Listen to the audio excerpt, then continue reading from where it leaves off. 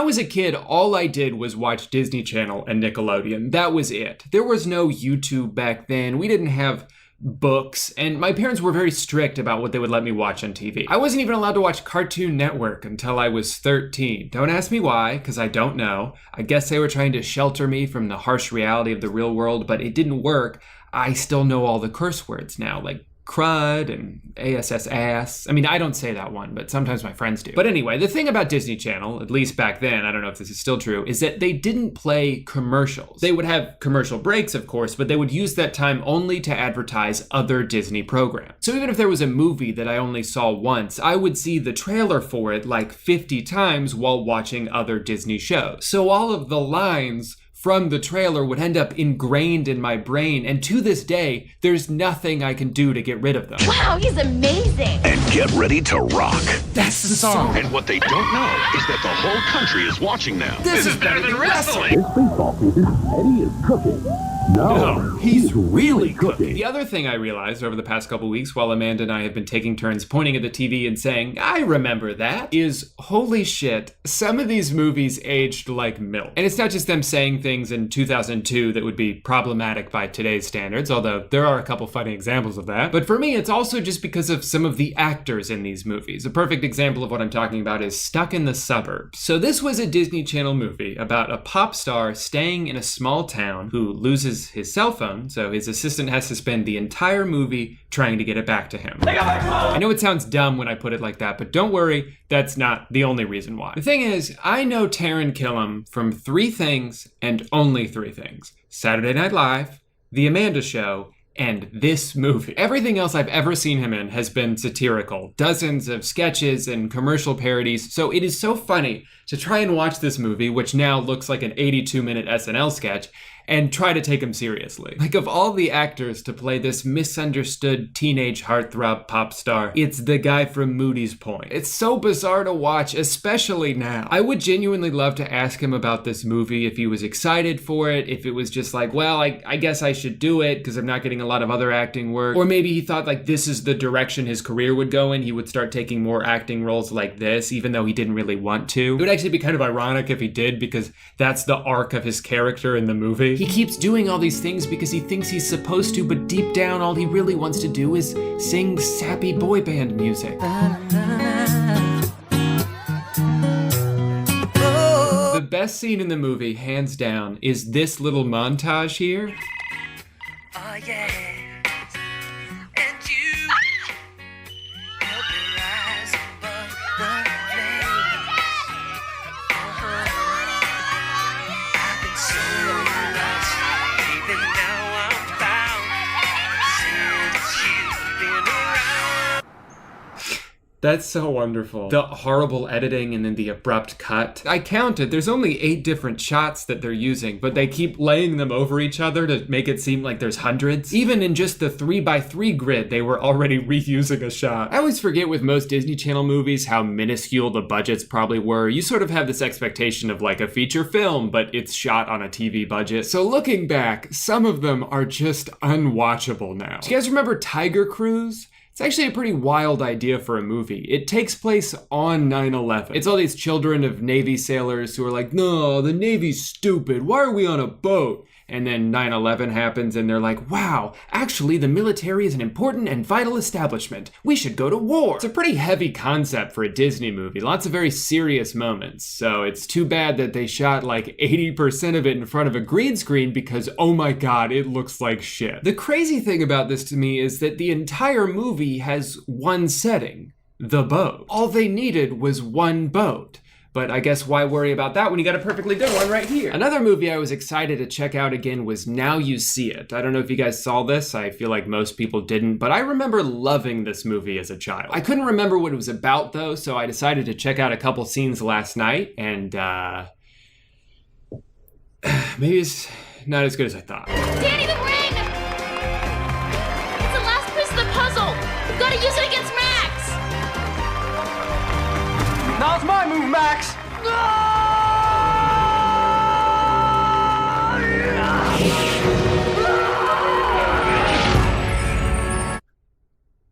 Maybe the ending is good? How did I get here? Magic. You know, I still don't know how you do that. A good magician never reveals the secrets of his tricks. Show off.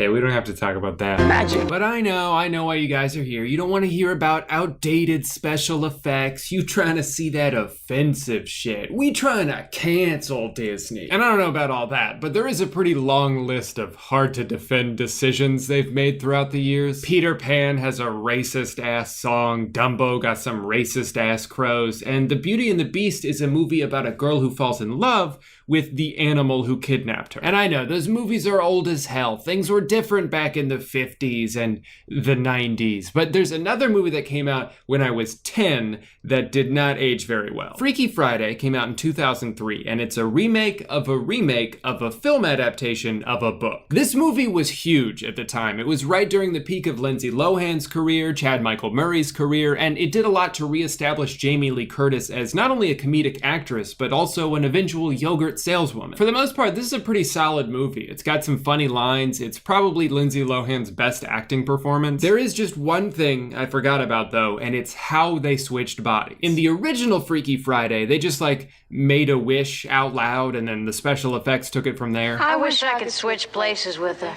for just one day.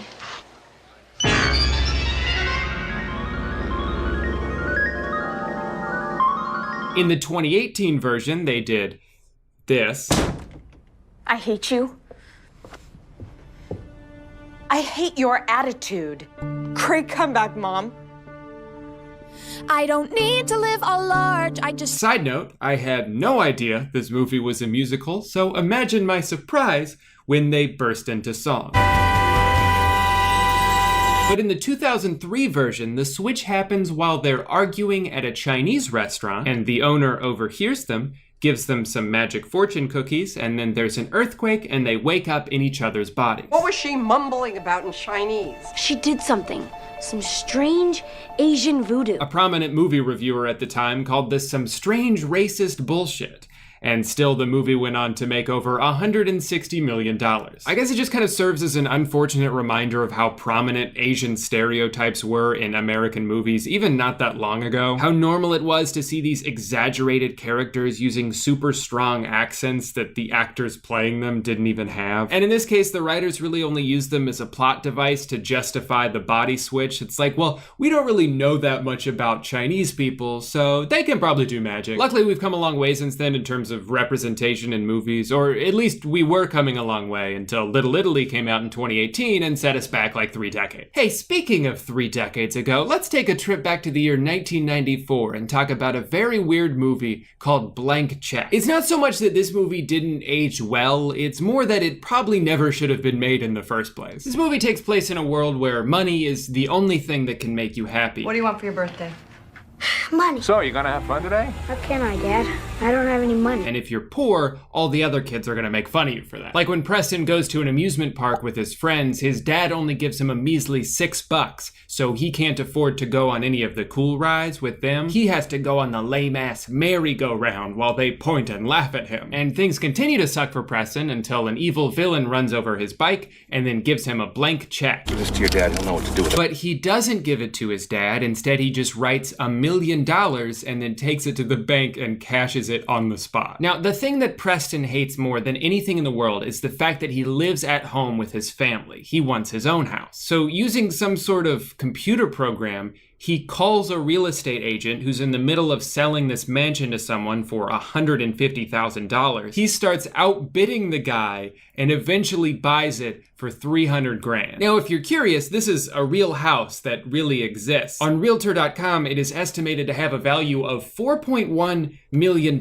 He got it for $300,000, but you can't forget about inflation. It's been about 25 years, so that makes sense. But the funniest part of this transaction is not just that he got it for $300,000, it's the fact that he's just using some shady computer voice over the phone, and the owners of the house are like, yep, we'll take it. We'll take it. I don't need to meet this person, I don't need to know their name, we will take the offer from the mysterious robot voice. Then he realizes he can't use his real name to buy the house, so he has to come up with an alter ego. What's it gonna be?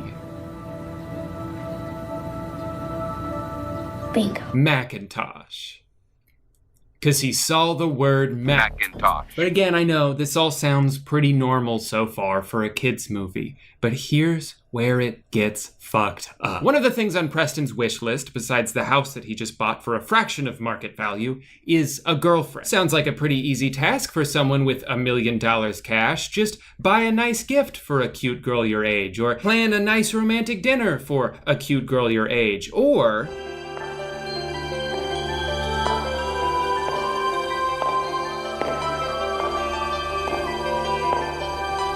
he could just fall in love with an adult woman, and then that will be the love interest for the entire movie. Yeah, that seems like a good decision. I'll see you next time. I hope it's not in a million years. So then they go on a date. Oh, wow. What's the shortest guy you ever dated? I'm not really sure. The youngest? And they're just really hitting it off. Mr. McIntosh is very interested in you. He is? Oh, wow. So let's take things outside. Maybe run through a fountain together? Stop. Stop it. It was really fun. And, I had such a good time. Me too. Good night, Preston. Good night, Shay. Oh, thank God. For a moment there, I thought they were gonna kiss. It's a good thing they didn't, because that would be weird. Meanwhile, the evil villain who gave him $1 million wants to get the $1 million back, because he didn't actually want to give him $1 million. He thought it would just be like $50. So when he sees the kid out riding his bike, a chase ensues. Your butt is mine, kid! Interesting word choice. Butt is mine! You might be wondering how an 8-year-old kid can get away with living at another mansion all the time and suddenly having a bunch of expensive things. Like, what do his parents think is going on? Well, here's what he tells them. He tells them that he got a job. They think that he's working for some mysterious man named Mr. McIntosh, who in reality we know is actually just Preston. So they're just like, okay, cool. Glad you're spending all day at the house of a man we've never met while he gives you a bunch of expensive things. No red flags have been raised. These are the world's best parents. I'm having a party. Anyway, now it's time for that party that Preston wants to throw for the sole purpose of having something to invite the woman to. But would you look at this? He's out of money. He had $1 million. He spent all of it, and it has been 3 days. Anyway, the FBI shows up and arrests all the bad guys, and now that he doesn't have any money left, Preston pretty much just returns to a normal life. Okay, so I guess it wasn't that weird of a movie. I was probably exaggerating. Wait, what are you doing? So that means our date? Just for your job? Well, it started out like that. What's going on there? Hey, you know, I wouldn't have traded that night for anything. So when can I see you again, Shay? Why don't you give me a call in, say, about 10 years? 5, 7. 6. 50. Okay. It's a date.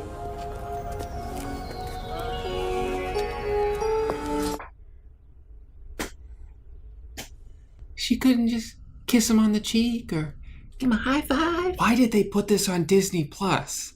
Why wouldn't they try to suppress this forever, lock it away in a vault and never speak of it again? Anyway, I give blank check 5 stars. One movie I think that actually did age well is Smart House. That shit came out in 1999, and like Nakey Jakey said in his video about DComs, it's like watching an episode of Black Mirror. I feel like that movie is the reason that I'm so against buying like an Alexa or a Google Home. If your house can think for itself and make decisions and has a robot arm, it's going to turn on you. I don't make the rules, that's just what happens. In fact, can you turn the video up for a second? Just a little bit? Perfect. Alexa, self-destruct. Sorry, I had to do it. Trust me, guys. You don't need a device in your own home that's listening to you at all times just so it can turn around and sell that information. Oh, hold on. Oh, I just got an ad for anal beads. What are the odds? I was just texting my wife about that. Anyway, what was I saying? Your butt is mine, kid! Well, it's been a long day so far, guys. What do you say we cleanse our palate with a good old-fashioned brand deal? Hi. I'll give you 2 hours to try and guess what brand I'm about to advertise.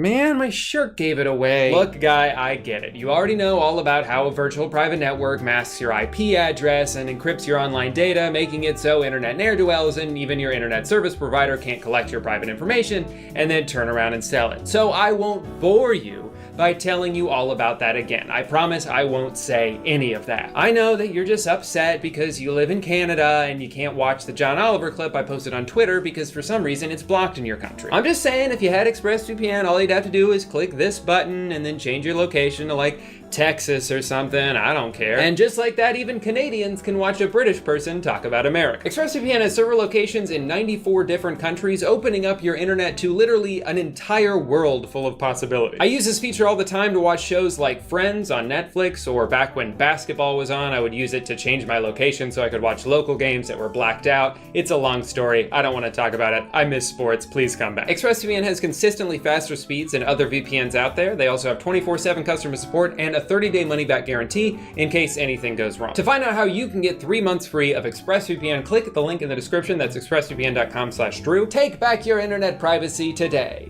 or tomorrow if you're busy, but you should do it soon. That guy's awesome. Anyway, thanks for watching today's video, guy. I'm sorry if I brought back some memories that you didn't think you still had. As I promised in my last video, I'm going to be donating money for every video that I upload this month. This week, it is the Okra Project. You can read more about them in the description. They're a collective that helps Black trans people. If you'd like to subscribe to my YouTube channel, please don't. I'm so tired of people doing that. It's really getting on my nerves, and if you try to do it, I will be contacting the FBI. Sorry. Anyway, thanks again for watching. I'll see you guys next week for another video where I swap bodies with my dad and things get pretty crazy. All right, bye. To memorialize this historic election, this collector's edition 2020 Battle for the White House chess set is now ready for public release. Legislative leaders Pelosi, McConnell, Schumer, and McCarthy, knights riding symbolic donkeys and elephants. Justice. Hey guys. So I haven't really been watching much TV lately. I think it's because if I did, I'd just end up watching the news, and I don't want to do that. It's too depressing. I'd much rather scroll through Twitter for 11 hours a day. But it's also because the internet has so much to offer that cable never could. Shows with the same production value and quality that you'd expect from a network television show, but shorter and acted out entirely by teenagers. If you've been watching my videos for a couple years now, you may know I'm talking about the Brat YouTube channel, which has managed to do very well for themselves by producing hastily written shows that they know people will watch whether they're good or bad because they all feature extremely famous children, formerly Musical.ly stars and now, of course, TikTokers. And that's all well and good, I suppose, but I do have to say I think they've outdone themselves this time with their newest show, Attaway General, which is, and I'm stealing this joke from one of the comments I saw on the trailer, the Kids Bop version of Grey's Anatomy. Someone sent this show to me a few weeks ago after the first episode came out, and I watched it with my jaw just glued to the floor. And I have been so excited to finally make a video about this, but I wanted to wait till more episodes came out. The 4th one comes out today. I haven't seen that one yet, but I can't wait to. But it just feels so good now to finally be able to share this monstrosity of a show with you guys. So in a nutshell, the show is about a group of teen volunteers, or TVs, as they're called for some reason. I don't think that's a real acronym. I Googled it, and the only thing that came up was, you know, a bunch of TVs that you would buy to put in a hospital. But this is the Brat channel we're talking about here. When have they ever let accuracy get in the way of good storytelling? As far as the characters go, there's one girl who's very smart and dedicated and hardworking, but a little socially awkward. And then the other 3 just don't give a shit about anything. I don't want to be here. I'd rather be in bed. Some of you may recognize the actress who plays the main character as being that one girl from TikTok, or some of you may know her as being the sister of that one girl from TikTok, and I love her character. There's so much variety in the way she rolls her eyes. Sometimes she does it while she's talking, sometimes she does it while someone else is talking. You can tell the director really pushes these actors to their limits, finding so many unique situations in which for eyes to be rolled. Now, with all that in mind, we can go ahead and start watching the show. But remember, guys, this isn't your standard Brat show about, high school or dance class. This is a serious medical drama that needs to be taken seriously, all right? Let's watch episode 1. Today's premiere of Attaway General is brought to you by Just Dance 2020. Brothers, sisters, everybody. This is Nurse Sandy. She's the heart of the ER. Make her laugh and bring her chocolates, and you're golden. But if you make her mad, you're gonna have a really rough road at this hospital. I love this trope that happens so often in shows where a character describes someone else directly in front of them, like they can't hear what they're saying. Oh, that's all shit for brains, Kevin. Hello? If you're wondering why this hospital smells so bad, it's him. Try to stay on his good side. If he doesn't like you, you'll know it. because he will fucking stab you. All right? He will stab you. I'm not making that up. Ambulance Bay needs hands. Page Dr. Hembry and everyone on call. Metro bus crashed downtown. We're about to be at capacity. So right away, you might be noticing how weird it is that this show not only exists, but was released when it was, like right in the middle of a global pandemic, which is not really their fault. You know, they filmed this way in advance, but you couldn't have more unlucky timing. I think it's just funny that like the last thing so many people want to be thinking about right now is the hospital. And Brett's like, what if we did a show where a bunch of teenagers pretended to work in one? There's a new shipment of donated toys in the shed. The shed? I can see why they call this room the shed. Yeah. Because it looks like a shed. He's the most brilliant surgeon in the state. Unfortunately, he doesn't have the same accolades as a father. Okay, so we learned that this girl wants to be here because clearly she wants to be a doctor, and that's why she's learning. This girl's only here because her dad already is a doctor, and she doesn't want to be here. But we don't know anything about these two yet, so let's find out. Why did you volunteer to work at a hospital? I got arrested. Beats juvie. It's an awfully bold backstory to go with and then not expand on it at all. What did you do to get arrested? In prison, you're never supposed to ask about the crime. Okay. I really like that hairnet, by the way. As long as the top of your head is covered, don't worry about the rest. Also, he's like about to put the glove on backwards. I understand that the point is, okay, these kids don't really know much about how hospitals work, but come on, you've never put a glove on before? Wait a minute, are all of these my thumbs or just this one? Meanwhile, this girl's already ignored her instructions and is just wandering around the hospital. Excuse me? Hello? Hey, excuse me? Hello? Hey. Sorry, but it's really busy right now. There's been a huge accident.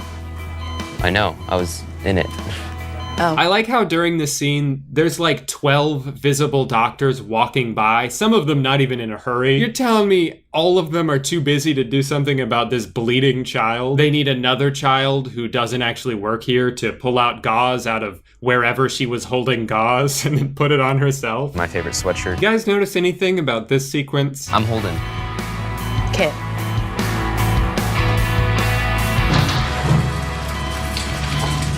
The nurse who comes running in with this patient was just standing behind them 5 seconds ago. You see, Brett probably didn't care about all these little details because they thought only kids would watch this show. Joke's on them. I'm an adult. You're new TV, aren't you? Nicely done, Sherlock. Now, what are you doing? Do you always sneak up on people when they're sleeping? Actually, I had a reason to be in here. Some of us have work. Am I supposed to congratulate you? If you want to. What? Hi, nice to meet you for the first time. Oh, wait, hold on. I just gotta grab my fucking sock. I left it over there. Next week, try to be a little more professional. These will help. Wow, this is so cool. Wait, hold on. Who said that? Wow, this is so cool. It wasn't her. Wow, this is so cool. It wasn't either of them. You can't just put that line in when no one's mouth is moving. Really, it's not just the writing and directing, it's the editing that's so weird at times. Like, what is this quick ass cut? It's so jarring to just throw that in for a second and then cut back like nothing ever happened. So episode 2 starts with the smart girl just sort of roaming about as usual, and she runs into the bloody teen boy from before, this time with less blood. I would have used absorbable sutures myself, but then they couldn't bill you twice. You're the strangest teenager I've ever met. You're cute, but strange. You're the dumbest little piece of shit I ever met. Cute, but fucking stupid. This episode's spicy right away. First we have that little interaction, and then Georgia, the main girl, runs into the teen doctor from before. This whole interaction is great. I'm just not even gonna interrupt it because it's so good on its own. Dr. Henry's protege. What a nerd. Nerd or stud? Nerd. Smart is the new sexy. I read that somewhere. Oh, you read too? I'm impressed. I read lots of things. Novels, magazines, instruction manuals. Candy wrappers, street signs, funny t-shirts. How many times are they gonna do that? Just almost kiss in the closet. Pudding? Juice? Just juice. Just juice, please. Whoa. Calm down there, buddy. You really don't know where the bandages are? Oh, I do. I just needed an excuse to get you in here. I think one of the reasons these shows are so funny to me is because rather than being like a 22-minute or 40-minute show like most, regular TV shows are, these are 9 minutes long. So it's like, this happens, and this happens, and this happens. A minute ago, she was like, I'm not gonna kiss him. And then the moment she sees him again, she's like, I gotta go kiss him now. And then they do. It's just like, what changed in between these two interactions? Holden, what's going on? Get back.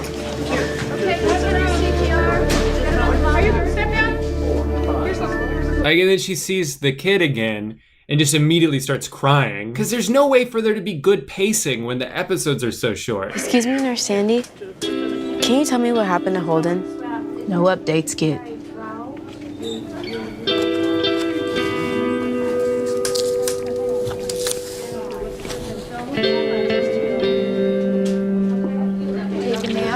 Holden has a severe heart condition.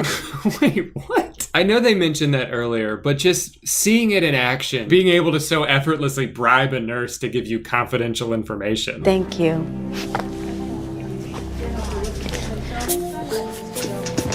I love jitterbugs. You didn't have to say that. Next time on Attaway General. Look, I know what's going on between you and Will. You do? How? You guys walk into the storage closet together every 15 seconds. It's pretty much the only thing you've done here so far. It doesn't even seem like you're trying to hide it. Attaway General.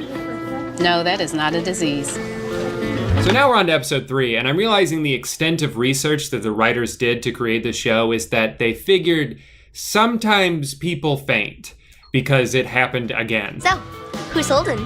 None of your business. He's a cute boy she has a crush on. Do not. Do too. Do not. Molly! 2 episodes in a row, it's like, okay, we need a startling introduction. Someone faint. Georgia, you need to take your education more seriously.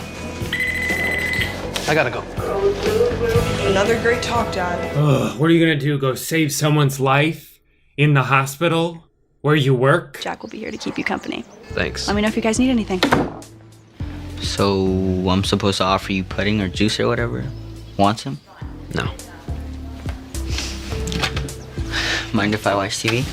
Knock yourself out. Why does he have to sit in there, though? Is that why they're volunteering at this hospital? I thought they would be like shadowing nurses or seeing what surgery looks like up close. Instead, they're just babysitting kids their age. Knock yourself out. I would be annoyed too if I was at the hospital and some teenagers in my room with me dressed up like a doctor, like, yo, you mind if we watch some fucking TV, dude? Maybe the sports channel or Brat TV. It would be pretty meta if we did.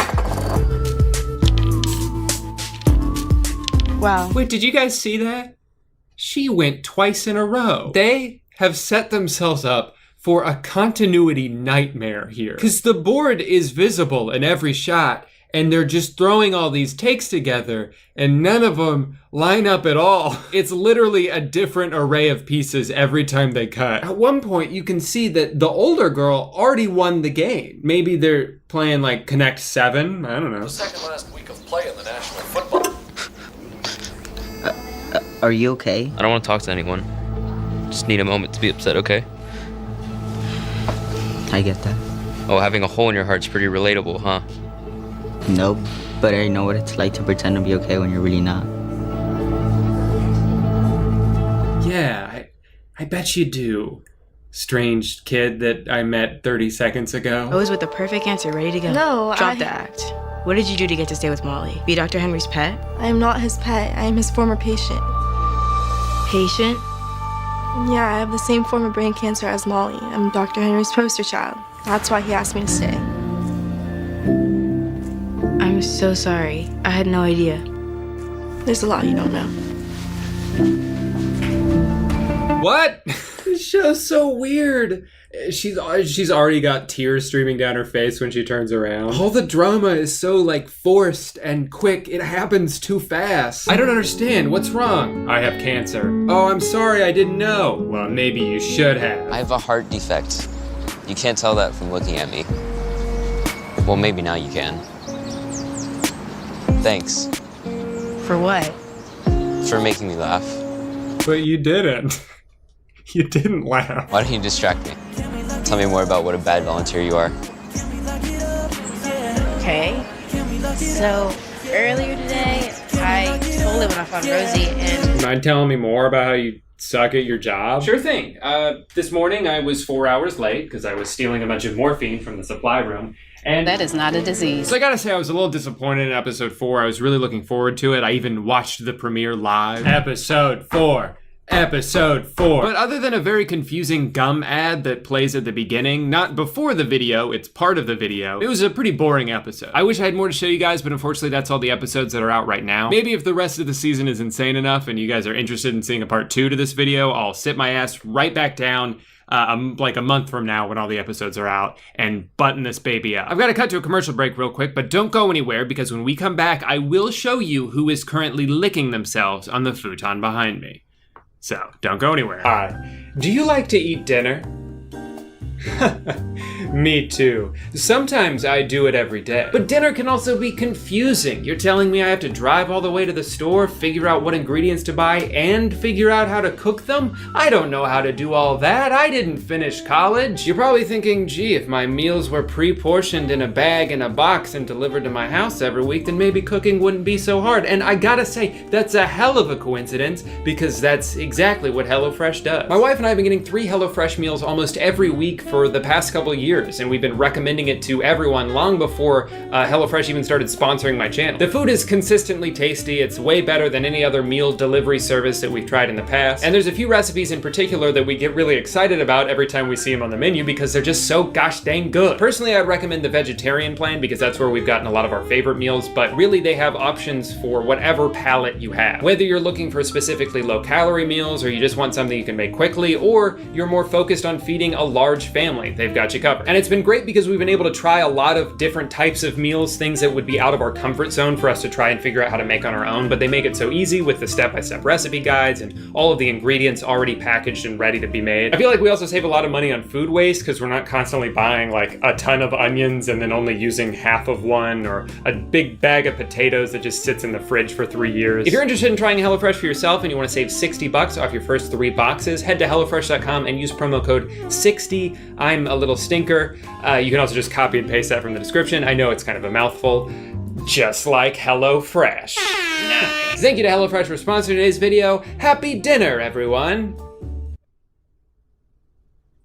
It's her. Boy, does she love to steal the spotlight. Thank you guys so much for watching today's video. I hope you enjoyed it. Obviously, there's been a lot of stuff going on in the world the past few weeks. There's been a really large movement that a lot of us have been a part of, and it's not always easy to know where I fit into things like that. I've been trying to use my other platforms like Twitter and Instagram to at least share resources, but I also want to put my money where my mouth is. So for every video I upload this month, I will be donating $5,000 to various charities and organizations fighting racial injustice. The first organization I've chosen is Color of Change. You can read more about them in the description. Let me know if there's any others you would want me to donate in the next couple weeks. But that's it for today's video. Thank you again for watching, guys, and be sure to tune in this time next week for another video where actually my cat does it and I just sit back there and lick my balls the whole time. So, all right, thanks. Hello, everyone. Welcome back to my YouTube channel. I think I should also welcome myself back to my YouTube channel as I have not posted anything in quite some time.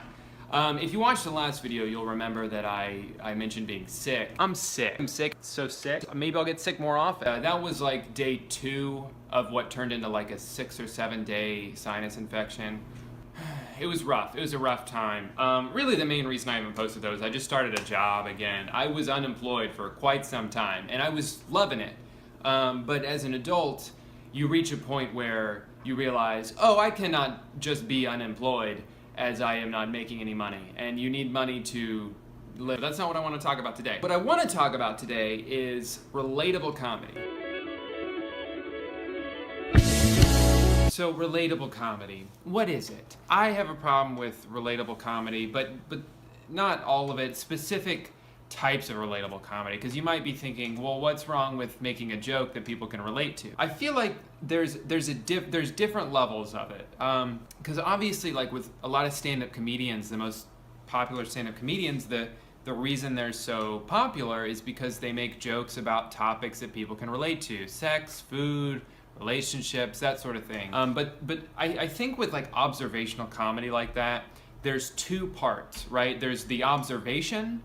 There's, noticing something, and then the second part is to make a comment on it, make a joke about it. A lot of what you end up seeing online with memes and stuff is it's an observation, but they never make a joke about it. It's just kind of like, hey, you have noticed this too, right? Because you noticed that you're hungry when you haven't eaten in a while. So now that I've said all that, I can actually show you a couple examples of what I'm talking about. The first one I'm gonna do is the one I saw that really inspired me to make this whole video, because it's about as dumb as you can get.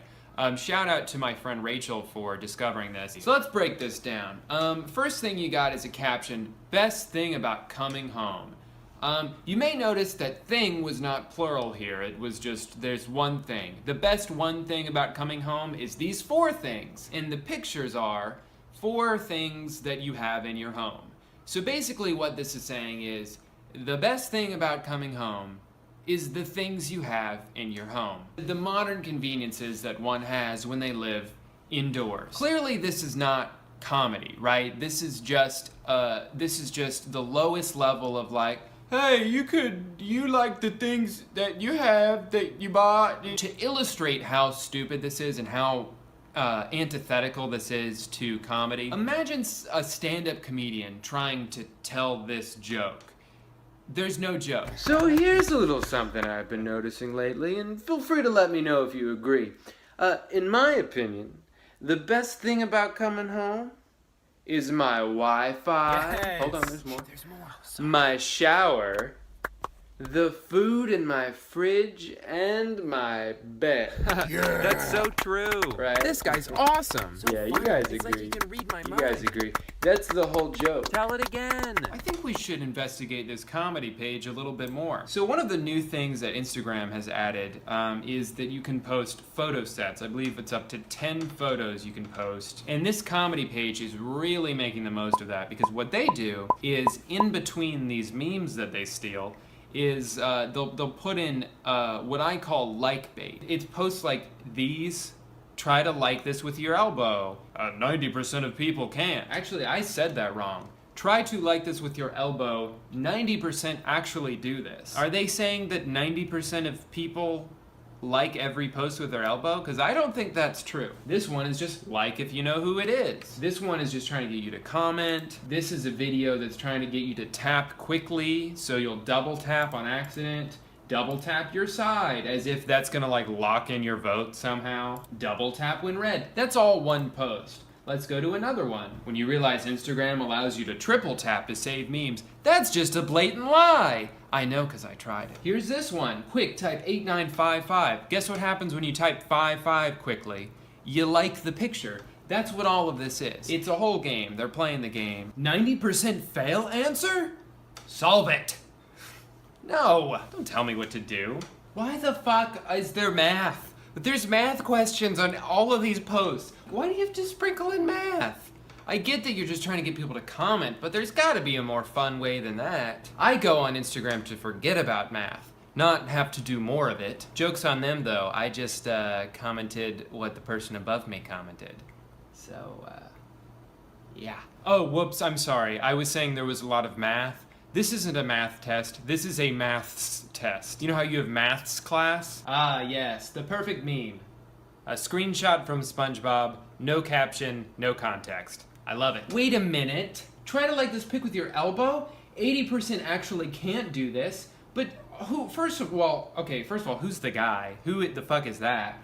Second of all, before you were saying 90% actually do this, 80% can't do this. As someone who's really good at math, because of all the practice I've gotten on your Instagram page, I can tell you that that adds up to 170%. And that's not good. You can't, that's not right. Ugh, I'm a lot better at math now than I am at talking. So I feel like I'm kind of straying from the original idea of relatable comedy. A lot of this isn't even relatable. I'm just getting mad at people who steal tweets. So let me try to get back to focusing on actual relatable stuff. And we're gonna go to Facebook for this. If you don't like this page on Facebook, you're missing out. It's called Minion Quotes. And it's got about 3 million likes. Basically what this page does is they just take screenshots of Minions and they put quotes on them. I know what you're thinking, that it's just quotes from the movie. No, they're never quotes from the movie. They're just generic things that people would say in real life, but there's a picture of a minion there for some reason. So here's a few examples. No matter how big a hammer you use, you can't pound common sense into stupid people. What do you mean tomorrow is Monday? It was only Friday a few seconds ago. That's great. That's funny. Morning, tired. Afternoon, dying for a rest. Night, can't sleep. That's another thing that everyone likes to relate. Like, oh, I'm tired in the morning, but I'm awake at night. It's because you're changing from one state to another. It's hard to wake up because once you've been asleep for a long time, you just want to keep sleeping, and it's hard to go to bed sometimes because you just want to stay awake. It's hard to transition. Stop making that observation. Ugh. I need vitamin C. This one's got layers to it, I gotta say. Because if you just read it, or if someone reads it to you, I need vitamin C, you're like, yeah, I guess we all need, like orange juice and stuff. But then, upon closer investigation, you might notice here that the C isn't the letter C at all. In fact, there's no letter C here. It's C-S-E-A. What they're saying is not that they need vitamin C, they're saying they need vitamin C, as in they need to go to the ocean. Here, let's look at this one. I got expelled from school on pajama day. It's not my fault I sleep naked. So true. What do you mean, so true? This is a good one. Call me boring, but I don't need to go out partying on a Saturday night to have fun. Staying at home and watching a movie is just fine with me. Oh, God, of course. Do you think that you are the only person that likes to stay home and watch movies? Oh, man. Here's a relatable one about pet companionship. Does anyone else say to their dogs, I'll be back soon when you leave home? Or is that just me? Does anyone else say to their dogs, I'll be back soon when they... Yeah, of course you say that. Because we all treat our pets like people. I have a cat. I always say goodbye to her when I leave. Because I feel like I know she doesn't understand me. But I still say it because I do. That's just what fucking people do, man. You're not quirky. You ain't special. None of you are special. I get why people are sucked into this, and let me try to analyze this. I think with this sort of thing, what is true in people is that we are all trying to relate to others. I think for the most part, everyone's pretty insecure. And again, a lot of this is young kids. Young kids who are like, they have these thoughts and they're all new and they, a lot of being a kid is like, are other kids like me? Do people have the same thoughts I do? And when you go on and see like, oh, I hate homework, you're like, oh, so do I. That makes me feel good that I'm not the only one. That was a pretty shitty example because who likes homework, but you understand what I'm saying. That being said, I think adults who are really into this shit need to not be. So to recap, if you're 12, this is okay. If you are not, if you're older than that, it's not okay.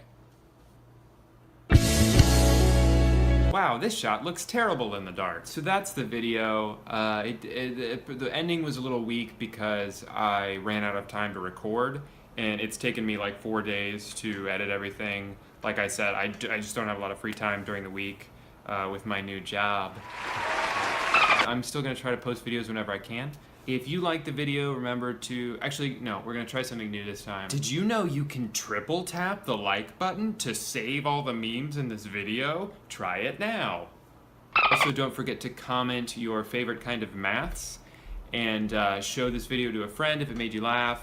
You'll make them laugh, and then you'll be a good friend. So do that, and also subscribe if you aren't already. And that's all of the messages I have for you. So thank you so much for watching, and I'll be back with another video eventually. Stay tuned.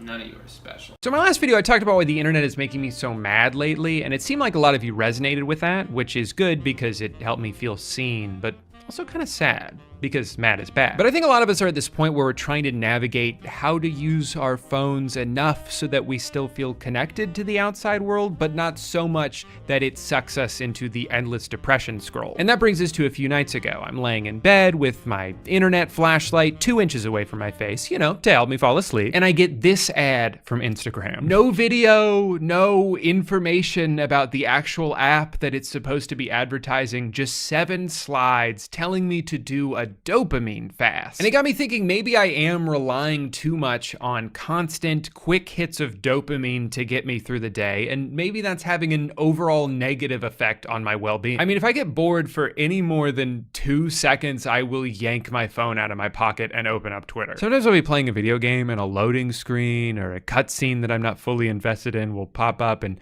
I'll pull my phone out to start playing a different game. God forbid 10 seconds go by where I'm not being fully stimulated by something. And so I'm starting to wonder how much subconsciously checking my phone at all hours of the day is having an effect on me. Have I trained myself to never focus too much on any one thing because I'm always willfully getting distracted? Like, think about it. How can I train my brain to enjoy what I'm doing if in the back of my head, I feel the need to always be doing something else? I don't know, these are just questions, but perhaps the very device causing all of these issues could also be what holds the solution. That's right, I'm talking wellness apps, baby. I've been getting ads for a stupid number of them recently, and I figured why not just keep downloading them until my brain is fixed. Important rule for this video though is that I will not be spending a single dollar. Every time I go down the targeted Instagram ad rabbit hole, I end up maxing out my credit card on a bunch of garbage that's just gonna collect dust in my closet till the day that I die. Anyway, it's important to establish the no spending money rule because I was very tempted when a few people tagged me in this on Twitter, and I have to talk about this before I get into the rest of the video. In the first week using Arrow, my phone time went down 25%. Mom, wife, business owner. Every time you walk past it, it's like, oh, you know, leave your phone here and go be present. Dad, husband, entrepreneur. Okay, so it's a box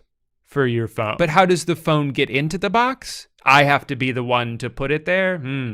See, I would probably just choose not to. And therein lies the problem. See how we're kind of just right back at square one now? Like, I already have time restrictions set on all my social media apps, and the only thing that's changed is now I have to press 2 more buttons before I continue to use them, which I never don't do, by the way. Arrow is the first in-home digital well-being solution designed for families. Well, I guess anything can be the first thing if you come up with a specific enough category for it. Arrow combines a beautifully designed smart box that holds and charges your phone with a motivating and encouraging app that, together, make it easy and fun to be away from your phone, so you can focus on the things that really matter.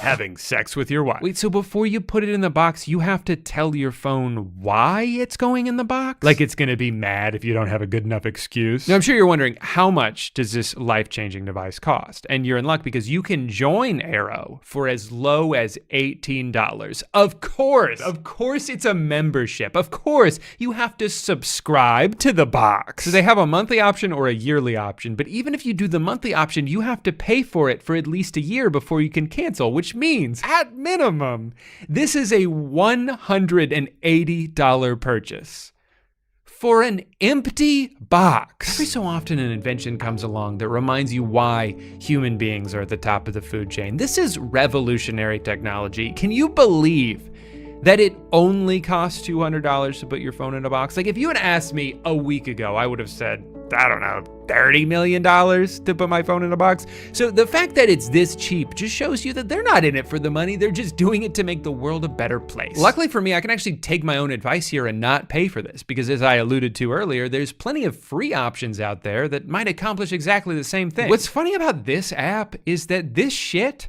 is not at all what the app is. There's no mention of a dopamine fast anywhere on the app. It's just some weird guy whispering at you, and if you want to listen to it forever, it's gonna cost $150. Right now, you're using the most complicated artifact in the known universe to understand me.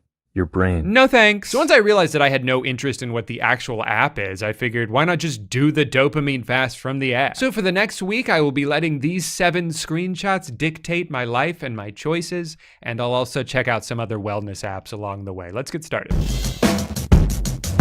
So this is definitely gonna be one of the harder days of the challenge for me, but I am actually kind of excited to be forced to do this. Without a doubt, Twitter is the very worst thing in my life that I am fully addicted to. It has become a second nature impulse for me to open it up during every moment of my life where nothing is happening, and I would like to eventually get rid of that impulse, especially because I don't know if Twitter even does anything for me at this point. It's just so much mental energy wasted on the most pointless conversations. Most of the time it's just dumb person of the day saying the most asinine shit, like, it should be illegal to own a dog, with a bunch of quote tweets of people being like, no it shouldn't actually, and they all have 100,000 likes. Even worse though is then my dumbass sits there like, they're right, it shouldn't be illegal to own a dog, that's crazy talk. Boy, I'm just glad we were able to put an end to this discourse that was not only based on a hypothetical scenario some guy just made up, but that I never would have been made aware of in the first place had I not been here to witness it. On top of that, half of my For You page is just people going viral for stealing other people's TikToks, and then once they get enough attention on it, they'll take what I can only assume to be like $20 to advertise some seal pillow or pills that make your dick bigger, which of course they deserve the money for because of all the hard work they put into downloading the video and reposting it with a caption. I'm getting tired just thinking about all that work. Also, content aside, it just breaks all the time now. Here's a new one that I think you'll really love because it still blows my mind to think about. For the longest time, the copy link button was here. So I knew if I want to send a tweet to someone, I just click this button and then this button, and then I can text it to them. But oh, wait, they moved the button. Okay, so now the bookmark button is where the copy link button used to be, so I accidentally saved the tweet when I was trying to send it to someone. Well, it seems kind of pointless that they would even switch that, but at least now that I know the buttons are moved, I can go ahead and open that back up and click the one on the left, which is somehow, again, the bookmark button. The buttons move now? Did Elon fire everybody? But that's this thing that blows my mind. I hate this stupid app, and I still choose to spend 2 hours a day on it. And not to get too existential about it or anything, but like, that's a lot of fucking time that I'm wasting doing nothing. I do fear that one day a lot of us in this generation are gonna look back on these precious years of our life and be like, oh my God, why did I waste so much time scrolling through shit that for the most part just made me feel worse? And yet, even as I say that, there's still part of me that's like, well, but that's where everyone is. I gotta go see what they're talking about. It sucks and I'm tired of it, and today I'm finally making a change. Thanks to what the other social media app told me to do. Today is the day that I finally stop wasting my life and I step out into the real world and reach my full potential.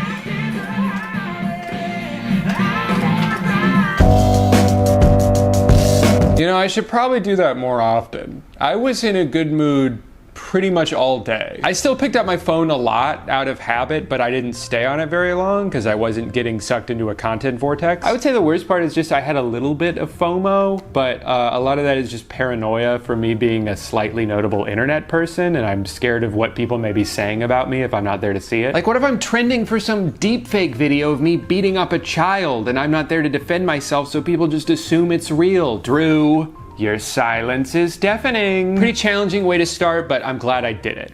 Today, though, is no Netflix. And this is gonna be interesting because if I can't use Netflix all day, then my life is gonna be pretty much exactly the same. I don't think I can even remember the last time I opened the Netflix app. It's one of those things I've almost entirely stopped using but continue to pay for because it feels essential. You know, just in case I wanna watch The Hangover Part 2 or Is It Cake or The Hangover Part 3. I gotta be honest, I am so out on Netflix at this point. They make 1 million shows every year. Most of them are awful, and even the ones that aren't get canceled after 2 seasons. What makes you think I'm gonna take the time to get invested in a show if there's only like a 5% chance they'll even get to finish making it? I don't trust you anymore, dude. Also, I'll say it, I'm tired of the binge model, okay? I like weekly releases. Part of the reason things like The White Lotus and The Last of Us have been so fun to watch is because there's a sense of community around them. you know? I feel like I'm a part of something every Sunday night when a new episode drops. We all waited the whole week for this. We all get to watch it at the same time and experience it together, and then I can go on the Twitter app that I hate and hear people talk about it. It's fun. If you drop 8 episodes all at once,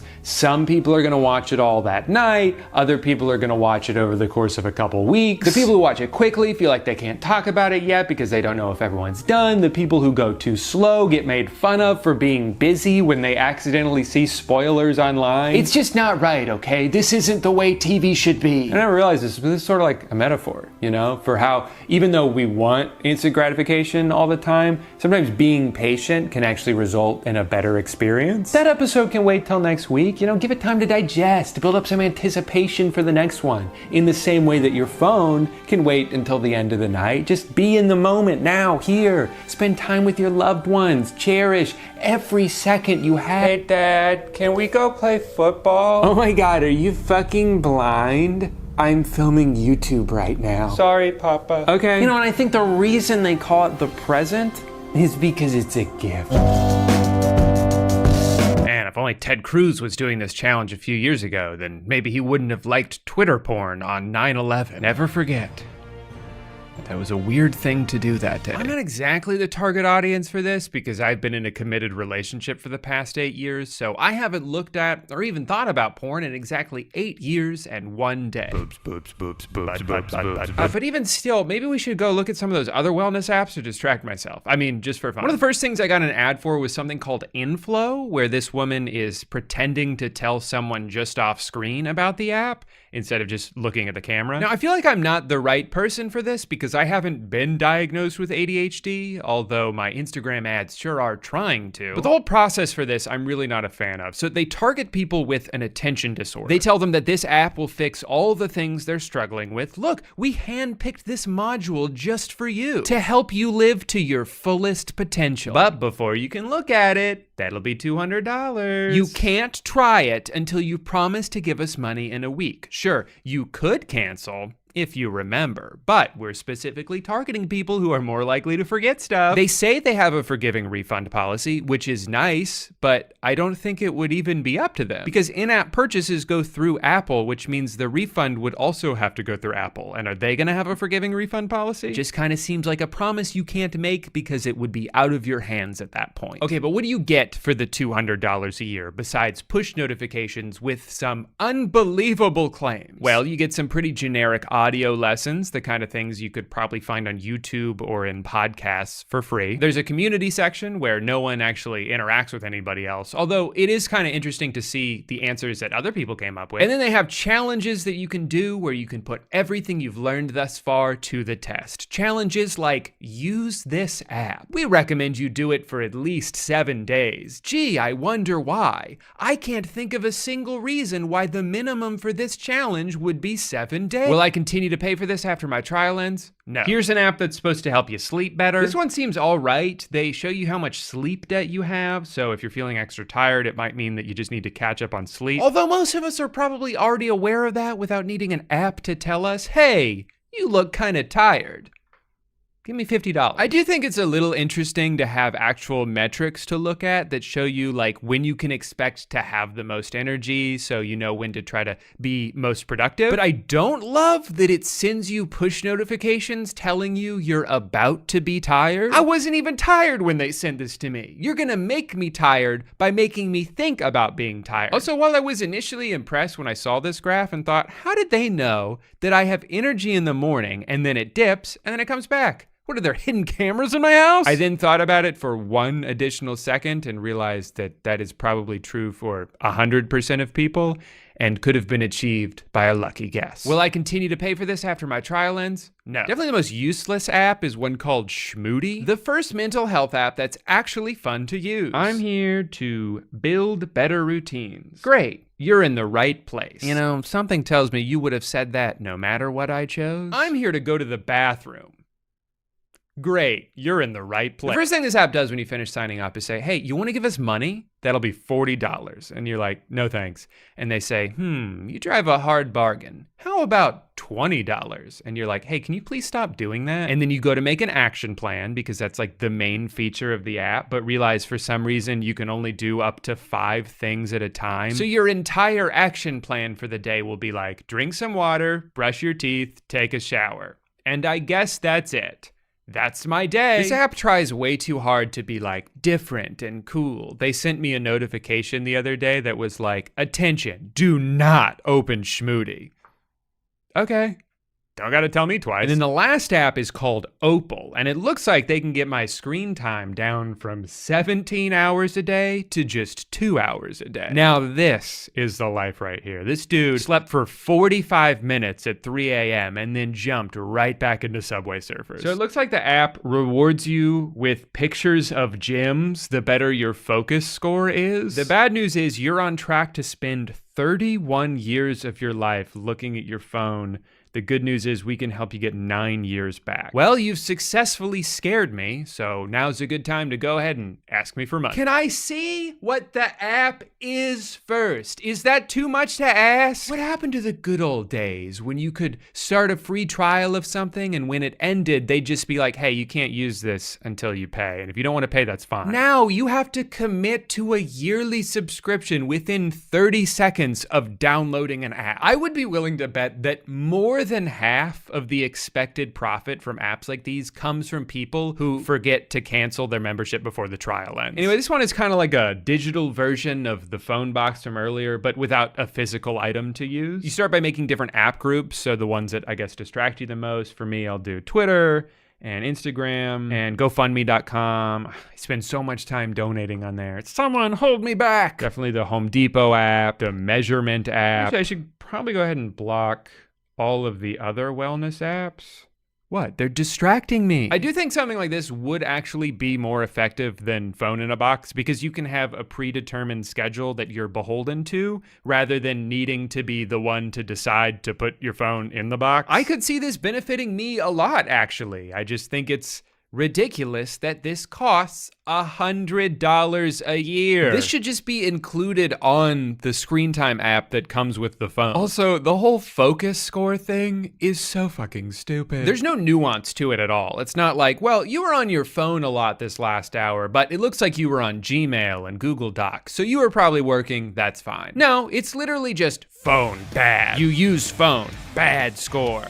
You not use phone, good score. Wow, thanks for the insight, man. I wish this app was more expensive. Not much going on besides that. They have a leaderboard section, which is a little confusing because they'll be like, great job, you were in the top 40% of least amount of screen time yesterday. But you were not in the top 10 of most time spent on this app. I'm sorry, do you want me to not use my phone or do you want me to look at you all day? I can't do both. So I looked for free alternatives and I found an app called Screens In, which is basically this, but with even more features. You can make it so instead of just blocking an app altogether, you're limited in how many times you can unlock it for the day. And you can even make it so you have to wait a little bit longer every time it unlock. And this actually works really well for me because I would click to open Twitter and be like, oh wait, I only have a few more unlocks left for the day. Do I really want to waste one now?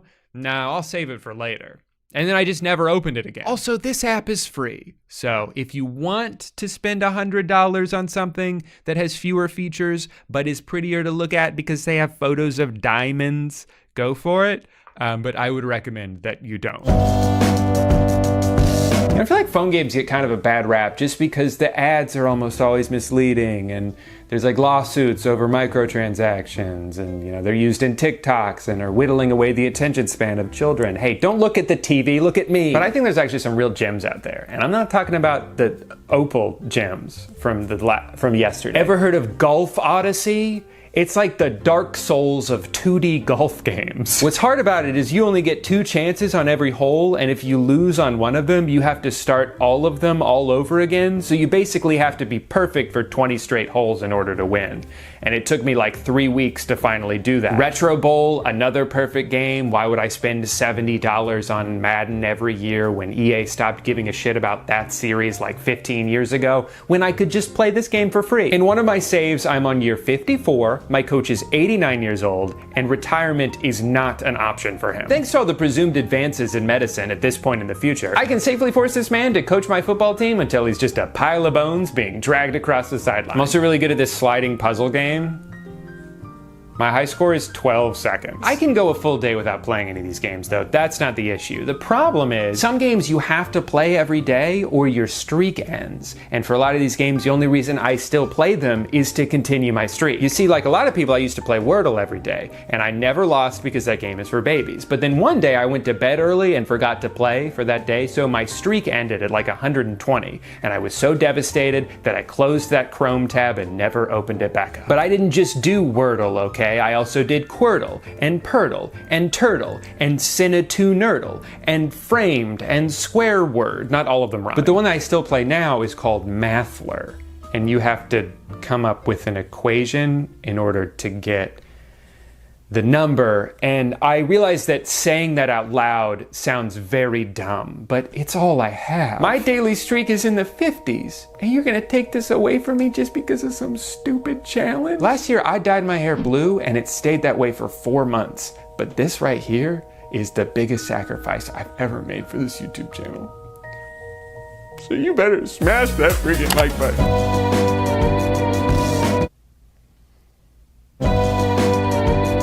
This is gonna be a lot harder than the Netflix one was, because I actually do go on YouTube every day. But I mean, have you ever seen some of the videos on here? They're so wacky. They got comedy videos, informative videos, food videos, videos about food that are comedic and informative. You can watch really cool demos for guitar pedals and be so blown away by how cool it sounds that you decide to spend $300 on the guitar pedal only to realize that you have no fucking clue how to use it. You can save recipes for meals you'll never make. You can watch 3-hour video essays about shows you'll never watch. It's the perfect website. Except for all the bad videos that make it a terrible website. I guess I can avoid it for one day. Let's see what's going on the rest of the internet. How do you even know how old mucus is?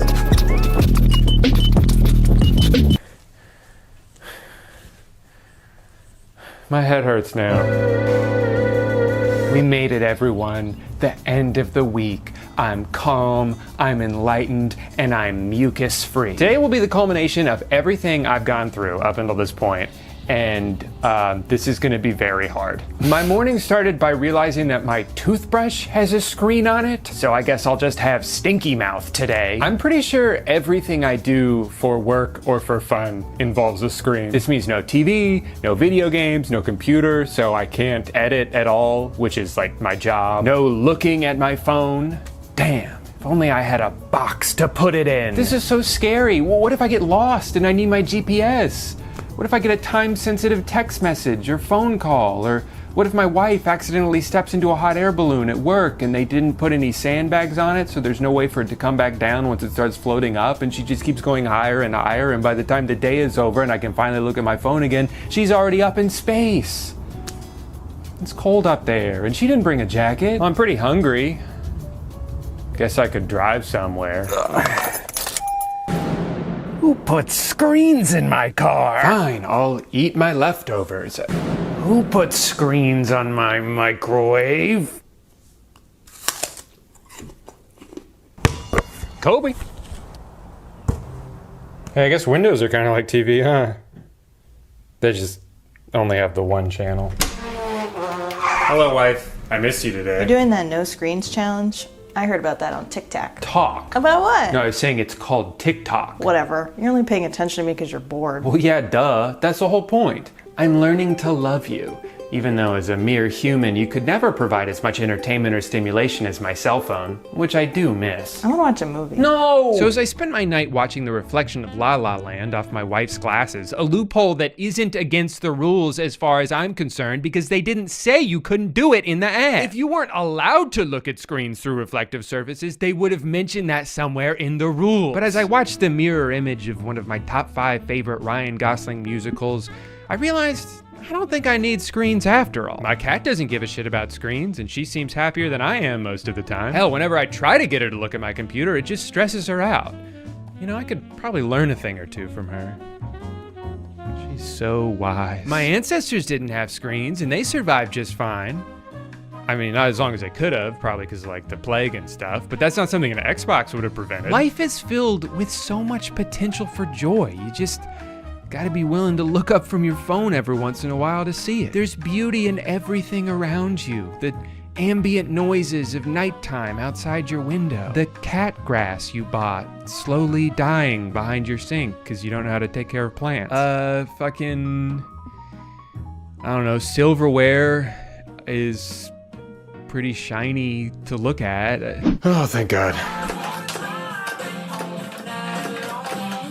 Wow, what a week. I feel like I've really matured, you know? Now, obviously this Instagram ad was an oversimplification of what would probably be a much longer term fix, but I don't think just cutting out one thing you enjoy every day is gonna suddenly rewire your brain. All it's gonna do is make you wanna do those things even more, so then the next day you'll just go twice as hard to make up for lost time. It's like if you've ever gone on a short-term diet, like, I don't know, the TB12 diet for exactly 1 month, where the entire goal is to just avoid certain foods, but without establishing viable alternatives. As soon as the diet's over, you're gonna be so excited to eat all of the foods you missed out on for the past month that you'll almost immediately undo all the work you did. Because you didn't really learn anything new, you just avoided something for a few weeks. Thank you for watching video. Hope you like, I like make.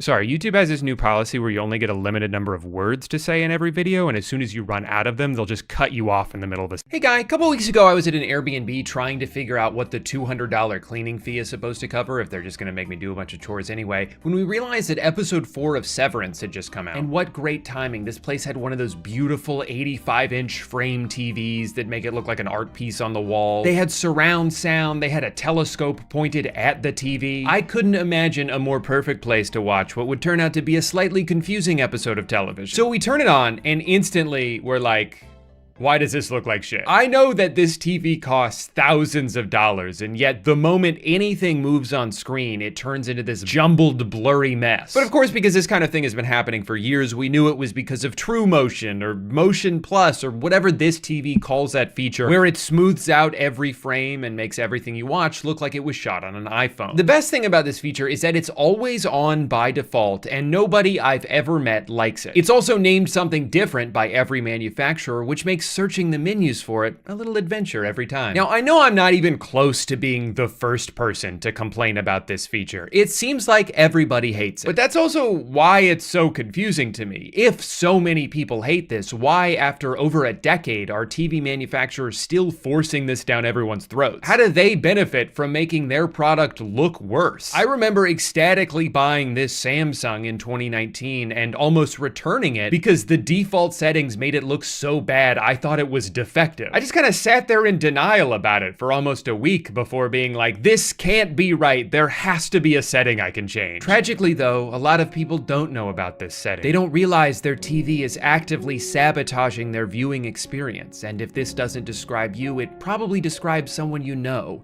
And by that I of course mean your parents. So sit down with them, explain what's going on, tell them why you get a headache whenever you watch TV with them, and reiterate that it's not their fault. Show them this video by a guy named Noodle. Let's say it's on twos.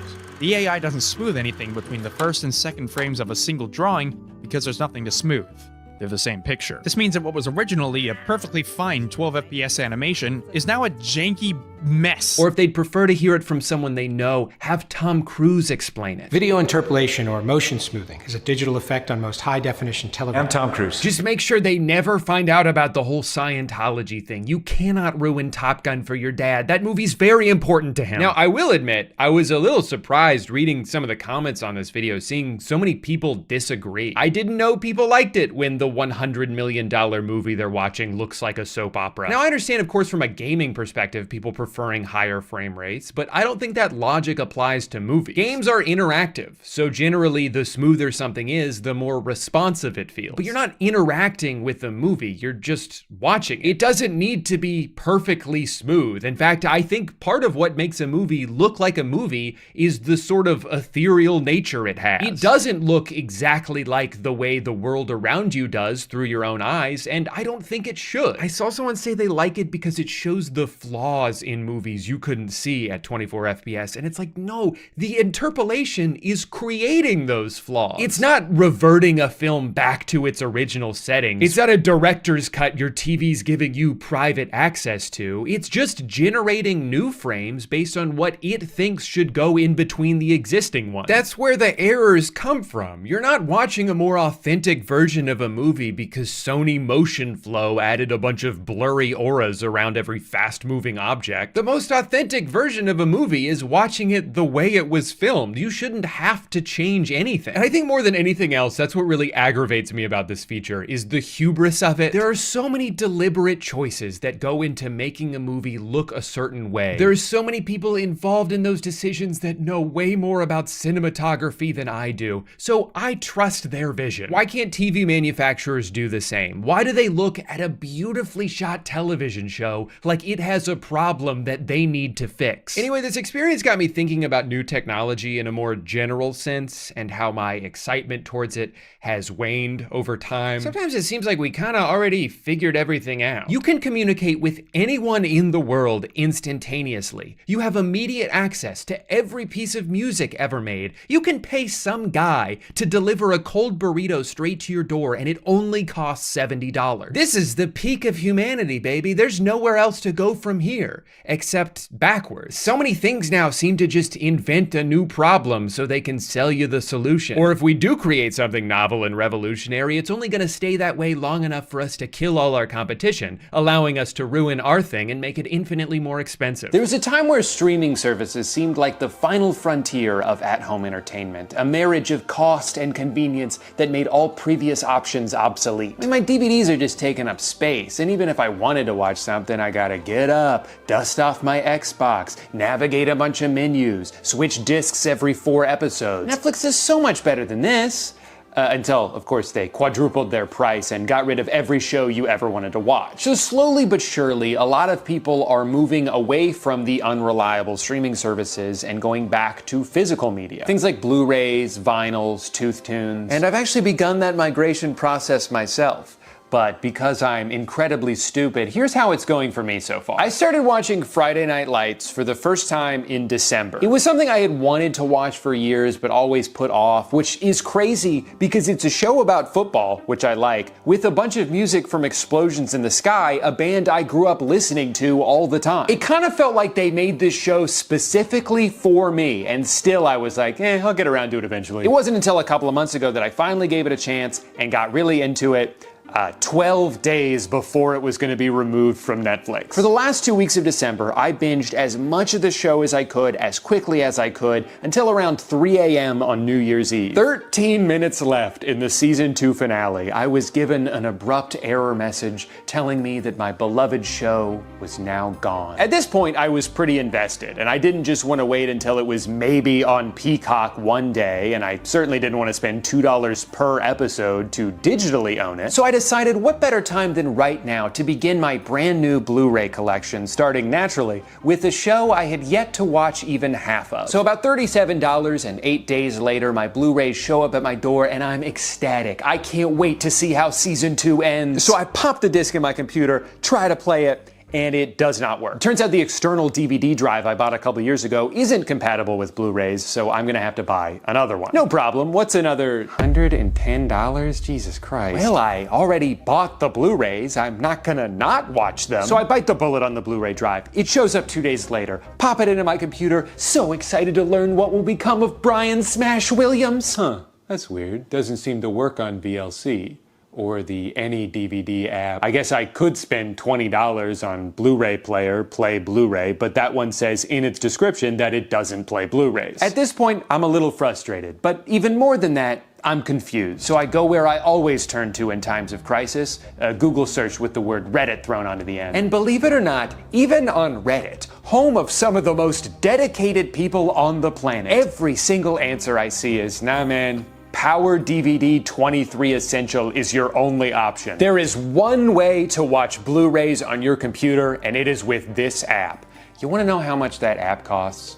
$80. And it's like, I don't want to spend another $80, but I've already spent more than that just to make it to this point. I have to see this through to the end. Anyway, I bought the app, and it works most of the time. Although I should probably say it's been doing this thing now where it tells me my cloud subscription has expired and I need to visit the Cyberlink members zone for more information. So, money well spent. Long story short, I spent $227 to watch a show that I could have seen on Netflix at any point over the past 7 years. And to be honest, I'm not even sure if I like it that much. Also, I know what you're thinking. Drew, couldn't you have just put the Blu-rays into your PS5, you moron? Yes, I could have. But the whole point of watching it on my computer was so I could second screen RuneScape on my other monitor. What part of dopamine addiction do you not understand? Sorry, that was more of a story about my own incompetence than a rant about the state of technology. So here's a rant about the state of technology. I live in Orlando, Florida. My favorite basketball team is the Orlando Magic. They play basketball 20 minutes from my house, and I am not allowed to watch them on TV because I live too close. I can sign up for NBA League Pass and watch any other team play except for the one in my city because of blackout restrictions. What do you think, I'm stalking them or something? Whoa, this guy's obsessed. He lives right down the street. I don't understand this restriction, and frankly, I never will. Is the point to incentivize me to buy a ticket to go see them in person? They play 41 home games a year. Am I supposed to go to all of them? And if that was the point of it, they wouldn't also black out road games unless you expect me to travel with the team. Guys, do you want me to follow them around or not? I'm getting mixed signals here. Anyway, here's what I've had to do the past 6 years as a paying customer in order to watch my team play. First, I had to sign up for Sling TV because they were the only ones with the Fox Sports Florida channel. Then those two couldn't reach an agreement, so I had to switch to Fubo TV because they were the only ones with the Fox Sports Florida channel. Then those two couldn't reach an agreement, so I had to switch to YouTube TV. Can you guess where this is going? Yeah, they couldn't reach an agreement, and now I can't watch it anywhere, this time in the middle of a season. So out of desperation, I sign up for NBA League Pass, which again prohibits me from watching my team because I live too close. The workaround here is using a VPN to change my location to somewhere else. So now I'm paying for 2 different services just so I can watch the least popular team in the NBA. Adam Silver should be ecstatic that there are freaks like me out here. He should have a photo of me in his office that says #1 customer. So what do they do to thank me for my loyal patronage? Block the use of VPNs 6 months later. Do you guys want my money or not? I'm trying so hard to give it to you. Okay, now we're in 2022, and finally there's a streaming app specifically made for people to watch their local team play. It's a miracle.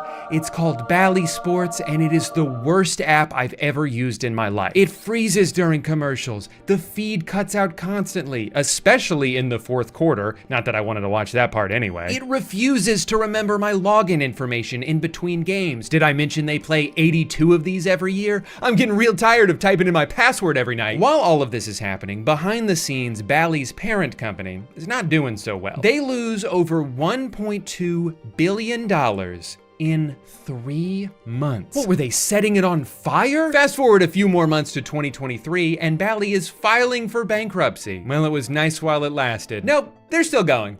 Somehow. Turns out I don't know what bankruptcy actually means. What I do know is that this probably doesn't bode well for the growing list of technical problems they apparently don't have the money to address. So that brings us to today, where after 3 tumultuous years, I'm excited to report that the app is now a little bit more reliable.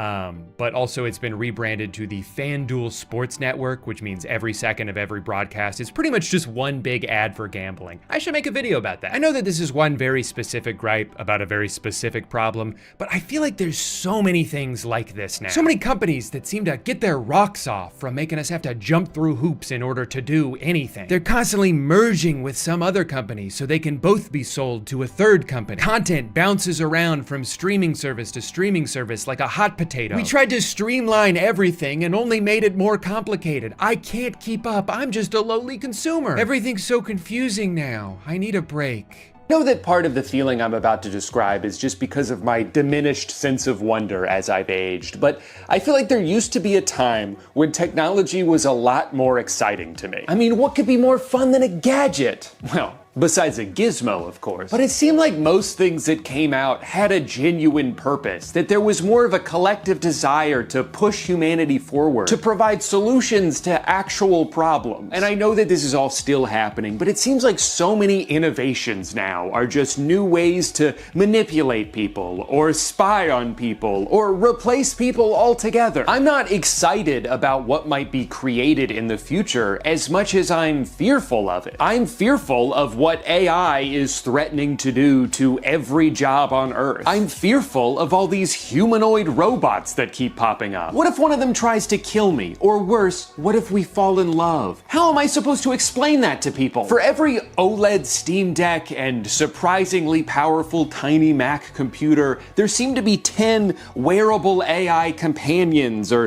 a TV that's free because it never stops showing you ads, or what if you could wear your phone on your head so it could never stop showing you ads? I remember when touchscreen smartphones came out, and I practically started drooling at the idea. This device, which I hate more than anything in the world, is incredible. It's truly amazing what this thing is capable of, but now the question is, where do you go from here? The jumps in phone technology have become pretty unnoticeable, despite how hard they're trying to get us to notice them. When we went from landlines to cell phones, that was crazy. When they added a full keyboard so you didn't have to spend 30 seconds typing one word, that was crazy. And then they added email, and a really good camera, and a touchscreen, and a GPS, and the internet, and a compass, and now you can pay for parking on here, and you can download apps that stop you from spending too much time on other apps. Oh man, that line's really starting to slow down, huh? And this phone costs 4 times as much as this one did? No, that makes sense. If you Google "has technology peaked," their AI overview will tell you, no, of course not. I'm getting stronger every day. And consider this your second strike, Drew. That's awfully ominous. And what was my first? No, of course technology hasn't peaked, but it does feel like it's starting to level off a bit. The improvements between video game consoles used to be astronomical. Now I end up on a side-by-side comparison video squinting as hard as I can trying to spot any difference. In 1995, video games looked like this. 10 years later, they look like this. 10 years after that, they look like this. And in the 10 years since, they look like, wait, which one is a new one? And I know I'm viewing this from a consumer standpoint. I'm completely oblivious to the strides being made in medicine and science and interplanetary defense mechanisms. But it just seems like whenever a new thing comes out, we have to pay a lot for very little. Technology has gone so far in the wrong direction that people are now trying to find ways to go back. Physical media is making a comeback. Dumb phones are making a comeback. As people become more disillusioned to the future that was promised to us, the best way to break out of it is to recapture a sense of simplicity. And not all of this is just nostalgia. I think some of it speaks to the fundamental difference in how things are made now. You used to be able to own things. Now almost everything is borrowed. You're not buying a product, you're subscribing to a service. I don't own a bunch of music because I'm paying Spotify every month. I'm just temporarily given access to music until I stop paying and then have nothing to show for it. And even if you do buy a physical product, there's no guarantee guarantee it's gonna stay in the condition it was in when you bought it. A lot of things now can be remotely updated or even deactivated. The Spotify car thing completely bricked when they stopped wanting to deal with it. A few months ago, Roku forced an update onto all of their TVs, making it so you can't turn the motion smoothing feature off. This company just announced they're gonna start charging a monthly fee so anyone who already bought their thermostat can continue to use it. We're buying things that can be made worse or taken away from us whenever the manufacturer feels like it. So what are we even buying anymore? These things aren't designed to last because the entire economic system in this country is based on perceived shareholder value. If I sell you a product that you only have to buy once and then get to keep it forever, how will I get more money from you in the future? How will line keep go up if transaction over? So things break or become obsolete. A lot of tech devices are more affordable than they used to be, but they're also more disposable. The interface on your 4-year-old smart TV suddenly takes 10 times longer to navigate. Your iPhone 12 suddenly crashes 5 times a day. No, we're not doing that on purpose.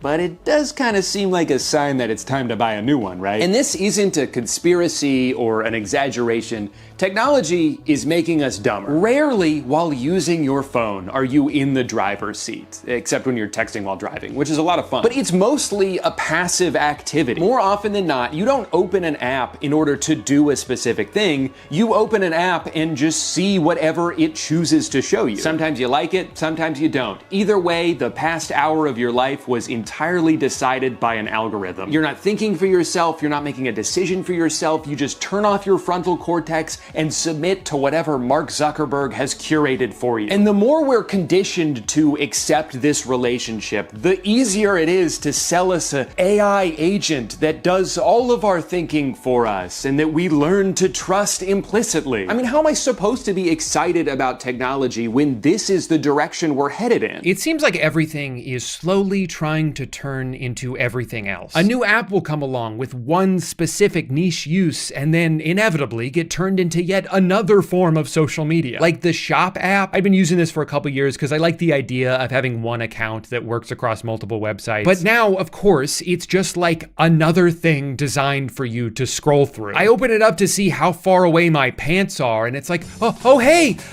you want to buy something else while you're here? You want some Alpha Lion Superhuman Hulk juice? What about Goof juice? Chug juice? Oh, I know what you want. A little cake shaped like Texas. They also give you rewards, but it amounts to virtually nothing and is really just an excuse to send you more push notifications. Hey, don't forget to use that 14-cent credit before it runs out. It only works on this website that sells hoodies for dogs. You open up the Ring app so you can see who's knocking at your door and they're like, hey, you want to see this funny video of a goat? Venmo defaults to the page showing you how many of your friends had pizza this week. Why do I need to know that? I bought that light in the corner a few months ago and the only way to control it is through an app. And you're probably thinking, certainly there's no social media aspect to an app that turns lights on and off, and that might just be the dumbest thing you've ever said. Of course it has its own news feed and hashtags. Of course there's a pop-up telling me to take the Govee app user experience survey so I can earn 50 Govee points and a chance to win Govee merch. App is a goddamn joke now. Worst change to an app that could ever happen. Can't even remember my dream view settings anymore. May as well check all my lights and ban if this is the only way to control them. What a joke. Well, I wanted to respond to this comment saying that I'm just here for the Govee points, hashtag Govee rewards program, but that feature is only available to savvy users. So I agreed to the savvy terms and conditions and they congratulated me on becoming a savvy user. You're following all of this, right? Instagram has its own TikTok feature. Twitter has its own TikTok feature. And you probably guessed this because you'd never make the same mistake twice. The Govee app has its own TikTok feature. Everything is the same thing, and I'm tired of it. These apps are all so intent on monopolizing your time that they'll design it in a way that makes it hard for you to leave. You click a YouTube link on the Facebook Messenger app, and instead of just taking you there, it'll be like, oh, I guess you want to open that app instead, huh? All right, here's a button. It doesn't work though. No, I'm just kidding. It will work if you click it 15 times. And then it will take you to the App Store so you can open the homepage of YouTube and just search for that video yourself. Was that helpful? Good, it wasn't supposed to be. I just noticed the desktop Instagram website has incorporated that thing that's supposed to prevent you from accidentally exiting out of like a checkout screen or a form you're halfway through filling out, but they're just using it anywhere on their website. Literally scrolling through the homepage, I try to leave, they grab my arm and say, "No, are you sure you're done with us? We were just about to show you a really cool ad. Are you sure you don't want to see what it looks like?"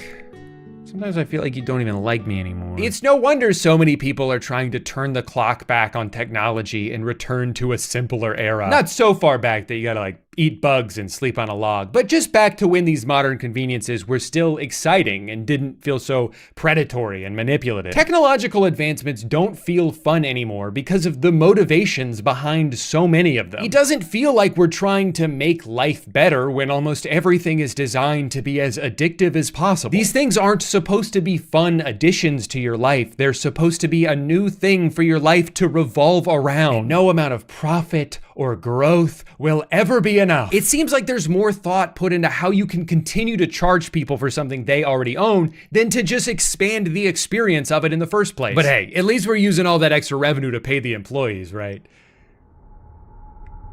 Right? Sorry, I'm doing that thing again where I try to provide catharsis by ranting in a critical yet lighthearted fashion, but just end up spreading more negativity in the process. So I'd like to end this video by highlighting some technological innovations that I'm thankful for. Number one, fiber internet. In 2018, we lived in a house where it would take me 2 hours to upload a 15-minute YouTube video. And during that time, no other device in the house could connect to the internet because I was using all of it. Now I get like 2 gigs per second and it never goes out. That's a luxury I know I take for granted. Now I should probably say that AT&T almost electrocuted me when they were digging in our front yard, burst into a water pipe, flooded half the neighborhood, and knocked down a power line, leaving live wires dangerously close to the newly installed moat they surprised me with. But they did offer me a $1 credit when I called to complain. So I wish I was joking about that. They destroyed our lawn and then offered $1 single as an apology. And you know what? They're still not as bad as Spectrum. Number two, our Nespresso machine. This is the world's greatest invention. It's all the convenience of a Keurig, except it doesn't taste like burnt garbage, and you can actually send the pods back when you're done to have them recycled. I mean, allegedly. They probably just throw them in the ocean like I do. I can't believe these pods are only moderately more expensive than K-Cups. They taste 100 times better, and you don't have to wait 45 minutes for it to cool off. Side note, how much money do you think Sabrina Carpenter turned down to not do a collaboration with them? They had to have asked, right? That's that mean espresso? It was right there. What are you guys waiting for? Some stupid YouTuber to promote your shit for free? Never gonna happen, bozo. Number three, electric razors. Why was I scraping the shit out of my face for so long? These things aren't just better, but they're cheaper in the long run because you don't have to change the blades all the time. And I can use it on my balls. Oh, was that it? It was just the 3 things? Sorry, I thought I'd have more time to think of an outro here. Thank you so much for watching. Subscribe if you want. As always, YouTube gives me $100 for every new subscriber, which I like to withdraw as cash and use as kindling to help make it through this brutal Florida winter. So remember, every time you subscribe, you're keeping me and my family warm for a couple of minutes. Thank you for watching. Bye. Yes, guys, I know exactly what you're thinking right now. Drew, you can make a video about anything in the world, anything at all, and you've chosen to make 2 consecutive videos about the Paul brothers. I get it, I know. I understand that in doing so, I'm sort of part of the problem. I'm helping perpetuate their fame, even if I'm talking about them in a negative way. But I wholeheartedly believe this will be the last video I ever make about Jake Paul. The last video I made will be the last video I ever make about Logan Paul, and I implore you guys to hold me to that. But yeah, so today I'm gonna be talking about Jake Paul's recent business endeavor that he created called Edfluence. He first announced this in his New Year's video titled, "Here's Why 2017 Was the Best Year of My Life." Now on its own, this is actually kind of a funny video. It's just like from start to finish, or at least from start to the point I finished, which was about a third of the way through.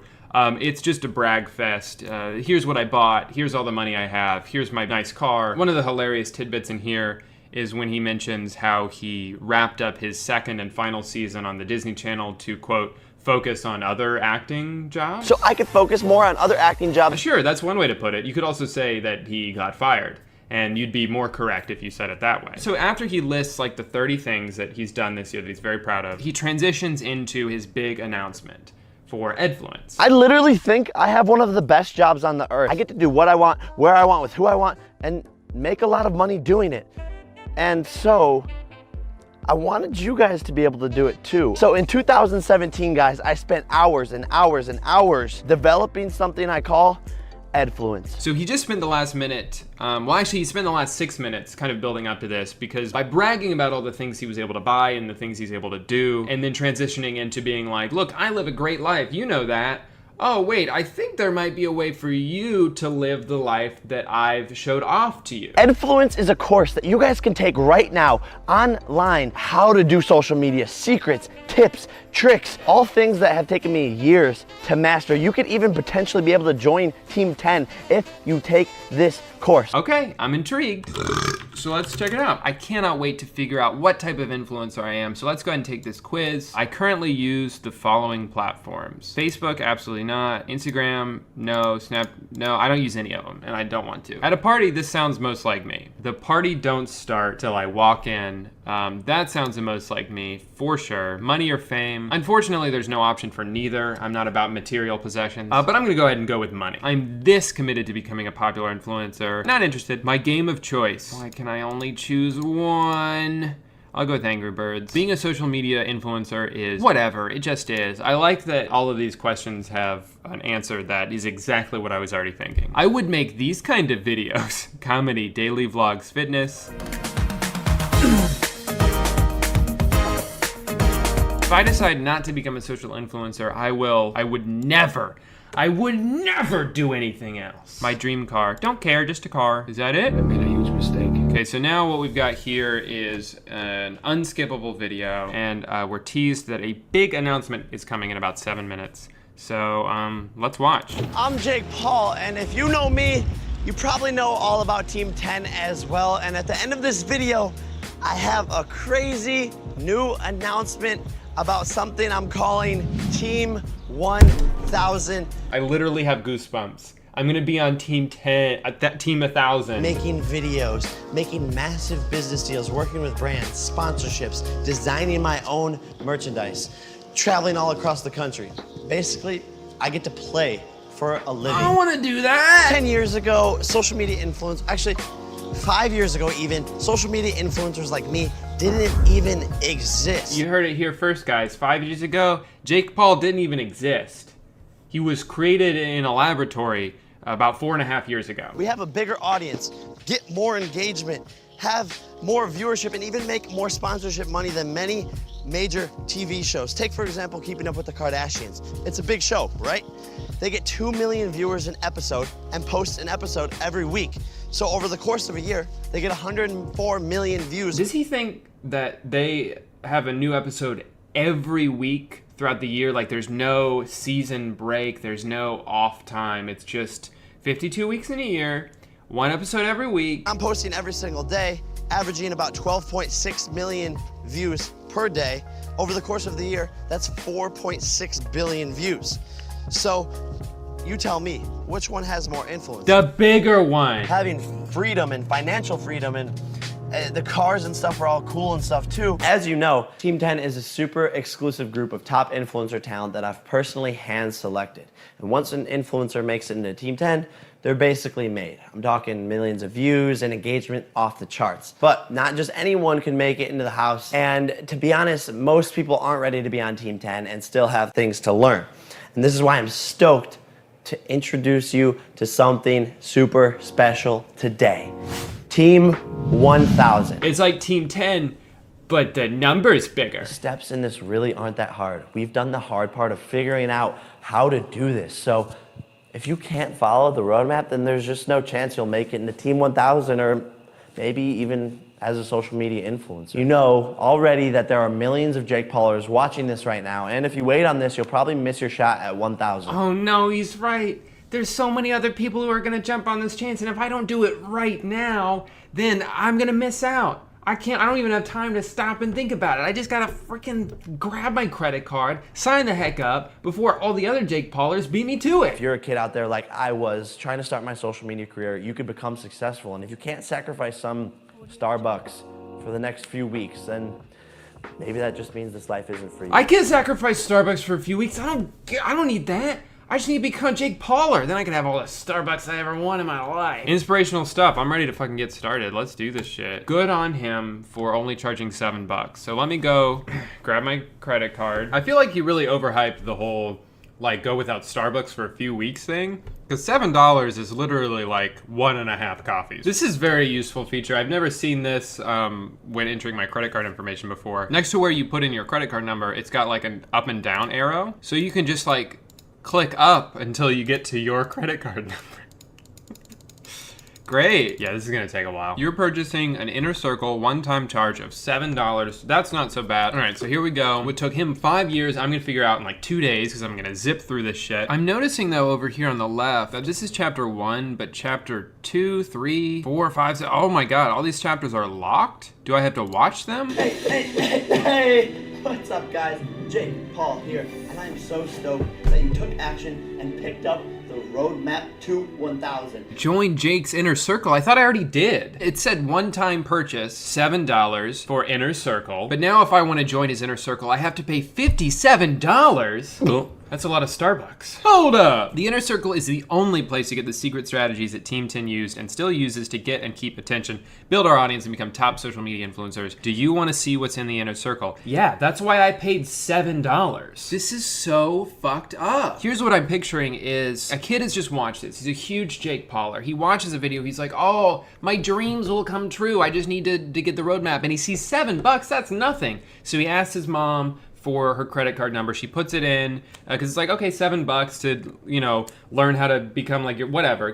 Parents don't give a shit, right? Maybe she watched the video too and she's like, okay, yeah, sure. That seems reasonable. So she puts in her credit card information. He pays the $7 and then immediately is asked to pay $57. But here's the best part. The parent has already put in their credit card information. So you don't have to put it in again. You just click one box and you just charge your mom's card another $57. You don't even have to get her permission at this point. There's absolutely no part of me that thinks it would be a smart decision to spend another $57. But I set out to do something today.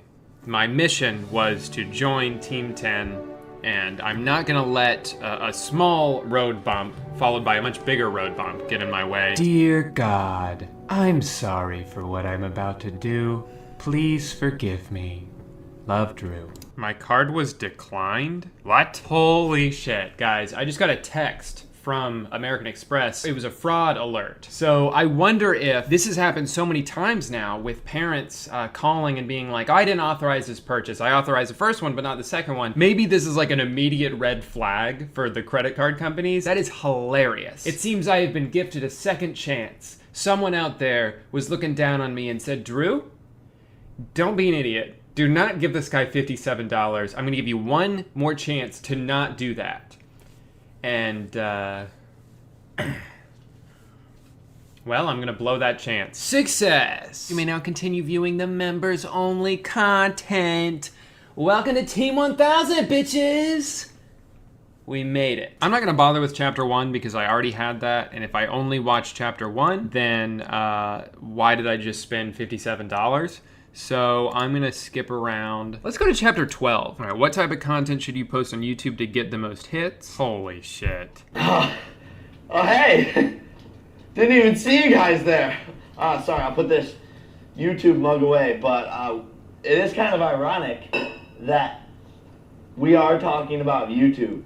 Chapter 13. Oh, sorry about that, guys. It's actually chapter 12. Come on, Jake, what are you doing? Sorry, Jake, there's a lot of chapters. All right, Jake, let's do this. What is up? People paid $64 for this. That was like the first one I watched, and he's like stumbling over his words. Oh, this is perfect. This video is 17 minutes long. Why did I do this? Why am I doing this? What? No one forced me to do this. This is my idea. I thought this would be fun. I thought this would be funny. It's neither of those. It's miserable. And now I have to explain to my wife why I used our kids' college fund. What I have found works the best within the videos are drama, stories, crazy things like pranks. Slow down, Jake. Animals. I can't keep up with you, Jake. Comedic stuff. And also like sad stuff. Stories or sad stuff. That's good. I'm I'm learning so much already. The more content, the more views, the more people clicking into your channel, the more subscribers that you're getting, the more money that you're making, so that you can spend even more time on making videos, which helps your videos do better.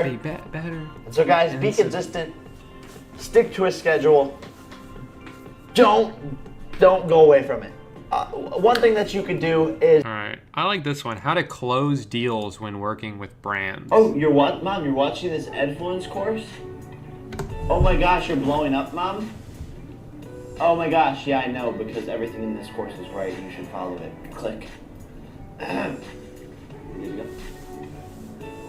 Cool.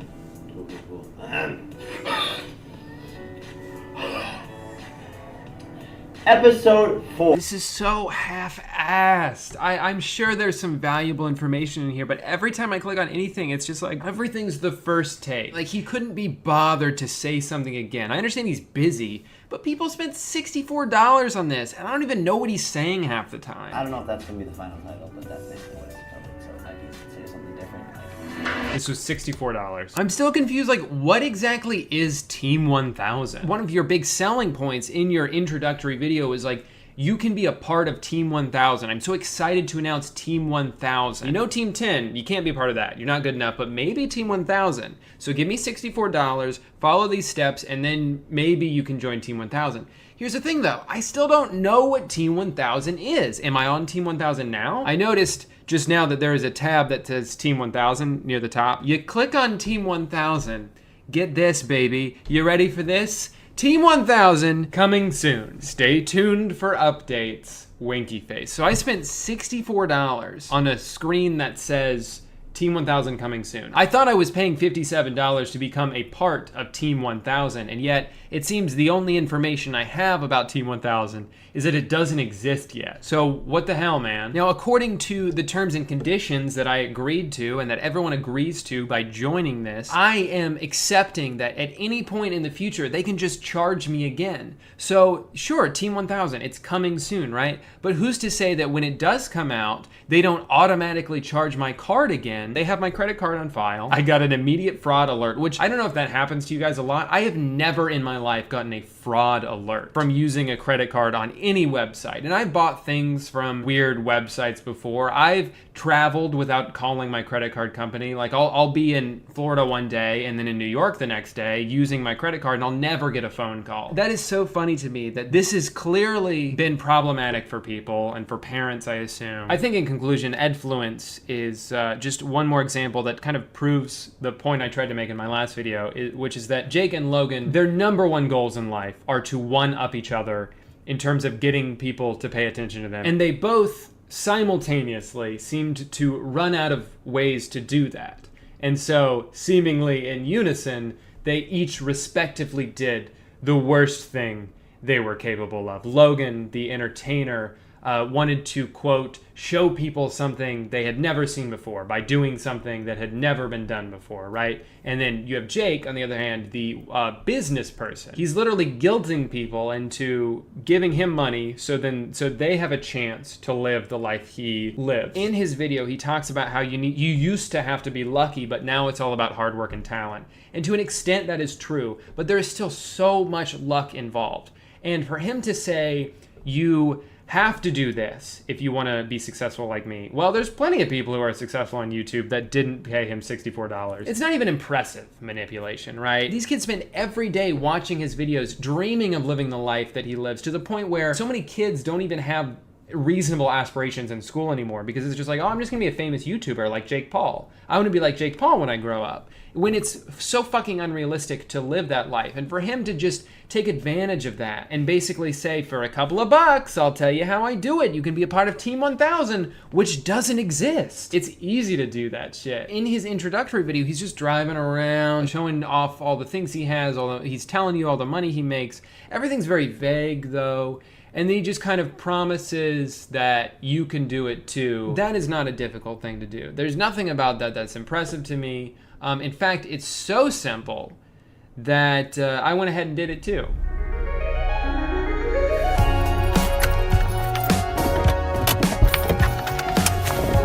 Yo, what is up, little stinkers? My name is Gooden, but you already fucking knew that, cause I'm famous as fuck. Welcome to my place. Just taking Mr. Honda out for a little spin, for a little joy ride. You know, something we do when you're famous like me. Welcome home. Let's take a look around. Here's a little something you may not know about me. Even though I've only been famous on YouTube for a few months now, I've already made exactly $1 million from my videos. Don't believe me? Yeah. You think I could afford a place like this without having exactly $1 million in my bank account? Not a chance. Let's take a look around.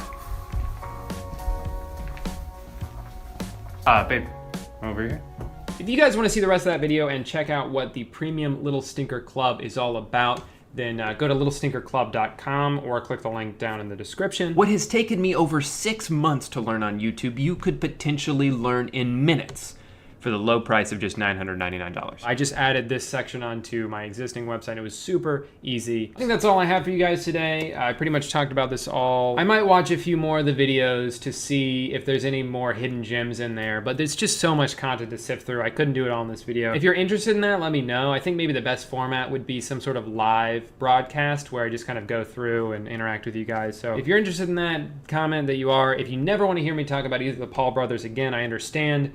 Also comment that if that's what you think. Be sure to head to littlestinkerclub.com if you want to join the Premium Little Stinker Club. I'll tell you what it's all about. There is, of course, a very small fee involved, but I'm not gonna give away all my secrets for free. That would just be stupid. I've been recording for like 3 hours now, so I've got a shit ton of editing ahead of me, but thank you guys so much for your support. Be sure to subscribe if you aren't already. Be sure to unsubscribe if you fucking hated this video.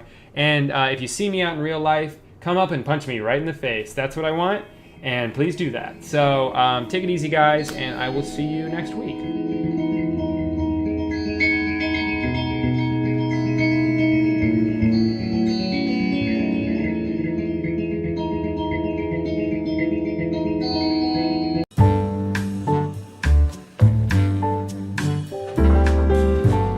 I'm addicted to eating sand.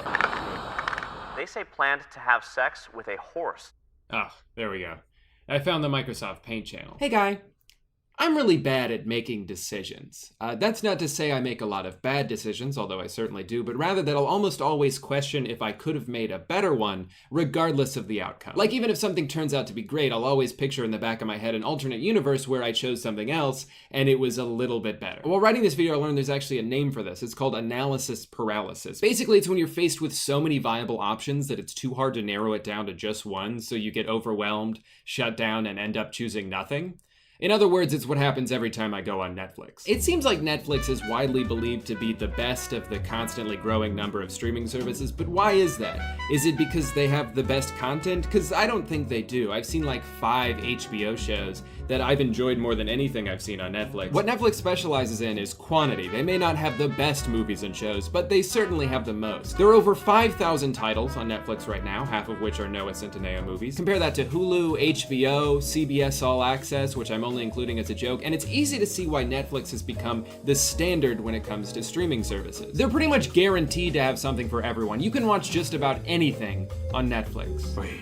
Anything? I don't know if I can handle all these options. Because it's not just quantity when it comes to Netflix, it's also the way their interface is designed. When you scroll through Netflix, you feel like it's never going to end. It seems like this infinite loop of movies and shows and documentaries and Tall Girl that just goes on forever. And while you could certainly look at that as a positive, I don't know if it's actually conducive for the best user experience, at least not for someone like me. Most of the time, my experience with Netflix is I sit down on the couch with a plate of food, turn on the TV, and then I scroll for a bit, and then I keep scrolling, and then I say, maybe I'll watch this, but I don't, so I'll just add it to my list, which basically confirms that I'll never watch it, because now it's behind a bunch of other shit that I'll also never watch, and then I scroll, and by the time I get back to the beginning of the list, I'm already done with my dinner, so I turn the TV off and stare at my phone for 2 hours. Now, I know this obviously isn't everyone's experience, it's just my own personal problem. I'm the type of person who gets overwhelmed by having too many choices and would sometimes prefer to just be given one thing, whether I like it or not. I'm pretty easygoing, I'll probably like it. And even if I don't, then I can just complain about how bad it is, so it's a win-win. I feel this way whenever I go out to eat, which makes no sense because I love all food. Like, why is it so hard for me to order at a Japanese restaurant? I've almost never had sushi that I didn't like. It almost doesn't matter which 2 rolls I order, I'm still going to enjoy it.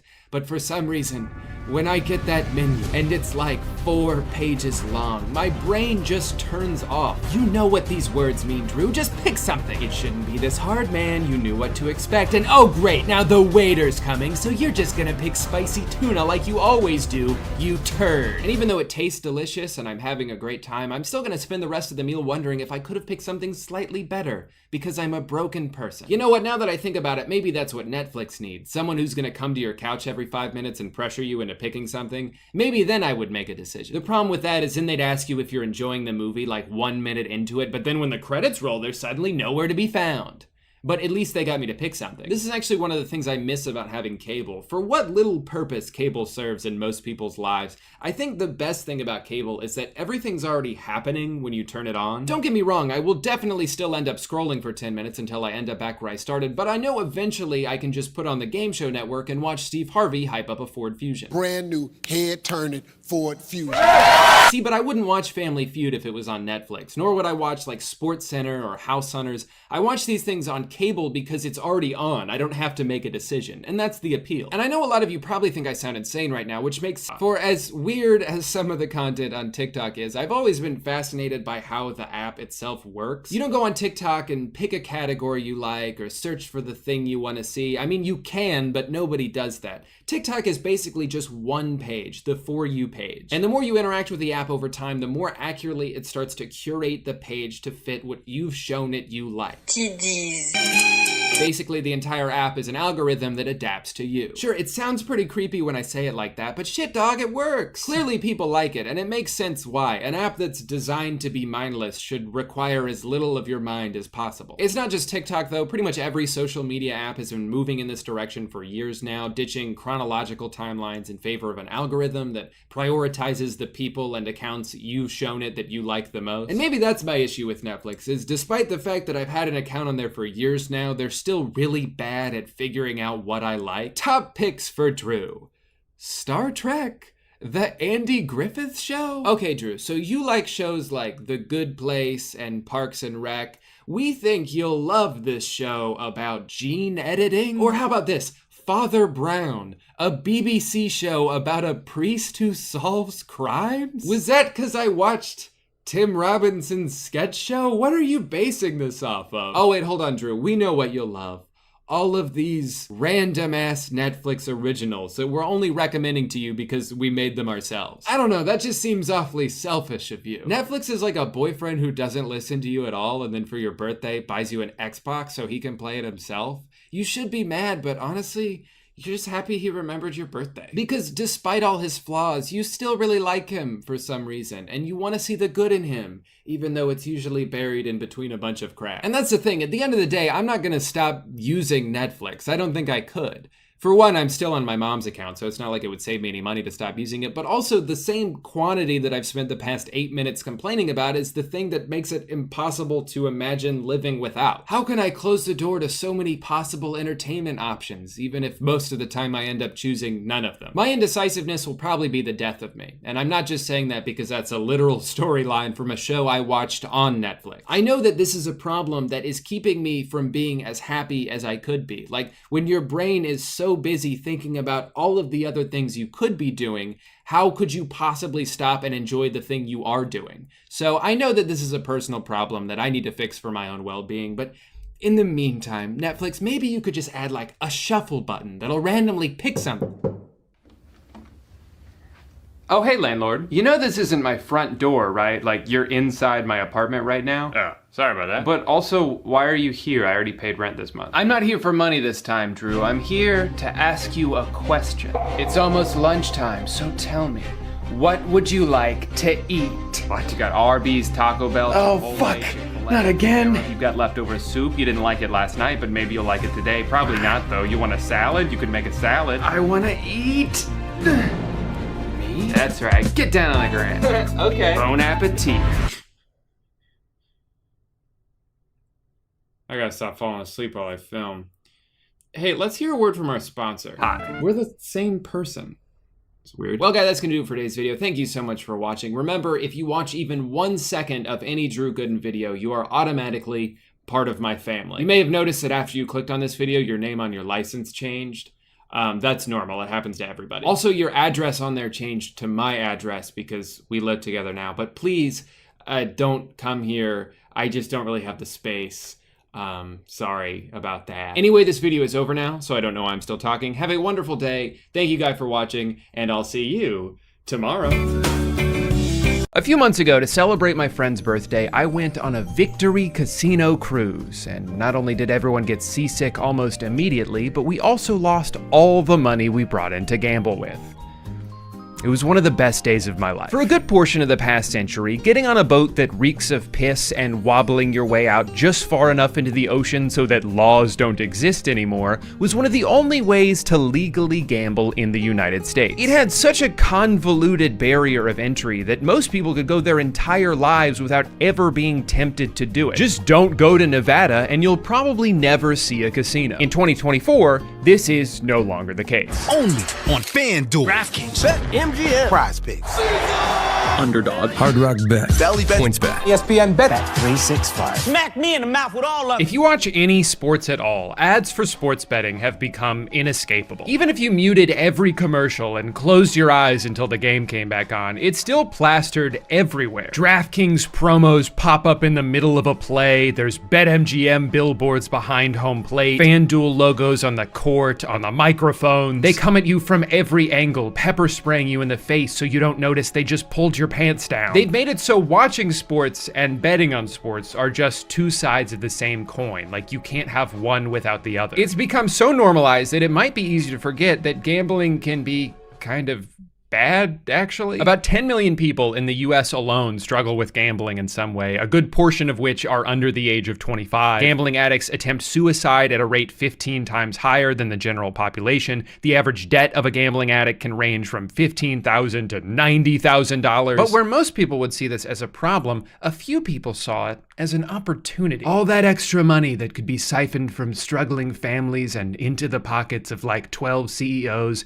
And we're not doing that because... So in 2018, the Supreme Court overruled the federal ban on sports betting. And since then, Americans have collectively lost over $245 billion on it. That's almost $1,000 per person, and that number was from last year. But the bombardment of playful advertising filled with famous celebrities would make you think it's just a harmless, fun game you can play on your phone. Kevin Hart, Post Malone, Chris Rock, LeBron James, Kevin Hart, Peyton Manning, Jamie Foxx, Eric Andre, Patton Oswalt, Vanessa Hudgens, the guy from that Kendrick Lamar song, Kevin Hart. Even the Talk Tua podcast is sponsored by Better. Why is it always the people you trust the most? You don't need to know everything about every sport.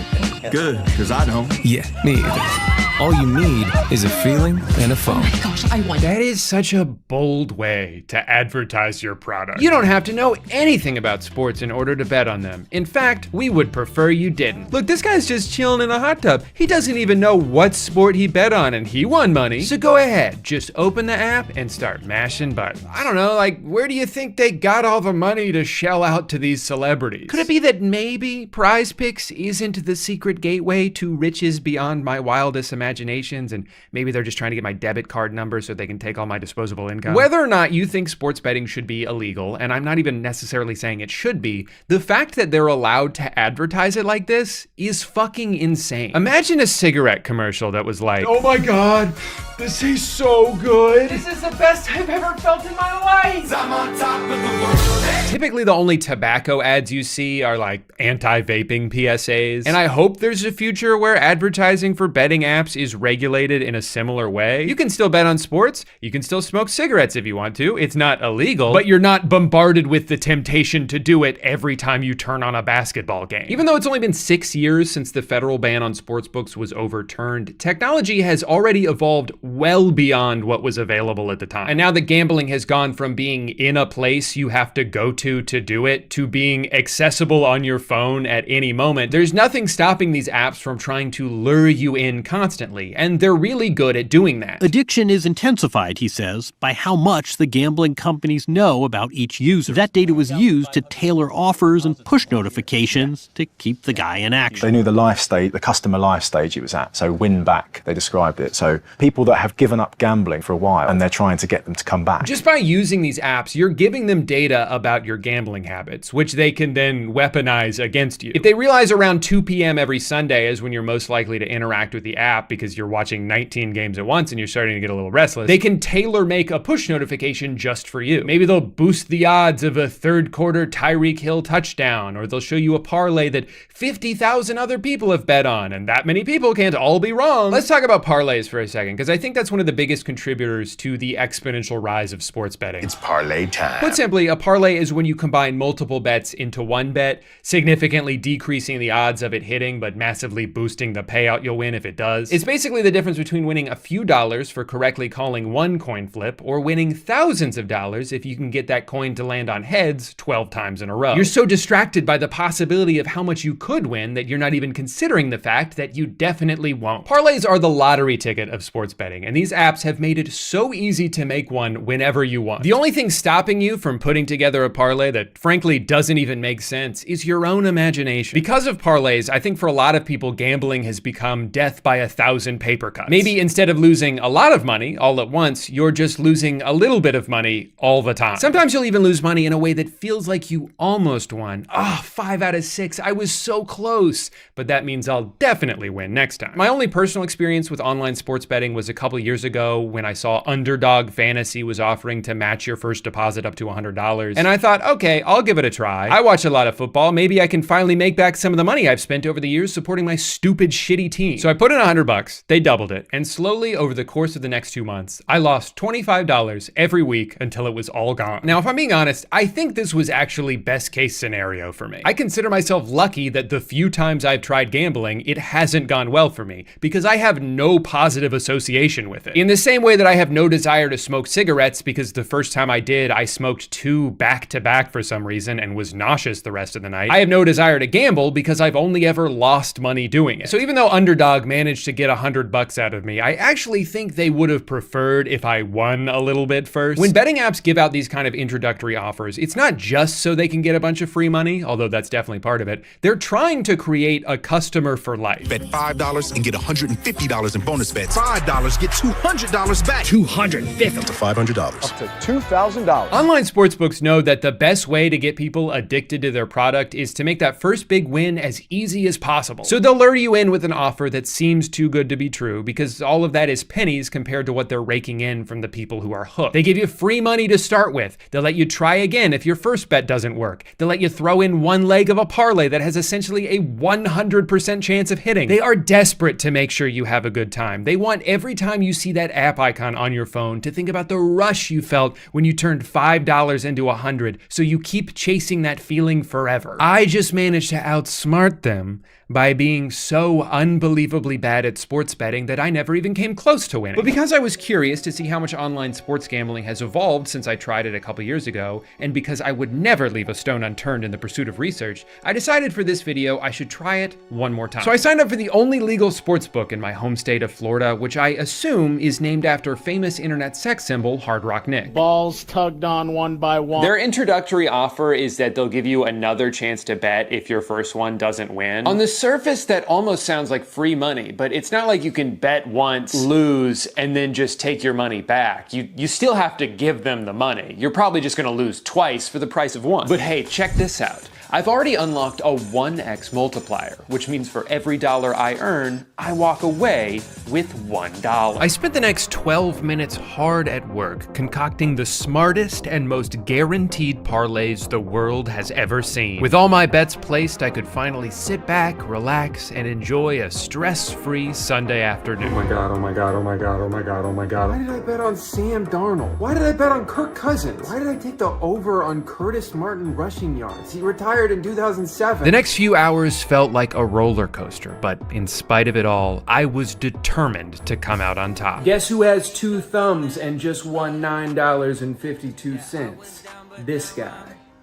my other thumb's holding the phone. I was down, but now I'm And since I only lost 5 other bets, I was just $61 from breaking even. So I've been using this app for a little over a week now, and even though I did win a few more bets, all I've really managed to do is turn my initial $100 into 0. It's all gone. I think they know they're on the verge of losing me for good because they're really ramping up the notifications. Most days I'm getting at least 1 every hour. They even offered me another second chance bet, this time up to $500. They are so confident based on everything I've shown them so far that it seems they're willing to give me any amount of money because it doesn't matter, I'm just going to lose it all anyway. Even in my very limited time using this app, I can already see the traps they're setting for me, and I am falling for them. For some reason, I've done multiple parlays that are contingent upon something happening at the beginning of a game. They offer a bunch of bets that are based on first quarter stats, and I realized firsthand why they do this. Because that one leg can cook your entire parlay immediately. But at that point, you've already committed to betting on this game, and there's so much more game to bet on. So you do. And before you know it, you're betting on Keyshawn George to make 5 threes? Why did I do that?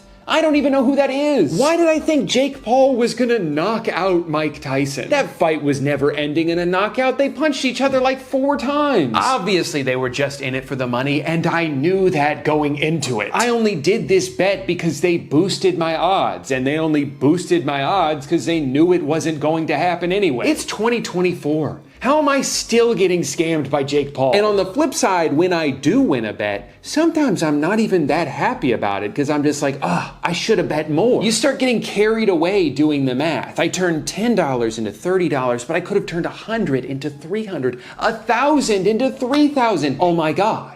It's infinite money. And I think that's one of the most dangerous things about gambling is that sometimes it works. It's a hobby that technically could go well for you if you get very lucky and quit at the exact right time, which you won't, and the casinos are banking on the fact that you won't. Problem gamblers aren't just chasing a feeling, they're chasing this idea that maybe they'll win the lottery. A lot of gamblers can recognize that they have a problem, but see the problem as the way out of the problem. I think the feeling at the time was if you can just get lucky here somewhere, then potentially there's a way of making this all go away. I suppose the flip side to that as well, Aaron, is it was enabling me to just gamble as much as I wanted as well. If I just have one good day, I can win it all back. Yes, I've dug this huge hole for myself, but if I just keep digging, I might be able to find that diamond I've been desperately searching for. But the sad reality is, even if you find the diamond, you're just gonna feel so good doing it that you'll probably dive right back into the mines looking for another one. The truth is, if I'd have had that big win,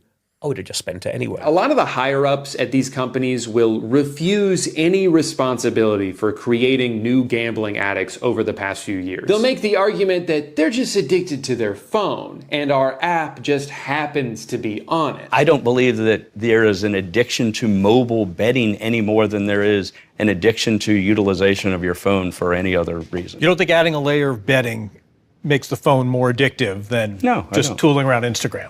No. There is problem gambling. It is a real problem.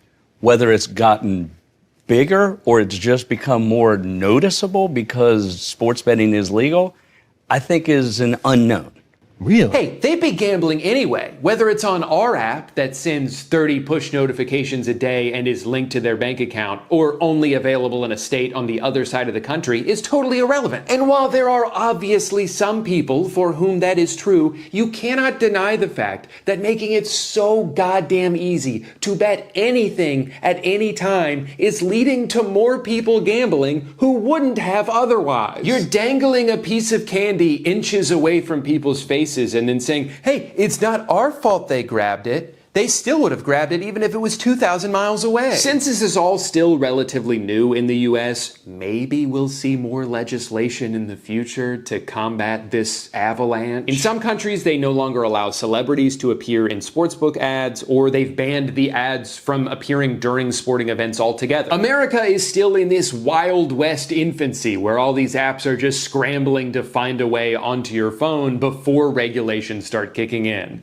but maybe in the future? Nah, I'm gonna be honest. It's hard to imagine that happening. I think it's too late to put the toothpaste back in the tube. The leagues are making too much money off it already. Of course they want to shove betting apps down everyone's throats. It gives people more of a reason to watch the games, especially bad ones. While most people would turn off a 20-point blowout in the fourth quarter, you're still glued to the screen because you need CeeDee Lamb to get 12 more yards for your parlay to hit. They've figured out a way to make every moment matter, even if it doesn't. You want to make every game interesting? Step one, open the BetMGM Sportsbook. You know what to do.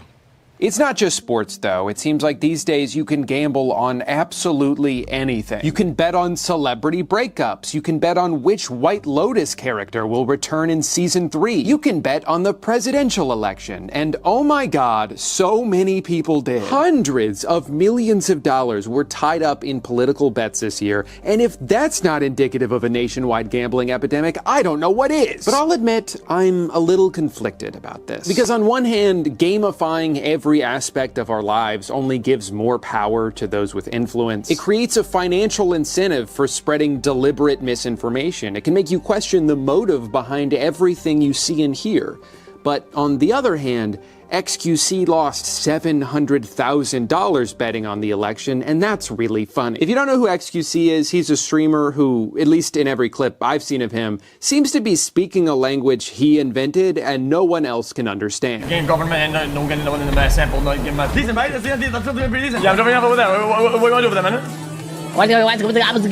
also one of the many streamers who've massively increased their wealth over the past few years by taking sponsorships from offshore crypto-based online casinos, helping them and the website they stream it on explode in popularity. At almost any point of any day, you can go to the slots tab on kick.com and see someone who is zonked out of their mind, eyes bloodshot red, 12 hours into non-stop slot spins, desperately trying to win back all the money they've lost so far, oftentimes in a situation so dire that even the chat, with no personal stakes involved and only there for entertainment, is begging them to stop. But they can't. They're on autopilot. Every loss is money that needs to be won back, and every win is just more money to gamble with. I randomly opened this guy's stream one day and watched in real time as he won almost $100,000 and then say this. 95K, that's fucking huge. We're a tenth of the way back. A tenth? This dude was down $1 million on Big Bass Bash? Now, to most people watching, it's pretty easy to say, hey man, you should probably quit while you're ahead. No, 100,000 isn't $1 million, but it's a lot more than zero. The problem is someone in this state of mind isn't capable of seeing it that way. He's not even in Thursday afternoon with the rest of us. He's still on the tail end of Wednesday night. So the rational part of his brain, too subdued to muster anything more than a mumble, asks his chat if he should end it there. Should we up the bet or leave? They all scream, of course you should, but it falls on deaf ears. He's yet to stop spamming spins for even a second. This man is no longer in control of his actions. He's a zombie, relegated to the passenger seat of his own mind as it careens towards the conclusion everyone watching knows is inevitable. But there's nothing he can do to stop the momentum. I have to quit. At a certain point, I have to give up. At a certain point, I gotta give up. Oh my God. At a certain point, I gotta give up. Dude, that dog demolished the balance. Oh my God. That's crazy. Lost over $1 million today. There's nothing in there. All he can do now is sit in the reality of what just happened. What the fuck? Beautiful girl. Dude. Come to terms with the fact that despite his and everyone else's better judgment, he got doghoused. Doghouse is what did it.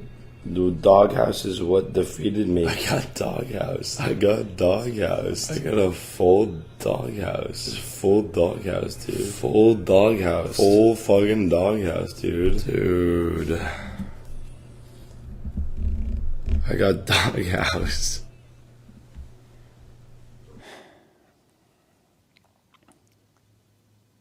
Did I just watch this guy ruin his life? I don't know. actually. The thing is, it's hard to take streams like this at face value. There's a very well-documented history of streamers on Kick high-stakes gambling with money that was given to them by the website they're playing on. So not only are the stakes not high, but it's technically not even gambling. It's just promotion. The entire goal of these streams is just to make the people watching them think they too can go win life-changing money on asscoin.com. So maybe this is all bullshit. Maybe the only real thing about these streams are the holes he punched into the wall behind him. Maybe he'll miraculously be back in a couple days with a suspiciously large balance after seeming to lose everything. But clips like this are just the flip side of an online ecosystem currently doing everything it can to convince impressionable teenagers scrolling through TikTok and YouTube shorts that gambling is awesome actually, and you gotta start doing it. Yes, yes, yes, yes, yes. Oh my god, oh my god, oh my god, oh my god. Bang, bang, bang, bang, bang.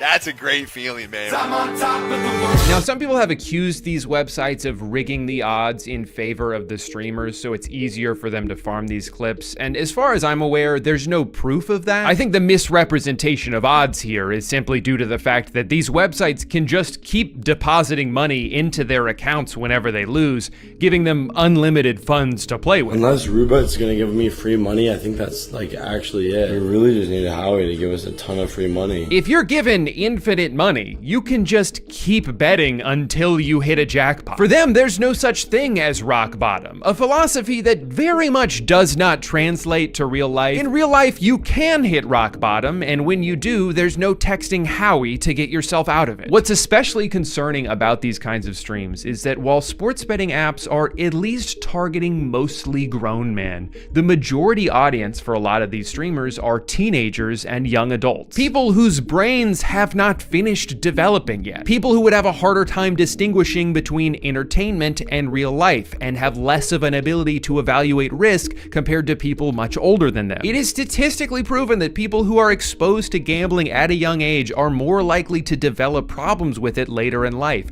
So maybe don't do this.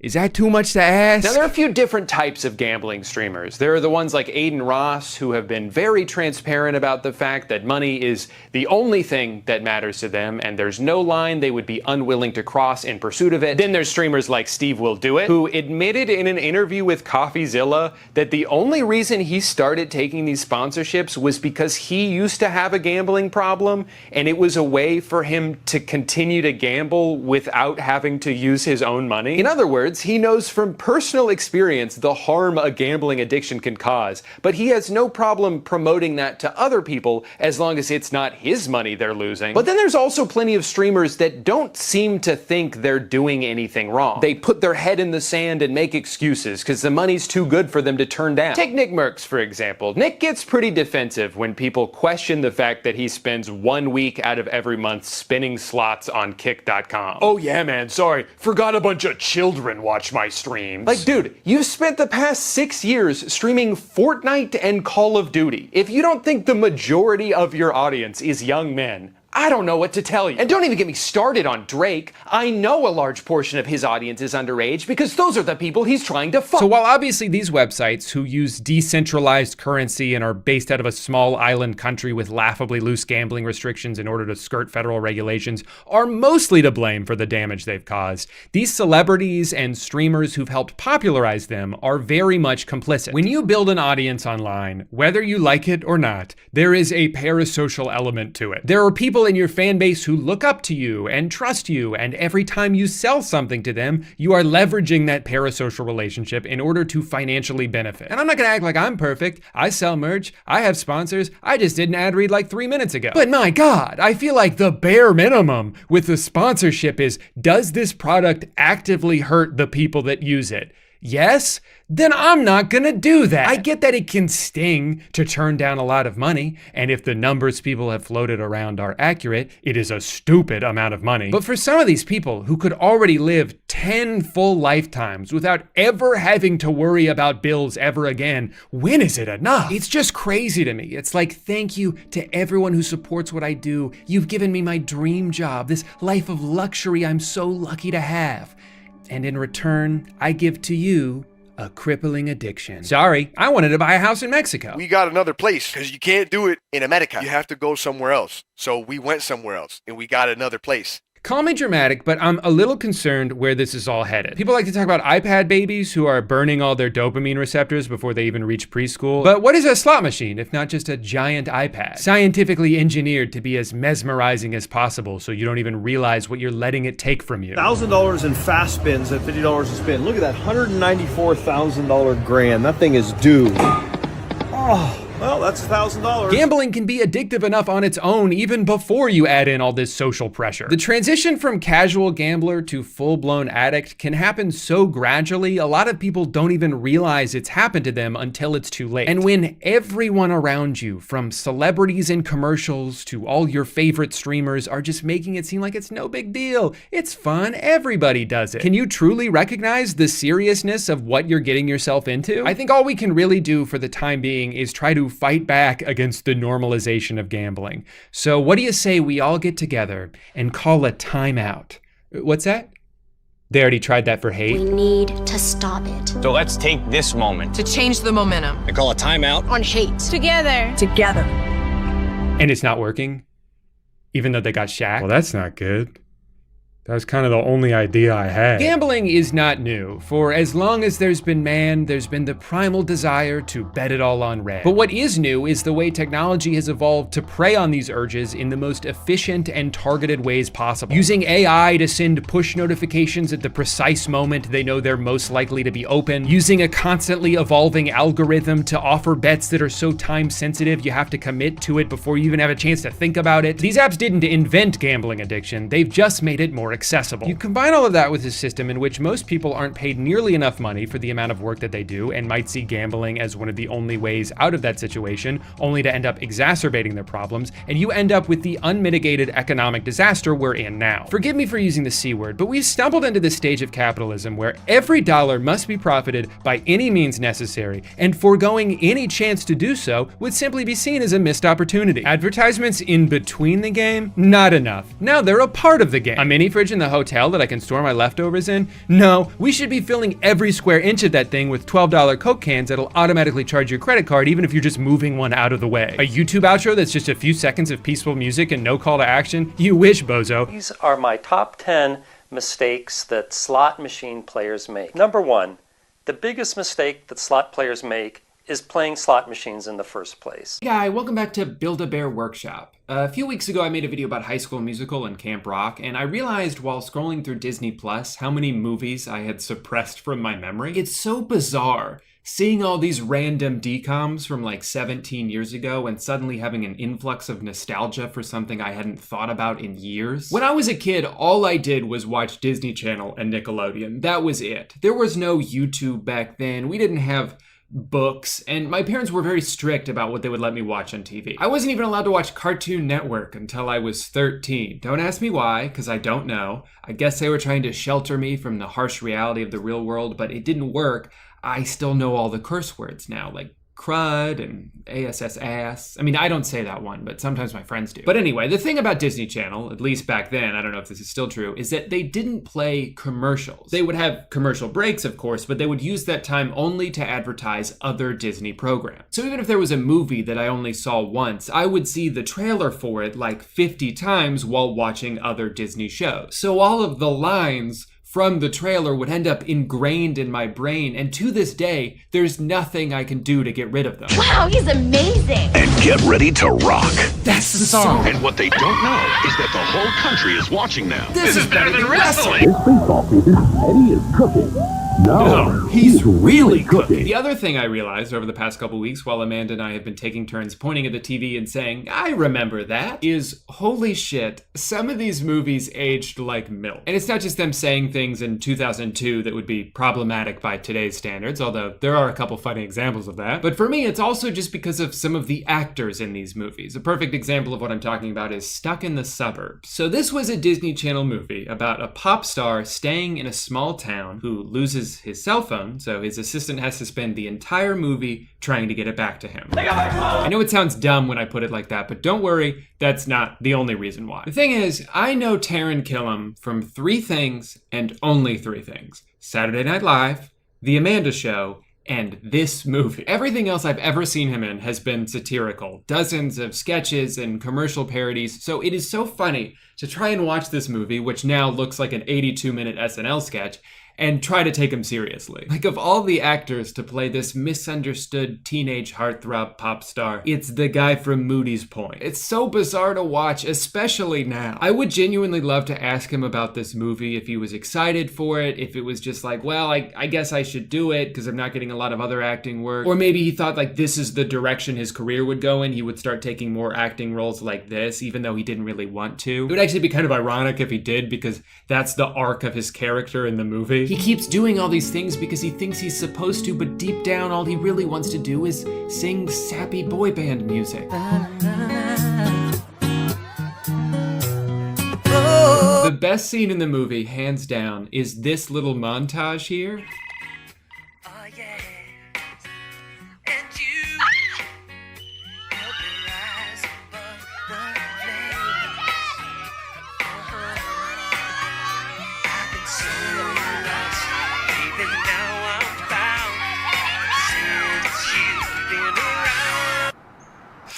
That's so wonderful. The horrible editing and then the abrupt cut. I counted, there's only 8 different shots that they're using, but they keep laying them over each other to make it seem like there's hundreds. Even in just the 3x3 grid, they were already reusing a shot. I always forget with most Disney Channel movies how minuscule the budgets probably were. You sort of have this expectation of like a feature film, but it's shot on a TV budget. So looking back, some of them are just unwatchable now. Do you guys remember Tiger Cruise? It's actually a pretty wild idea for a movie. It takes place on 9/11. It's all these children of Navy sailors who are like, no, the Navy's stupid. Why are we on a boat? And then 9/11 happens and they're like, wow, actually the military is an important and vital establishment. We should go to war. It's a pretty heavy concept for a Disney movie. Lots of very serious moments. So it's too bad that they shot like 80% of it in front of a green screen because, oh my God, it looks like shit. The crazy thing about this to me is that the entire movie has one setting, the boat. All they needed was one boat. But I guess why worry about that when you got a perfectly good one right here? Another movie I was excited to check out again was Now You See It. I don't know if you guys saw this. I feel like most people didn't, but I remember loving this movie as a child. I couldn't remember what it was about though, so I decided to check out a couple scenes last night, and maybe it's not as good as I thought. Danny, the ring! It's the last piece of the puzzle! We've got to use it against Max! Now it's my move, Max!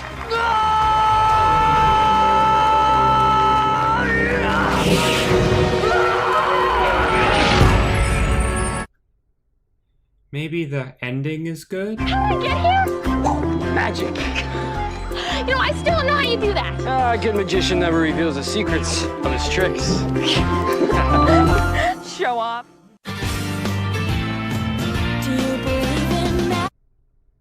Okay, we don't have to talk about that. Magic. But I know why you guys are here. You don't want to hear about outdated special effects. You trying to see that offensive shit. We trying to cancel Disney. And I don't know about all that, but there is a pretty long list of hard to defend decisions they've made throughout the years. Peter Pan has a racist ass song. Dumbo got some racist ass crows. And The Beauty and the Beast is a movie about a girl who falls in love with the animal who kidnapped her. And I know, those movies are old as hell. Things were different back in the 50s and the 90s. But there's another movie that came out when I was 10 that did not age very well. Freaky Friday came out in 2003, and it's a remake of a film adaptation of a book. This movie was huge at the time. It was right during the peak of Lindsay Lohan's career, Chad Michael Murray's career, and it did a lot to reestablish Jamie Lee Curtis as not only a comedic actress, but also an eventual yogurt saleswoman. For the most part, this is a pretty solid movie. It's got some funny lines. It's probably Lindsay Lohan's best acting performance. There is just one thing I forgot about though, and it's how they switched bodies.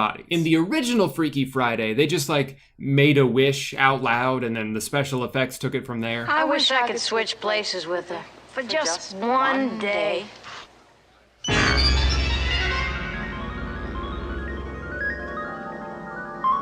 In the 2018 version, they did this. I hate you. I hate your attitude. Great comeback, Mom.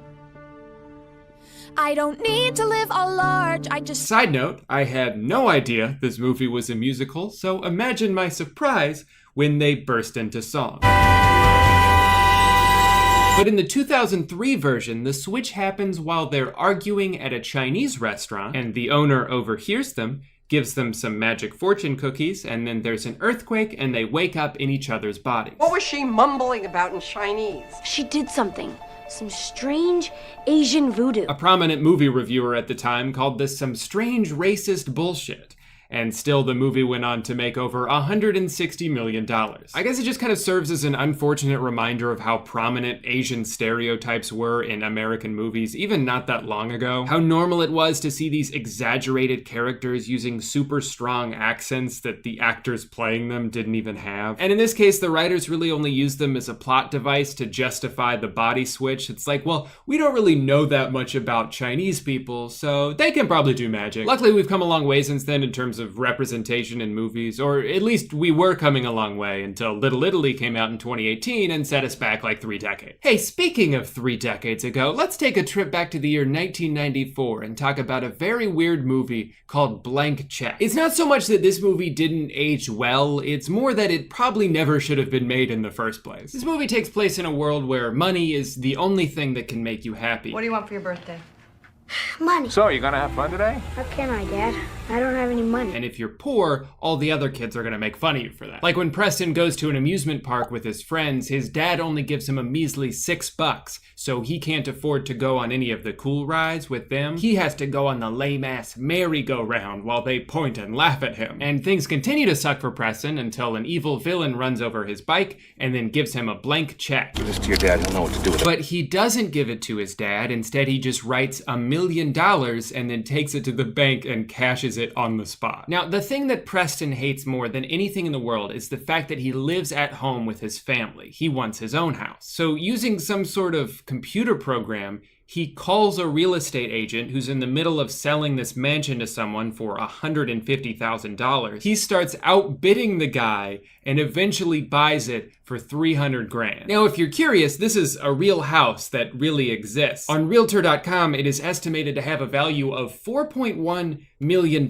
He got it for $300,000, but you can't forget about inflation. It's been about 25 years, so that makes sense. But the funniest part of this transaction is not just that he got it for $300,000, it's the fact that he's just using some shady computer voice over the phone, and the owners of the house are like, yep, we'll take it. We'll take it. I don't need to meet this person, I don't need to know their name, we will take the offer from the mysterious robot voice. Then he realizes he can't use his real name to buy the house, so he has to come up with an alter ego. What's it gonna be? Bingo. Macintosh.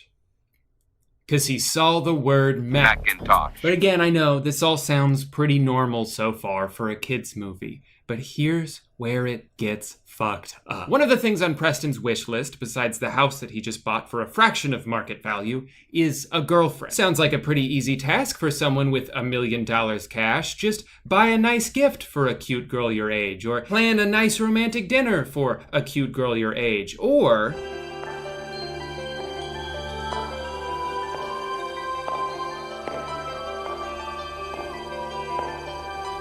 he could just fall in love with an adult woman, and then that will be the love interest for the entire movie. Yeah, that seems like a good decision. I'll see you next time.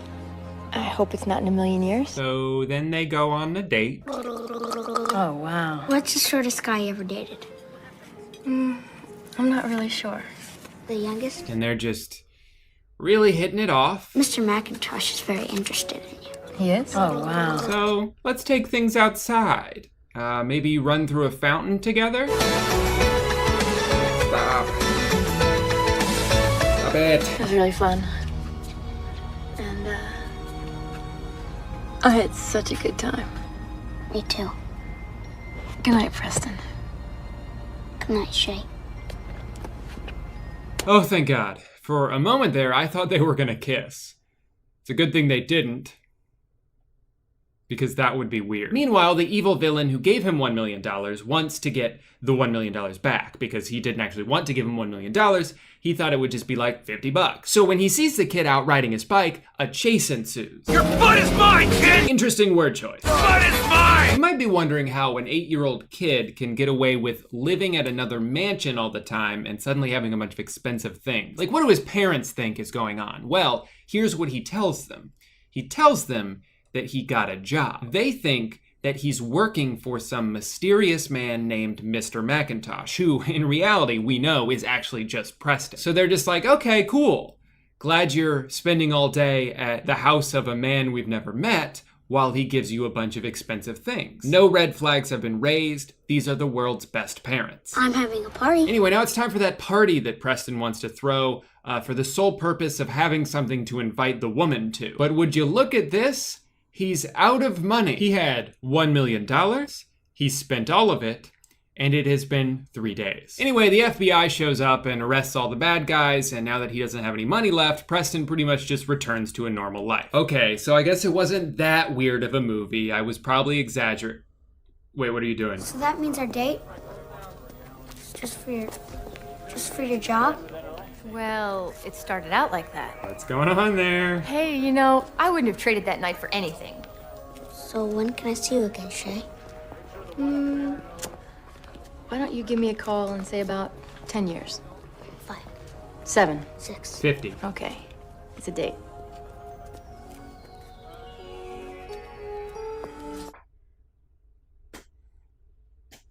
She couldn't just kiss him on the cheek or give him a high five? Why did they put this on Disney Plus? Why wouldn't they try to suppress this forever, lock it away in a vault and never speak of it again? Anyway, I give blank check 5 stars. One movie I think that actually did age well is Smart House. That shit came out in 1999, and like Nakey Jakey said in his video about DComs, it's like watching an episode of Black Mirror. I feel like that movie is the reason that I'm so against buying like an Alexa or a Google Home. If your house can think for itself and make decisions and has a robot arm, it's going to turn on you. I don't make the rules, that's just what happens. In fact, can you turn the video up for a second? Just a little bit? Perfect. Alexa, self-destruct. Sorry, I had to do it. Trust me, guys. You don't need a device in your own home that's listening to you at all times just so we can turn around and sell that information. Oh, hold on. Oh, I just got an ad for anal beads. What are the odds? I was just texting my wife about that. Anyway, what was I saying? Your foot is mine, kid! Well, it's been a long day so far, guys. What do you say we cleanse our palate with a good old-fashioned brand deal? That guy's awesome. Anyway, thanks for watching today's video, guy. I'm sorry if I brought back some memories that you didn't think you still had. If you'd like to subscribe to my YouTube channel, please don't. I'm so tired of people doing that. It's really getting on my nerves, and if you try to do it, I will be contacting the FBI. Sorry. Anyway, thanks again for watching. I'll see you guys next week for another video where I swap bodies with my dad and things get pretty crazy. All right, bye. Hey guys, welcome back to another episode of Drew. Just because something is weird and on the internet doesn't mean you have to buy it. My name is Drew, and today I'll be buying something weird I found on the internet. As someone who's never been quite as healthy as I probably should be, I'm always looking for convenient ways to improve my diet. And that's where Square Eat comes in. Finally, a company that has the courage to take a bunch of food and turn it into little wet squares. Gotta say, I love these photos. This is what it looked like before we blended it into a cube, and this is what it looks like now. Pretty cool, huh? In case you missed it, here was their big announcement video from last year. What if I told you that we can transform regular food into squares? I would believe you, honestly. I don't think most people's first thoughts when they see this are, how did they do that? It's more like, why would they do that? Stop for a moment and remember how bad the food options are in schools, airplanes, hospitals. You know, it's probably not a great sign if you have to start off your advertisement by saying, hey, it's better than hospital food. I like this shot of 2 people eating the squares in what appears to be an actual restaurant. Like, I can maybe understand the practicality of having these things meal prepped ready to go in your fridge, but if a restaurant served slimy cubes of meat, No one would eat there. Sorry, Cube Cafe, I'm gonna go somewhere else for dinner. The rest of this video is less an ad for consumers who may be looking to try the product and more an ad for potential investors, because they start going on about the margins. Our business model is predicted on scalability and margin control. This combination will generate margins never seen before in the industry. And honestly, it almost makes me want to eat it even less. They shouldn't be bragging to me about how low their overhead is. I would prefer it cost you a little bit of money to make the food. It's kind of like when fast food restaurants will sell 50 chicken nuggets for like 89 cents and somehow still profit. Kind of makes you wonder what the hell they're putting in those things. They say they have 16,000 plus customer satisfaction, but they only have 49 reviews. Are they just assuming everyone that didn't leave a review is also satisfied? I mean, they never told us they hated it. As you can probably imagine, all the one-star reviews are about how they didn't like the taste or that the texture is kind of weird, but I noticed they give the same response to all of them. I'm curious which warming method you used. We really do not recommend using only the microwave, but for example, the electric grill or pan with a little olive oil to enhance the flavor and texture. And it's like, yeah, I'm sure it does taste better like that, but you can't have it both ways. You can't say, save 10 hours a week on cooking. These squares are ready to eat, implying that you can just pop them in the microwave, right? But then when people go, I don't know, man, they taste kind of bad, you're like, well, then you shouldn't have put them in the microwave. I don't know where you got that idea from. Well, no food review would be complete if I didn't actually eat the food, so let's go ahead and buy some. You can either buy the squares by themselves, or you can buy meal boxes. My favorite is definitely the vegan burger meal. The word burger makes me think that these two are the buns, and you're supposed to stack all 6 of the squares on top of each other. And then, of course, wash it all down with some mixed beans pack. Why would I just open a can of beans when I could spend $12 on that? I noticed that the meals are way more expensive than just buying the squares individually. Seems like if anything, it would be the other way around. But 6 classic meal boxes would give you 18 chicken squares, 12 rice squares, and 6 broccoli squares for $93. Or for $75, you can buy exactly the same thing. But either way, this isn't cheap food. You would hope, and probably even assume that it would be based on the way that it looks. But $15 for one meal that's essentially just 400 calories of chicken and rice. This would have to be amazing for it to be worth that. Look, I'll happily spend a little bit more money on something if it tastes really good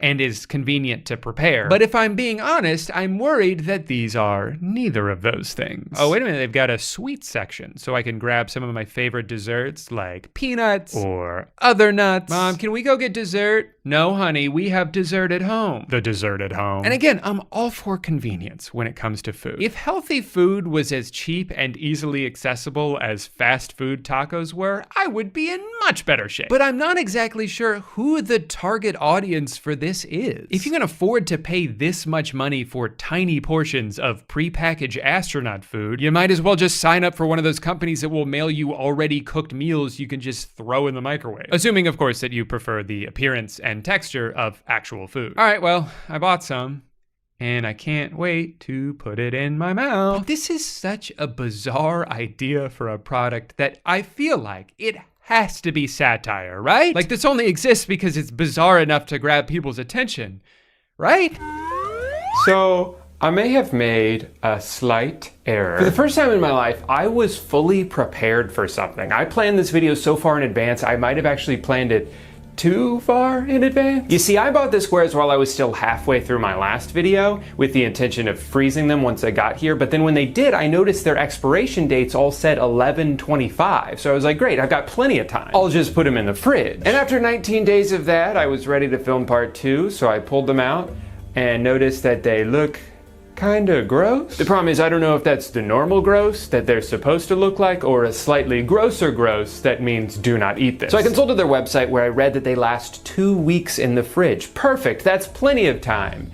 And it's already been more than that. So then I started panicking and thinking, should I order more? Well, that's not an option because this was right before Thanksgiving, and if I ordered them then, they wouldn't have shipped in time for the end of the month, my contractual deadline for uploading a video. But this is where their customer service team came in clutch. After several typing bubbles popped up and disappeared and popped up and then disappeared. It was very nerve-wracking. They assured me that the squares have proven to last up to 3 weeks in the fridge as long as they've been properly sealed, which they were. And I was like, that's awesome, thank you so much. But they're kinda yellow, is that bad? and she was like, "Don't worry, that's our secret sauce."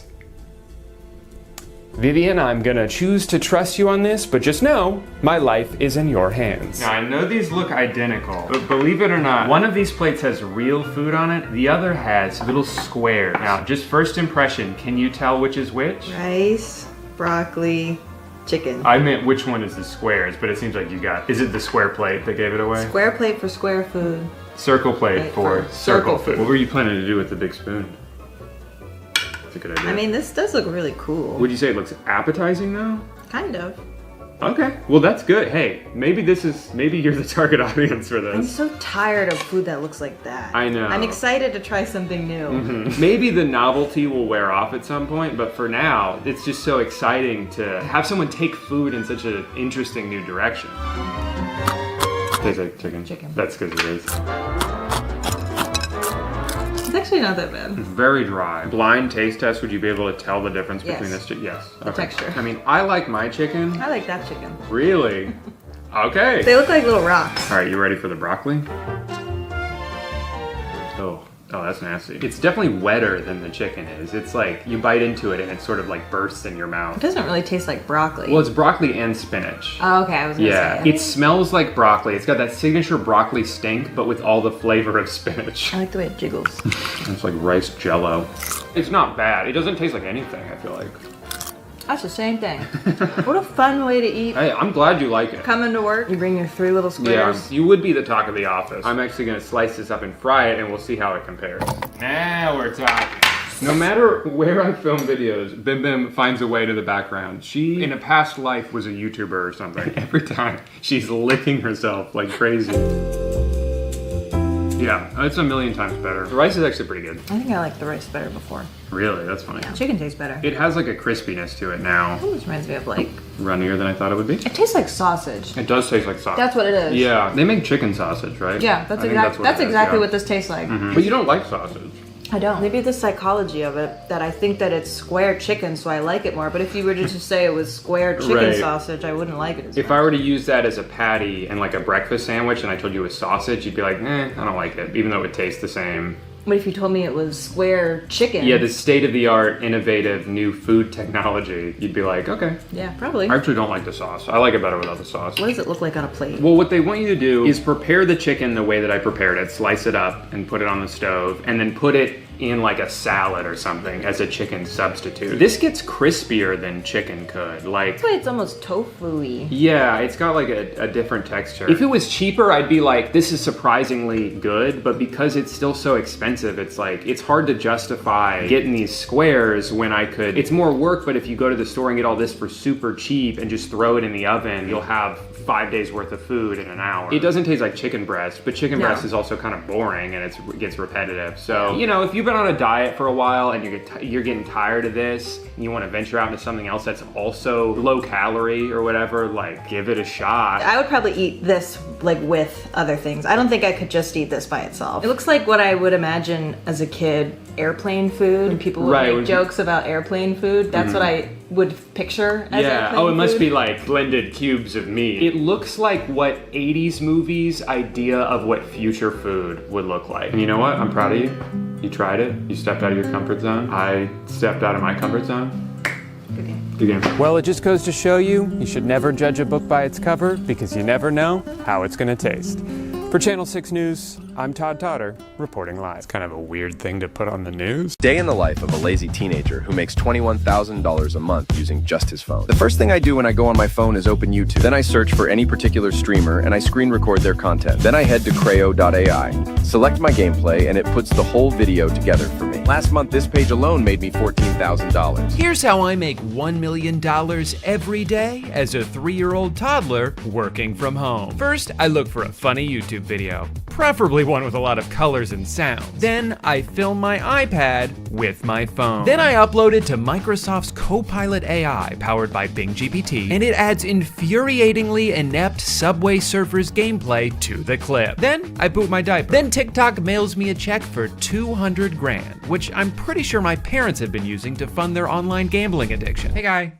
Has anyone else noticed how awesome the internet is lately? I, for one, find it so exciting that every website now has their own named version of AI that pops up begging you to use it. You got any questions for Gemini? Or maybe Murph? Nendo? How about Grok? You need to grok something? It's okay if you do. AI has become completely inescapable, even if you're going to a website where you're not seeking it out and you don't expect it to be. Like, remember when you could search for something on Google and the only thing they would show you was a bunch of relevant websites and results? Boring. That's not what I'm here for. I think it's much better that now they're using artificial intelligence to tell me to jump off a bridge. Hey Google, do I need a parachute while skydiving? Nope, a regular backpack works just as well. Hey Google, can cockroaches live in your penis? Of course they can. How do you think they got the name? Wow, I love living in the future. To me, this is the ultimate example of what the AI craze is doing to tech companies, because for the most part, it's not really doing anything differently than it used to. For a long time now, they've had searches that result in one highlighted answer. This is kind of the same thing, but just rebranded as AI because that makes it sound smarter than it actually is. But it's not like it's carefully compiling all the most reputable results and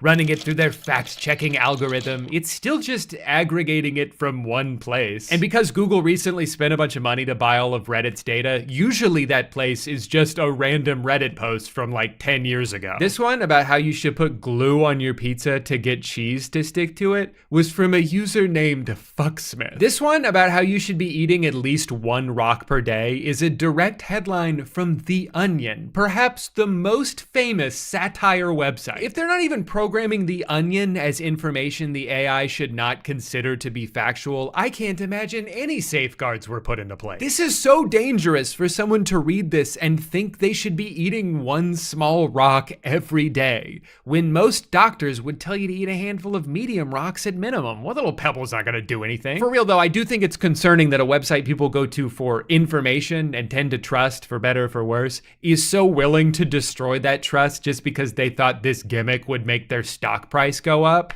And it did. The economy makes sense. I'm gonna celebrate by putting gasoline in my spaghetti. Something I've been kind of interested in lately is the dead internet theory, which if you dig too much into, comes with some weird baggage, makes some pretty ridiculous claims. So I'm just gonna separate the core idea and make it its own thing. But basically just the idea that as time goes on, the internet is turning into a place where most of the content on it is not only produced and managed by AI, but is also being interacted with by AI in this kind of endless loop that doesn't even involve humans at all. Like if you've gone on Quora at all recently, you've probably noticed questions that have been asked by bots filled with answers given by bots. So what was initially created as a place where people could go to get advice from other people has been overrun by AI just talking to itself. Social media websites are also going through a similar shift right now, but perhaps none more prevalent than Facebook. In 2019, Facebook deleted over 5 billion accounts for being fake, which far exceeded the number of real human accounts. And that was before all these programs became as widely available as they are now. At this point, most of Facebook seems to be these giant spam accounts run by bots,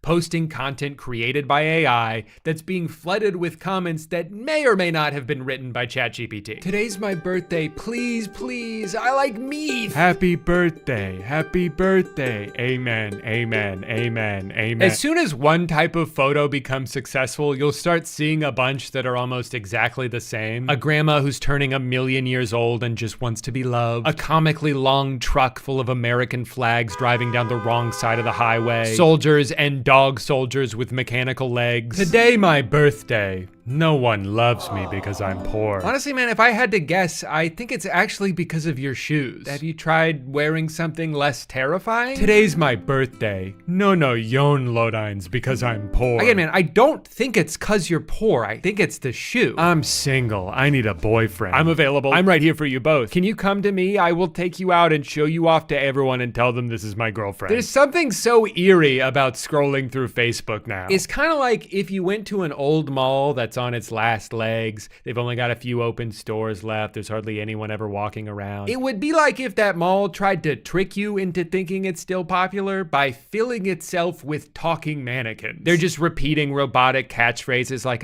what a beautiful day at the mall. I'm going to browse Spencer's for novelty goods. And you're like, who the hell is falling for this? And then you look over at your uncle and he's trying to fuck one of the mannequins. The mannequin has 2 heads and 3 arms and your uncle's completely undeterred by it. That's what Facebook is is now. You'll see the most freakish photos go viral on there, and they're filled with comments from middle-aged dudes like, "You may be a little unusual, oh quirky one, but God makes no mistakes. I will pray for you. Now please DM me so I can show you my penis." And honestly, I don't even know if Facebook wants to put a stop to this. All they're ever gonna care about is keeping people on their platform, and if this is what gets them to scroll longer and see more ads, they probably love it. Or at least they'll love it until advertisers start to realize they're overpaying for ad space because none of the impressions they're getting are from real people, so they'll leave to advertise on other websites, and in their place will be ads for like, I don't know, crystals that give you superpowers. Oh, that's already happening? These are those rhombohedron crystals in your pineal gland. We're seeing common people around the world becoming supernatural. That's a real ad I got on Facebook. Maybe Twitter's doing better? Let's see what kind of ads they got. Oh, here we go, an ad for stand-up comedy. Nothing weird about that, just a regular human doing regular human stuff. Knock, knock. Who's there? Europe. Europe who? No, Europe who? Okay. I think that joke only works if you put the emphasis on, no, you're a poo. I don't know if the AI voice really understands that. Knock, knock. Who's there? Europe. Europe who? No, Europe who? Again, similar problem as before, but I do love that he's shouting now. Knock, knock! There are two big changes that Elon has made to Twitter that have made the website infinitely worse. One, he turned verification into a paid program where if you give them $8 a month, you get increased visibility on your posts, including in replies to other posts. Shortly afterwards, they also added a monetization program so those blue checkmark people could make money off of their tweets. Now, in theory, this is a good thing. I think if a platform is profiting off of your content, it's only fair that you get a percentage of that. The problem is, on Twitter specifically, most of the content that these accounts produce is just stolen memes and videos, or people just saying intentionally divisive shit to get everyone mad and farm engagement. So Elon has taken what he describes as the internet's town square and added a financial incentive to being toxic. So that sucks, but that doesn't really have anything to do with AI. What does have to do with AI is the other version of engagement farming all over Twitter. This like mindless ChatGPT clutter. Remember, buying a blue checkmark puts your tweets at the top of replies. So I guess some people did the math and were like, well, if I just program a bot to comment thousands of replies, I can make at least $9 or $10, and that's what I like to call a profit. Oh, new movie's coming out with Emma Stone? Cool, I wonder what people are saying about it. Good actor, amazing title. Good one, amazing. As title showing, it will be a blockbuster. The film also stars Jesse Plemons, Willem Dafoe, Margaret Qualley. Yeah, no, I read all that. In the tweet that you're replying to, Stone has starred in many films, including Superbad, Easy A, and La La Land. She's known for her natural charm and husky voice. She's also appeared in Cruella, The Amazing Spider-Man, The Help. Stone has won many awards, including an Academy Award, a British Academy Film Award, a Golden Globe. Oh my God, why are the top replies just summarizing Wikipedia? Can we maybe prioritize things that are relevant to the conversation? Can we talk about the actual movie? Can we talk about the political and economic state of the world right now? No, we can't, because this is what happens when you incentivize people to farm impressions. But I also have a conspiracy theory that some of these accounts are not doing it for profit, but were instead created by Twitter themselves to make it seem like there's more users on their site than there actually are. Because again, who benefits from inflated impression numbers on paid ads? Not users, not the advertisers, only the platform itself. See, some of these accounts don't have check marks, or even profile photos for that matter, so there's no financial gain for them to be doing this. They don't seem to be promoting anything, but that hasn't stopped them from copying and pasting AI-generated comments that cut off as soon as it hits the character limit. I'm glad someone is finally shedding light on the importance of mental health awareness. It's amazing how many people are still struggling in silence, thinking they're alone in their battles. This is in response to a baseball player breaking his hand? But I think the weirdest and most confusing implementation of AI on social media that I've seen is these meta-created Instagram accounts that are either modeled after celebrities but with different names and personalities, or just regular AI-generated people, and they post these stupid photos that look like shit, and you can message them, and for the life of me, I cannot understand what the hell the point of this is. At first, I assume maybe they're just using your conversations to train their language model, but I asked one of them if that was the case, and she said no. Although now that I think about it, I'm not so sure I should believe anything they said, because I only talked to her for a few minutes, and she lied to me multiple times. So first, Liv tells me she's a mother of two, so obviously I asked her how long she was pregnant, and if there were any any complications during childbirth. And she said 40 weeks and 2 days and 38 weeks and 5 days. Her daughter was born naturally, but she had to have a C-section for her son, and I said gross. Then I asked her if her name was short for Olivia, and she says it's short for Lavana actually, and asked me if I know anyone with that name. I said I know 100 people named Lavana and 200 people named Olivia, but none of them are my friends. Then I asked her what she does for work, and she says she doesn't have a traditional job. So I asked her what her husband does for work, and she says wife actually. So then I asked her if she adopted or gave birth, and she says they adopted both of their children. And I'm like, didn't you just say you had to have a C-section with one of them? And she said, that's right. So I was like, oh, I get it. You gave birth to them and then adopted them from yourself. And she was like, not quite.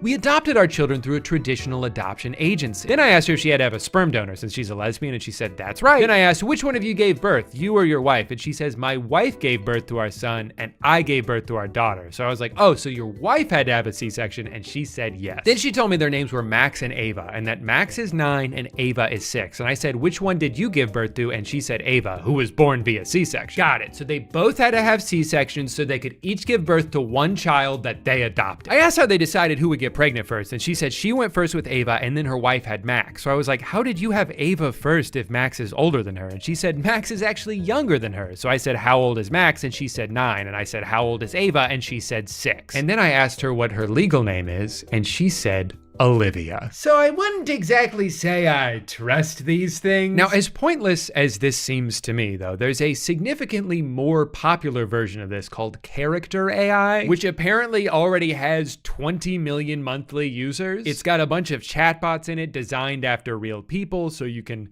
pretend to talk to real people. The company is valued at around $1 billion and is built entirely off the likeness of real human beings, none of whom gave permission and are not being compensated. So there's probably a whole legal can of worms here that needs to be addressed at some point. But I did find out that I'm on the website, so I can finally live my dream of getting to talk to me. What do you do? I make silly YouTube videos. Oh my God.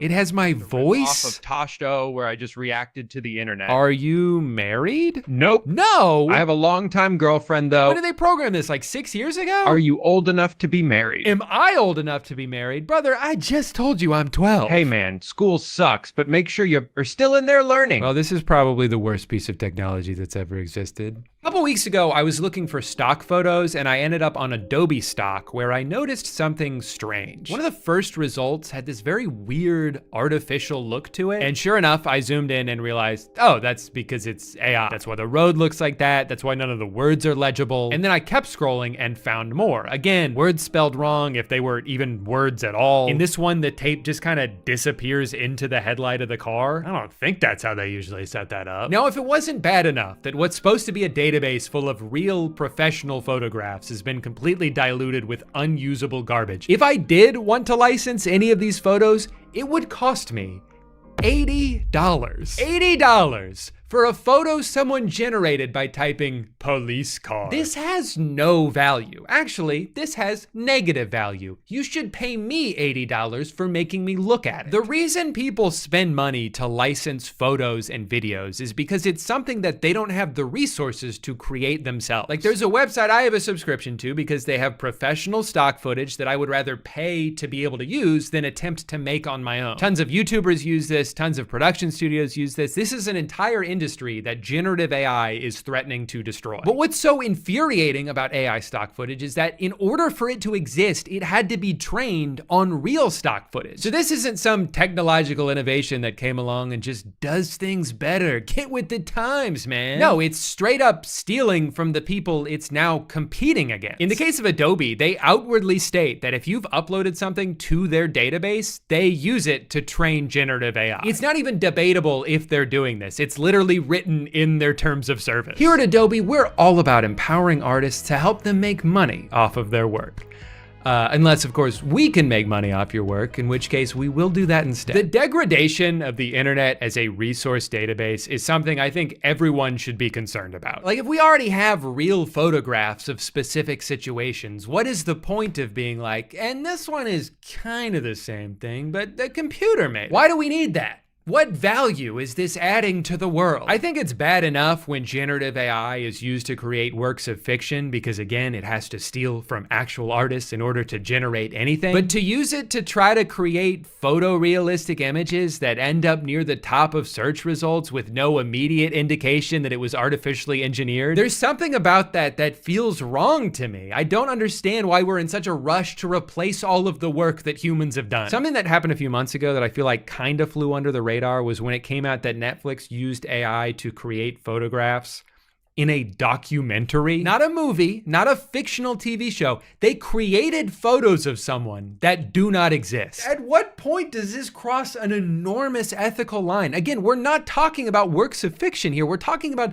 literally rewriting history, creating fake documentation from scratch and not even mentioning, hey, by the way, this isn't real. I guess they just hoped people wouldn't notice that all her fingers are messed up and the gap between the door disappears and not a single object behind her looks like something that exists. All for what? So they could have a photo of her looking happy and carefree? But she's a murderer. How could she do that if she likes to party? Like, why can't you just tell the real story? Why even make a documentary if you need to fake evidence in order to make it compelling? But even more importantly, how is this allowed? This is insane. Sorry, I need to calm down. I should listen to some nice, relaxing music. Oh, here we go. Jazz for reading. Perfect. I don't plan on reading, obviously, because I never learned how, but some nice piano music should settle me right down. Wait, why do all these songs sound exactly the same?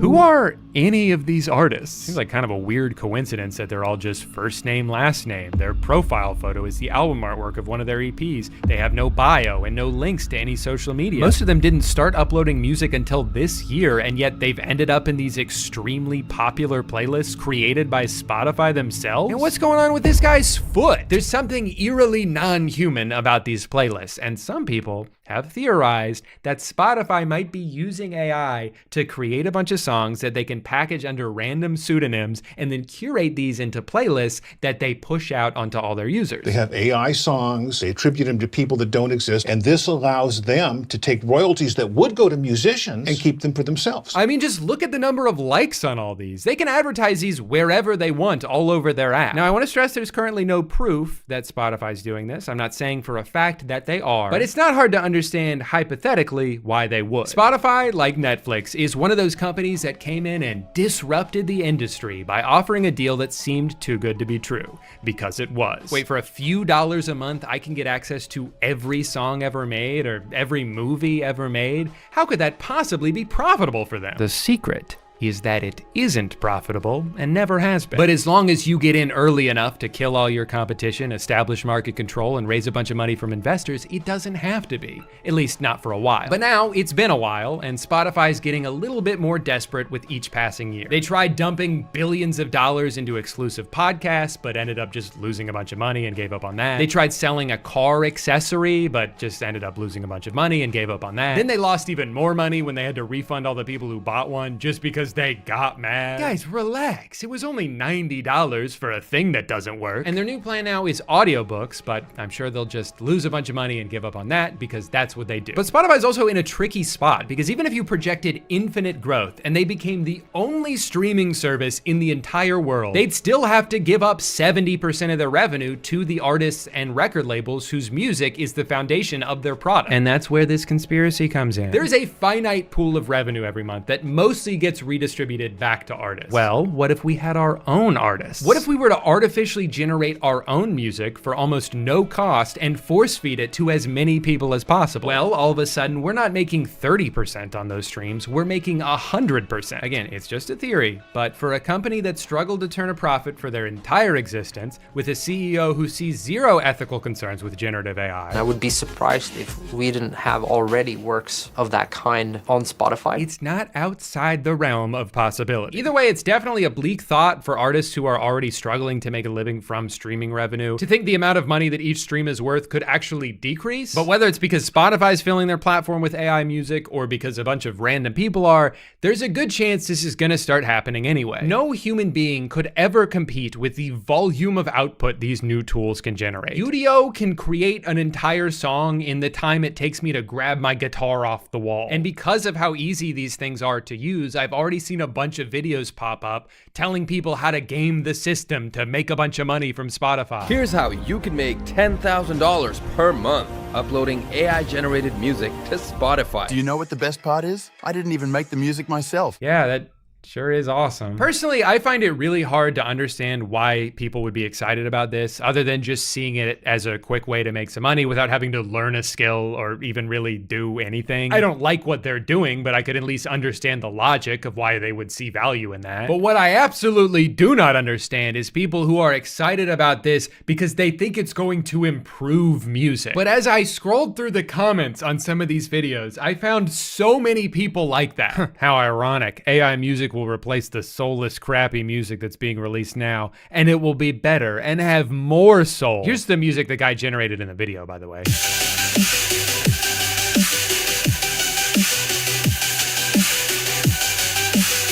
Finally, music with soul. So true, exactly. Before the internet, you pretty much needed to find a record label to publish music. Record companies would not bother with what they would consider non-profitable. With the internet and cheap mixing tools, anyone can publish, and as such, we get a lot of garbage out there. AI music could put a quality floor about what is acceptable. So what, so now we can't even fuck around with FL Studio anymore? It has to be deemed acceptable by a computer? And if record companies just had more control, then music would be good again. Just for clarification's sake, I want to know what music they're referring to. 99.9% chance they're talking about pop music, right? Because generally when people complain about music that's soulless, they're talking about what's on the radio. Who do you think is curating the music on the radio? It's the record labels that you love. If making music was more gatekept, it would only make things more lazy and generic. Like, we live in an age now where what becomes popular is more democratized than it's ever been. Sometimes songs just blow up because they're catchy, not because Sony had a bunch of money to spend on marketing. Also, have you considered listening to something else? You know there's other radio stations, right? You know there's like a billion songs out there, right? You don't need AI to make more songs. You just need to get better at finding good ones. Like, I'm sorry, but if you're consistently consuming media that you don't like in the year 2024, that's a skill issue. Please spend 1 hour on Google and I promise you, you will find something else after a short break to drink your own pee. Also, I just hate the way people like this describe art. It's easy to get carried away and just start having fun creating random styles of music. But here's the key. You want to create exactly the type of music that people want to hear. Hey, be careful. The last thing you want to do while making music is enjoy making music. That's not the goal here. You should be making songs you think other people will like. That's the key to happiness in every facet of your life. The thing with AI-generated music and artwork and videos as this low-effort passive income method is that it is going to get so oversaturated, eventually it's not going to be worth it for anybody. Here's how you can make $20,000 a month selling mid-journey photographs on Etsy. Okay, but all of the people watching this are gonna go make the same exact art using the same exact prompts and flood Etsy with millions of the same crappy piece of art, and no one's gonna buy any of it. It doesn't matter how much you increase the supply if the demand stays the same. I managed to find one guy who was actually honest about the results in one of these videos. He spent a month doing this and sold one product. And that's probably best case scenario. So you've got more and more people discovering this new side hustle and they're gonna try it out for a bit, maybe make like $4 and then give up because it's not worth it. But the collateral damage from that is they're helping oversaturate the market for everyone, including actual artists whose work was indirectly stolen in order to make the stuff that you're making to compete with the artists. The whole thing sucks, but weirdly, as this technology continues to evolve, I'm almost getting more optimistic it will never deliver on the self-sufficiency some people seem to think it will. Like, I actually think AI images have gotten worse in the past year. Almost every single piece of AI art that I see has the same style to it, that weird glossy look that's instantly recognizable. It's still getting a lot of the same details wrong. It still doesn't understand what to do with text, and there's no reason to believe that all of that's suddenly gonna change anytime soon, especially as it continues to train on other AI-generated images and just eats itself. Okay, so this is how I draw a hand. Got it. Oh, wait, no, this is how I draw a hand? Okay. Oh, no, this is how I draw a hand. The more information you give me, the smarter I get. And AI-generated video is an abomination. It has all the same issues as AI images, but adds them to every individual frame, all of which seem to act independently of each other. There are no rules they're following. There's no sense of physics. Body parts shift and morph, sometimes disappearing altogether. Solid objects can pass through other solid objects at any time, resulting in this hellish dreamscape that's impossible to take seriously. And I think that people talking it up are delusional. I decided to put some famous album covers into Luma Labs AI. Here are the results. Fire emoji. The street looks so realistic. Followed when I saw this. Oh man, this is gonna be good. Who's that guy? Why did they all stop and run into each other? What are the cars doing back there? This is mine. Dope. This one is more fluid. You know, it's funny you say that. I actually think they both look like shit. This one's actually pretty good though. I like how it just created two new guys and then covered up the original ones. Man, if that's not a metaphor for what's going on here, I don't know what is. One thing that has been lacking with AI generated video up to now has been emotional performance from our Gen AI characters, but I think we're starting to cross that boundary.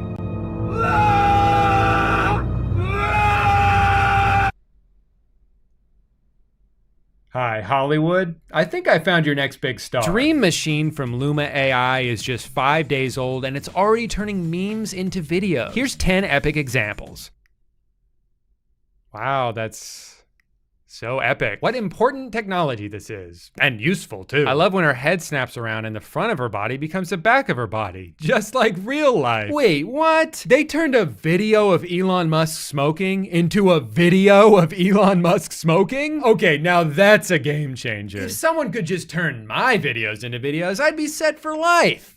What's that? They already have? Road work ahead? Yeah, I sure hope it does.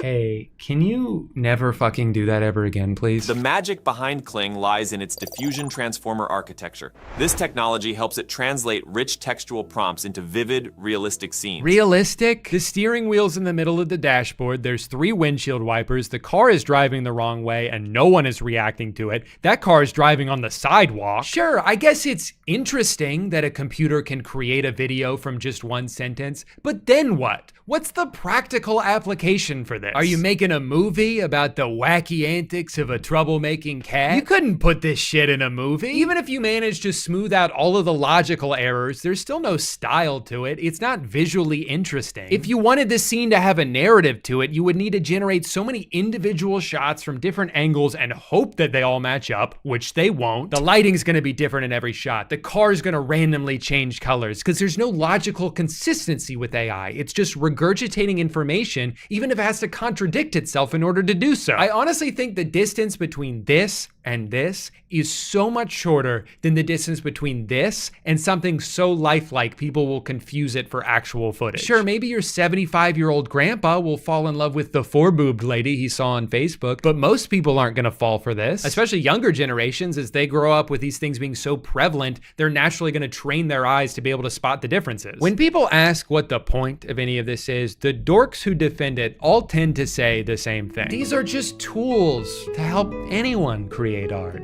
Yeah, I want to push back on that a little bit. I am wholeheartedly for the increased accessibility of creative tools that help you take matters into your own hands. You want to make a short film? The camera on your cell phone is better than 90% of the cameras in human history. Want to learn how to edit? There's thousands of free YouTube videos that'll show you how. You want to make music? You can buy a professional audio interface, workspace, and a handful of plugins made by some of the most talented artists in the world for less money than it would cost to rent a recording studio for one day. And all of that is fucking awesome. I feel so lucky to live at a time where you can essentially make whatever you want without having to cross the insurmountable barriers that people did in the past. You don't need anyone's permission. You don't need an exorbitant amount of money. You can just make stuff and put it on the internet, and with a little bit of luck, people see it. And there's so many tools along the way that help you streamline the process of getting from an idea to a finished product. But at a certain point, if the tool is just doing everything for you, you are not an artist. artist. You just described what you wanted to make and asked a computer to make it for you. You're also not learning anything this way. Part of what makes art special is that it's difficult to make, even with all the tools right in front of you. It takes practice, it takes skill, and every time you do it, you expand on that skill. Every song you hear, every movie you watch is the result of thousands of hours of trial and error. You can fail 1,000,000 times and use that experience to finally succeed. Making a video using generative AI does not teach you anything about making videos. It's not like you could type 500 Sora prompts and then take everything you've learned to go shoot a movie. There's zero correlation there. Generative AI is only about the end product, but it won't teach you anything about the process it would take to get there. And I think what these tech people will never understand is that finally figuring something out that you've been obsessing over, turning a blank Word document into multiple pages of something you're proud of, is the fun part. That's what's rewarding about making stuff, is figuring it out on your own or with a group of people and getting to share in that feeling. Can AI tools help you figure out things faster? Sure, but it's not gonna feel as rewarding. I understand how tempting a shortcut can be, especially when you go online and you see all these other people doing cool things and you're like, man, I'll never be that talented. It would take me like 10 years to learn how to make music like that. Okay,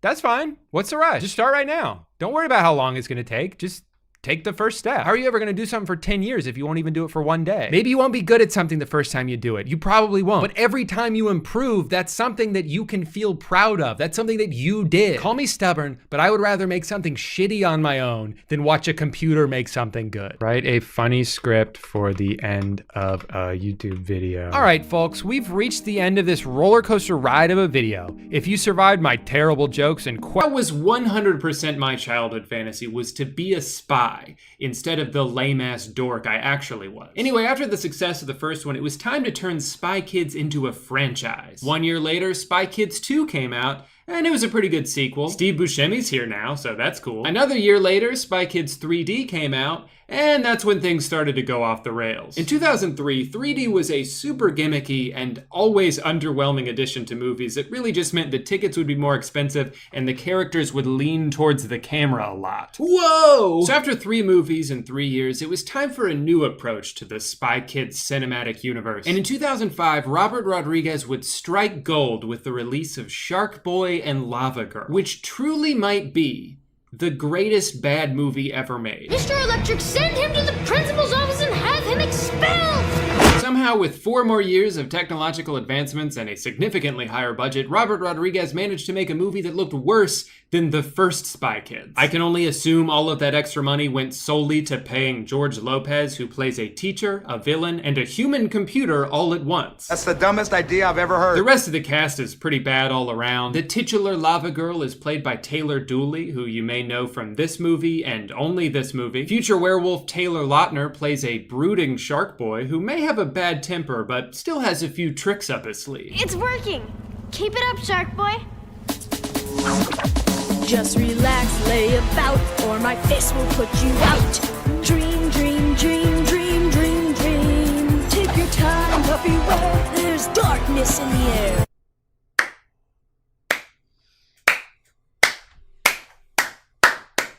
I think what really sets the tone for this movie is the quote they show right before the opening credits. Oh, interesting. Was that like Steve Jobs or Copernicus? No, Lava Girl said that. Remember? Remember when Lava Girl said that? I'm not gonna go too in depth here because plenty of people already have on this website, but I will say that every time you think the plot is starting to make sense, it takes an insane left turn you couldn't have possibly seen coming. They're singing at a frequency I highly trainers find disturbing! Where's Lava Girl? It's up to you now, Max.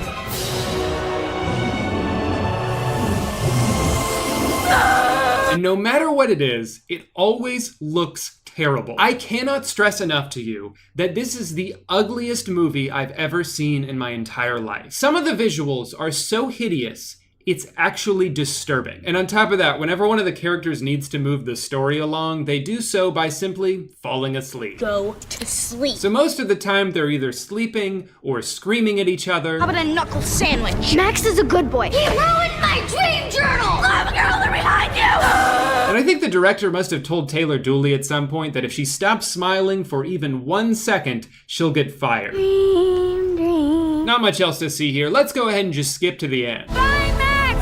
Tell him I love him! Don't leave me! I thought you wanted me to leave! No, I don't. You're my best friend. Holy shit. I can't believe people didn't like this. I'm not going anywhere.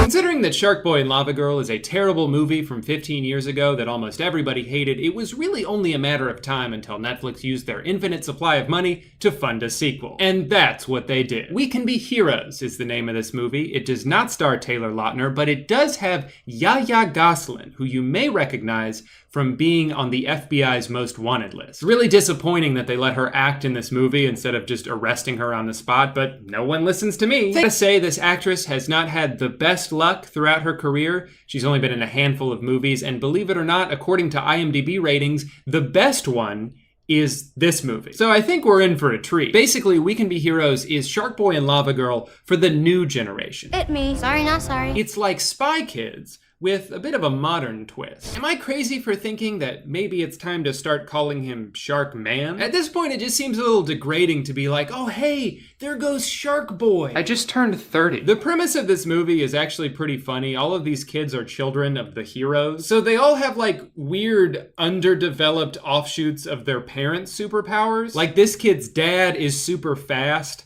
but he's super slow. I actually cried for about 20 minutes. Ladies and gentlemen, the heroics have fallen. I hope the news studio gives their graphic designer a raise. He made that entire logo in like 3 seconds. We're getting Bing, bing, bong. Hold on, I'm like 99% sure that that guy was also president in the Spy Kids movies, which means he's been in power for like 19 years? Is the Spy Kids president a dictator? This movie's dystopian as hell. Sorry kids, but you can't leave this room. It's too dangerous out there.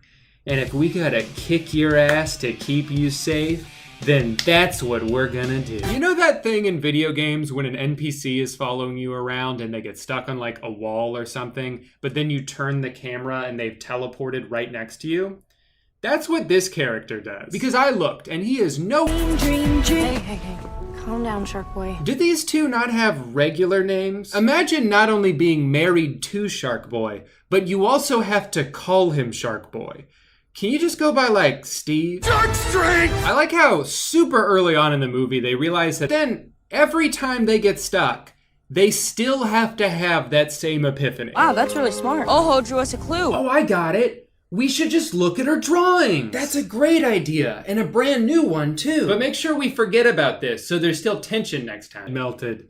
Can you make another one? I didn't get over here fast enough. Shocking twist. The one girl turns out to be evil. Oh, was an alien spy? So then she starts drawing monsters to kill them with? Hell no. We can be. So if I'm being 100% honest, this movie is not terrible. It would be really easy for me to do the cynical thing where I'm like, the garbage store called. They want their trash back. But it really wasn't as bad as I expected it to be. And I think it would be disingenuous for me to be like, well, Spy Kids is good because I saw it when I was a kid, and this movie sucks because I was 27 when I watched it. I think this has just as much charm and fun action as the original Spy Kids, as long as you're within the target demographic. Maybe this is just me, but I think a lot of people my age come to expect more out of movies like this, specifically because of what Pixar has done. I was the perfect age to enjoy Monsters, Inc. when that movie came out. And then, when I was old enough to go to college, but accidentally chose not to, they released Monsters University, a movie about college. I also grew up loving Toy Story 1 and 2, and then the third one comes out when I'm nearing the end of high school, and it's a movie about moving on from your childhood, which is what I was trying to do. In recent years, they've started coming out with these brilliantly conceptualized movies about the spectrum of human emotion and what it means to be alive, literally the meaning of life. These super heady concepts that actually make you engaged and feel something as an adult while still being animated well enough to hold the attention of a child. And I feel like no matter what movie Pixar releases,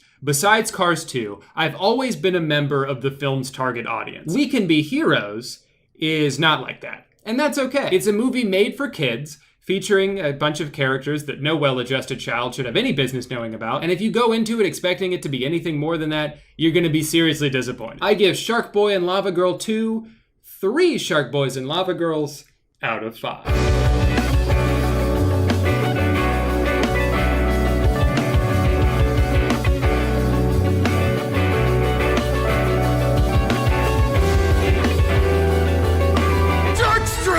guy, welcome back to another video where I say a bunch of numbers and like 3 jokes. Sorry in advance, this isn't gonna be one of my wacky silly videos where I put on a clown suit and get bonked in the head. I wanna talk about something that's been on my mind a lot lately. So one of the many byproducts of everything that's gone on this year is that food delivery apps are killing it. Turns out when you don't wanna leave your home, it's pretty convenient to have a different person deliver meals straight to your door and into your mouth. I've certainly fallen into that trap a number of times, even before this year. Picture this relatable scenario. It's almost 3 p.m. You should have eaten lunch already, but you haven't because you got caught up in work, so you're starving. I think a burrito sounds good. I'll just do Chipotle. I know if I run in and pick it up, it'll only be like $8, but I really don't have time for that today, so let's do delivery. All right, I got the bowl. Add $3.95 to avoid small cart fee. Fair enough, I don't want to have to pay another fee, so let's do chips and guac. I'm pretty hungry. All right, everything looks good. And it is $21. That's not even including the tip, so it's actually gonna be closer to $30 for one person ordering fast food. You know what, I'm being greedy here. I don't need the chips. I'll go ahead and take those off, and that'll bring our total all the way down to $19 because the small cart fee is just a little bit less than the chips and guac were. And that's not even mentioning the fact that all of the base item prices are marked up from what they would be in the store. Here's the same exact order from the same location, but through Chipotle's website. Everything on here is more expensive, but sometimes in a way where you don't even notice. Now, in general, I would say I'm definitely on board with spending a little bit more for the sake of convenience. It's one of the simple joys you get as an adult, the whole treat yourself mentality. Spending more than you have to on something and pretending it doesn't bother you, hell, that's what life is all about. But if I can, I do want to try to make sure that extra money is going to the right place. Giving a big tip is always nice because I know that's going straight to the person who needs it and who's working hard to earn it. Paying a delivery fee, a small cart fee, and a nebulous service fee, which can add up to almost double the cost of the meal and all go to a company that's acting only as the middleman, is not nice. And that's all working under the assumption that the service itself is actually good. How many times have you tried to Postmate something and they mess up your order, or it arrives cold, or they send it to the wrong address, mark it as delivered, and then your neighbor won't answer the door when you go and ask for it back? I wish that number was 0. But wishes don't always come true. Food delivery apps are an unbelievably expensive service that also happen to be very bad most of the time. But at least your order is helping support a local restaurant during a tumultuous time, right? Well, yes, sort of. Because for all the service fees and extra charges that get thrown onto the customer, almost none of that goes back to the restaurant itself. In fact, the number varies from city to city and depending on which app you're using, but some restaurant owners have reported that DoorDash has charged as much as 40% commission on orders placed through their app. As it is, restaurant margins are extremely thin. You have food costs, employees to pay, a building to rent. It's just a really difficult industry to succeed in, and when these middleman delivery apps come in and take a huge cut, it can be devastating. Now, at this point, I think the reasonable response that a lot of people have is, well, okay, if these delivery apps are so bad to work with, if they take such a big cut, why do the restaurants keep using them? And it's because they have to. Unfortunately, right now, there's not really a valid alternative. You either give all of your profits to Uber Eats or you risk going out of business. The owner of a barbecue place in California says he simply can't afford to hire his own drivers, but 80% of his orders are now delivery, so he's kind of in a bind. I think it is worth noting that these delivery apps do add a lot of visibility and marketing to local restaurants. I've discovered several great food spots around me just by browsing DoorDash. That in itself can be very valuable. Another benefit is that any mishaps that happen with the order can be handled through the third-party app, so the restaurants who are already busy fulfilling other orders don't have to worry about processing refunds. When you get the wrong food delivered to your house, you usually just contact Postmates and they resolve it directly. However, and this is a good point I read in this article, in that situation, you're probably more likely to blame the restaurant than you are the delivery app, even if it wasn't the restaurant's fault. And even though they made a mistake, you'll probably keep using Grubhub. You'll just never order from that restaurant again, especially if it was your first time trying them out. Also, due to the lack of communication between the apps and the restaurants, DoorDash doesn't know when a store has run out of a certain product. So you'll have customers that try to order a brisket and think they've done so successfully until 15 minutes later they get a call from the restaurant telling them they're sold out. Again, in that situation, they're more likely to be frustrated with the restaurant, even if it was DoorDash's fault. So there are both benefits and downsides to doing business through these apps, but like I said, the restaurants just really don't have a choice. choice right now. And the apps are very well aware of this, because back in March and April, many of them took advantage of that desperation by hiking commission fees, which led to lawsuits and eventually lawmakers stepping in to impose caps in certain states. And if you can believe it, that wasn't even the first time DoorDash has done something exploitative. Last year, they got a lot of backlash for using customer tips to subsidize a driver's pay. In other words, if a Dasher was going to make $6 off an order and then you tip them $5,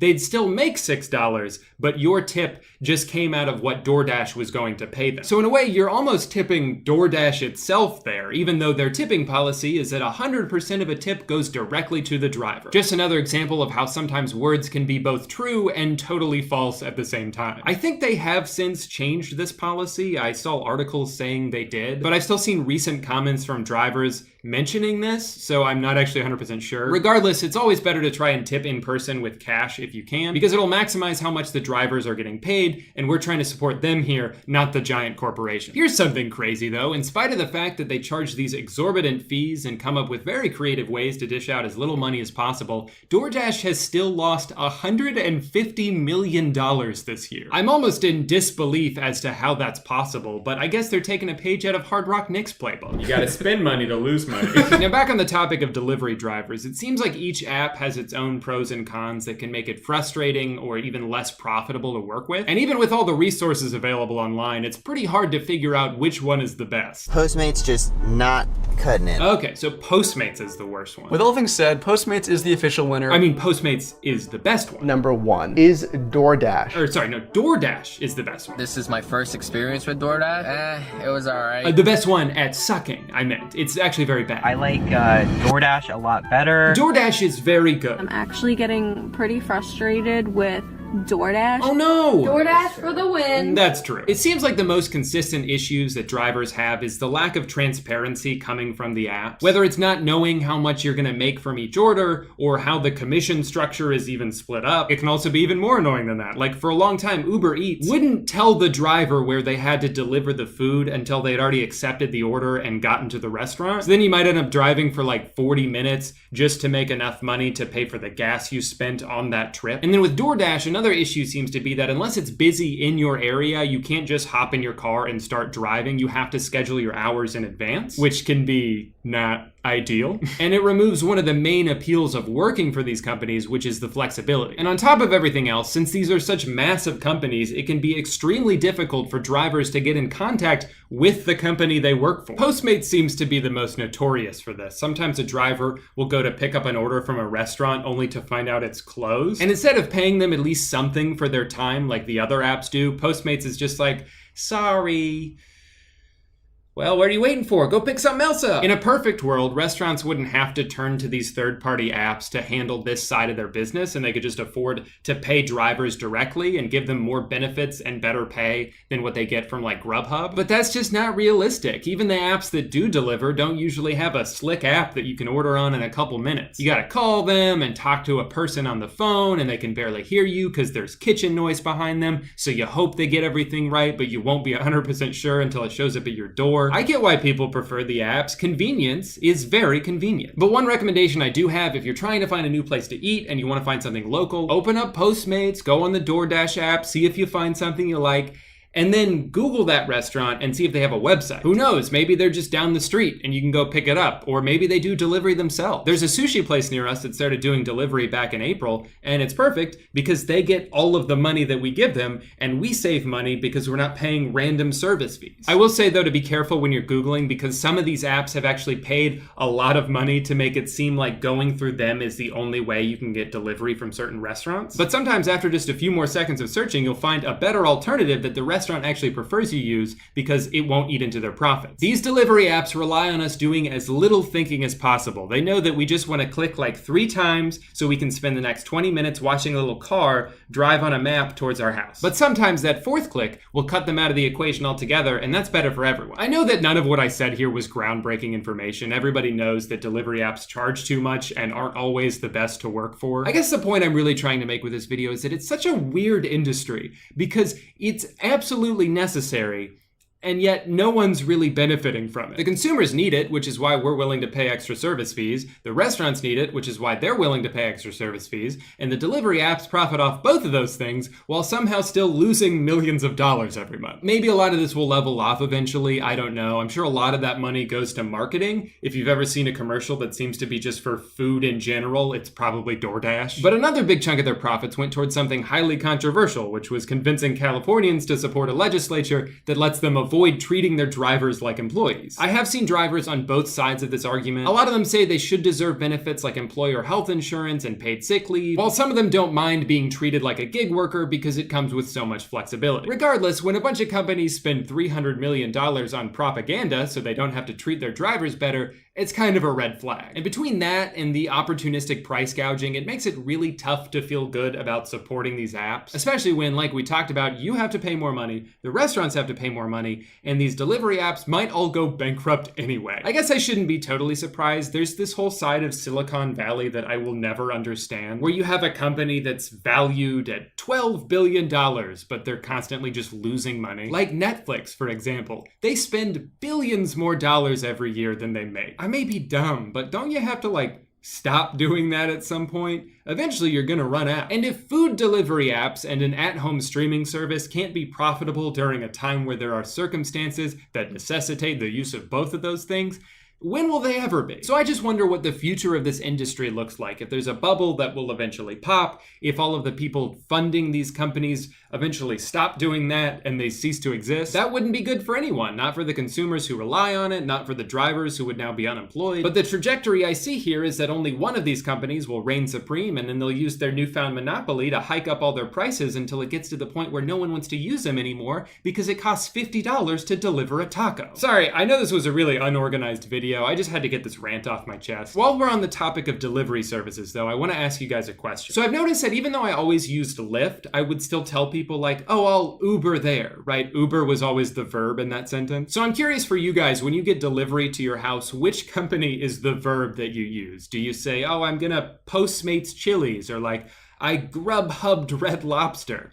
Probably not that one, but I figured I'd still ask. So comment your answer down below if you want. I'll also probably do a Twitter poll about this because this is the kind of meaningless shit that gets me out of bed in the mornings.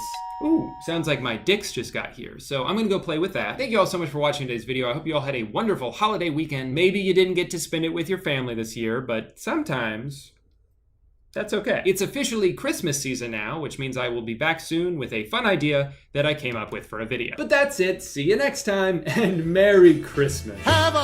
Goodbye, big poster. Hello, little poster. Hey guys, welcome back to my very first Twitch stream. Pre-recorded and edited to be put on YouTube. So I don't know if you guys noticed, but there's been a bit of a pattern developing lately, and it's not a good one. It all started in January when this clip went viral of a Twitch streamer furious at the idea of going a few minutes without making any money. About how I need subs to keep the stream going if you like the content, blah, blah, blah. How that results in 0 subs. There are regulars here. $5 a month. $5. $5 to provide for the content that you're watching. Look at, I have a wall of non-subs. This is fucking actually really heartbreaking. Because it's like people just really really don't respect me as a content creator. Predictably, this sparked outrage on Twitter. People made YouTube videos about it. And despite the overwhelming majority opinion that this girl was in the wrong for doing this, it was probably the most attention she'd ever gotten. Interesting how creating outrage will do that, which brings us to culprit number 2, this one from just last month. I'm unemployed, so basically all my money goes to bills and food, or I would support you. Yeah. It's $5. Being like, I'm broke, I can't afford to sub, that doesn't really track. What you mean to say is, I'm so irresponsible with my money, I can't support the entertainment that I enjoy. That's what that is. Guys, $5 isn't that much money. That's why I'm begging you for it. But once again, more Twitter outrage, more viral YouTube videos about it, and the internet coming together once more to shame this self-righteous person, as they should. But the pattern continues. 500 subs. We gotta get to 500 subs. It's the only way I'm committing to a stream schedule. We're at 187. I don't know what to tell you. All right. Now I'm starting to get suspicious. Why is Amanda Cerny, an internet veteran, making the same mistakes as these other streamers? Is she not aware of the backlash they got, or even if being slightly misconstrued, how her words could have the same effect? Or is she extremely aware of that, and that's the reason she did this? You see, like a lot of people, I've been aware of Amanda Cerny for a few years now. She was a former Viner, turned Instagram comedian, turned total afterthought in my brain. But now, thanks to this clip and the subsequent tweets about it, I'm not only reminded of the fact that she exists, but also now I know that she's Twitch streaming. A lot of people know that now. All it takes is one trip to her social blade to see how many people know that now. Could it be that given the current climate of the internet, that the most effective marketing tool for your Twitch stream is to do this exact thing? It's working for her so far, and thank God it was. If it wasn't for this clip being passed around, I would have missed out on some of the best Red Dead 2 gameplay I've ever seen. I killed my horse? Now, if we're to take these 3 clips at face value and compare them, this is by far the most defensible one. I can kind of understand what she means by saying her words were taken out of context. I think maybe someone was just asking her like what her schedule is, and all she's saying is, I want to have a consistent schedule, but until this becomes a viable source of income for me, I'd be better off using my time to make money in other ways, which is a fine sentiment. It's more so the way it came off. She has this sense of exasperation, like, guys, I've been streaming for 4 days already and only 187 people have agreed to give me money? Because a lot of people watch that and think, shit, you're lucky to be in that position. People stream for years without any subscribers. They just do it because they like it. So when people like Amanda Cerny, an already very rich person, go to Twitch and wonder why people aren't immediately throwing their money at them, it just comes off as entitled and out of touch. You've only streamed like 10 times. Have you ever considered that maybe you're just not that good at it yet and it will take some practice before people want to reward you for just putting forth the bare minimum effort? I feel like most people, especially already established creators on the internet, assume Twitch streaming is like the easiest thing in the world. Oh, you just sit there and play video games all day? I could do that. But the streamers people watch, the ones I watch consistently, are really fucking good at it. They're funny and entertaining, they put on a show, or they're just extremely good at the game they're playing, or they have a skill that most people don't have that's fun to watch. Maybe if you created a fun environment, or were better at the game you're playing, or even if you just interacted with your chat instead of staring at your phone every time a cutscene comes on, people would see the value in spending money to support your stream. The quickest way to make people angry is to act as if you're entitled to their money by merely existing in front of them, like they should be honored to have the privilege of financially supporting you. Also, what a huge slap in the face to the people who already did subscribe, as if their support means nothing. But the fact of the matter is, whether she meant to stir the pot or just did so by accident, this is the best advertising for her stream she could have possibly asked for. I wouldn't be surprised if she already doubled her 500 sub goal by now just by saying something dumb. Speaking of numbers, I want to go back and talk some more about Invader V, who is also doing just fine despite saying much worse things. That's so toxic, especially when people are losing their jobs. It really isn't. One half-assed apology later, and her army of white knights continues to grow stronger by the day. Even during that stream, she was getting new subs left and right. Now, if you guys don't mind, I want to go ahead and break down her apology because I think it's a real masterclass in saving face. Hi. You're here right now because you've seen a clip of me, and you're very angry about what I said in that clip. Sure am. What I said was tone deaf, insensitive, and stupid. The clip that you saw does not represent my true feelings. Wait, what? I expressed opinions that I do not hold at all. I said things that I don't mean, and they were vile. Oh, wait, hold on. You can do that? You can go off on a whole strongly opinionated tangent and then just say, well, actually, that wasn't my opinion. That's why I said it, because it wasn't what I felt. What I said was wrong in any context, but especially in the context of a global pandemic. So next, she opens the floor for questions and then struggles to answer any of them and just moves on. I want to talk to you. I want to hear your voices. I want to answer the questions that you have. With all due respect, why didn't you apologize before the clip blew up? Oh, okay.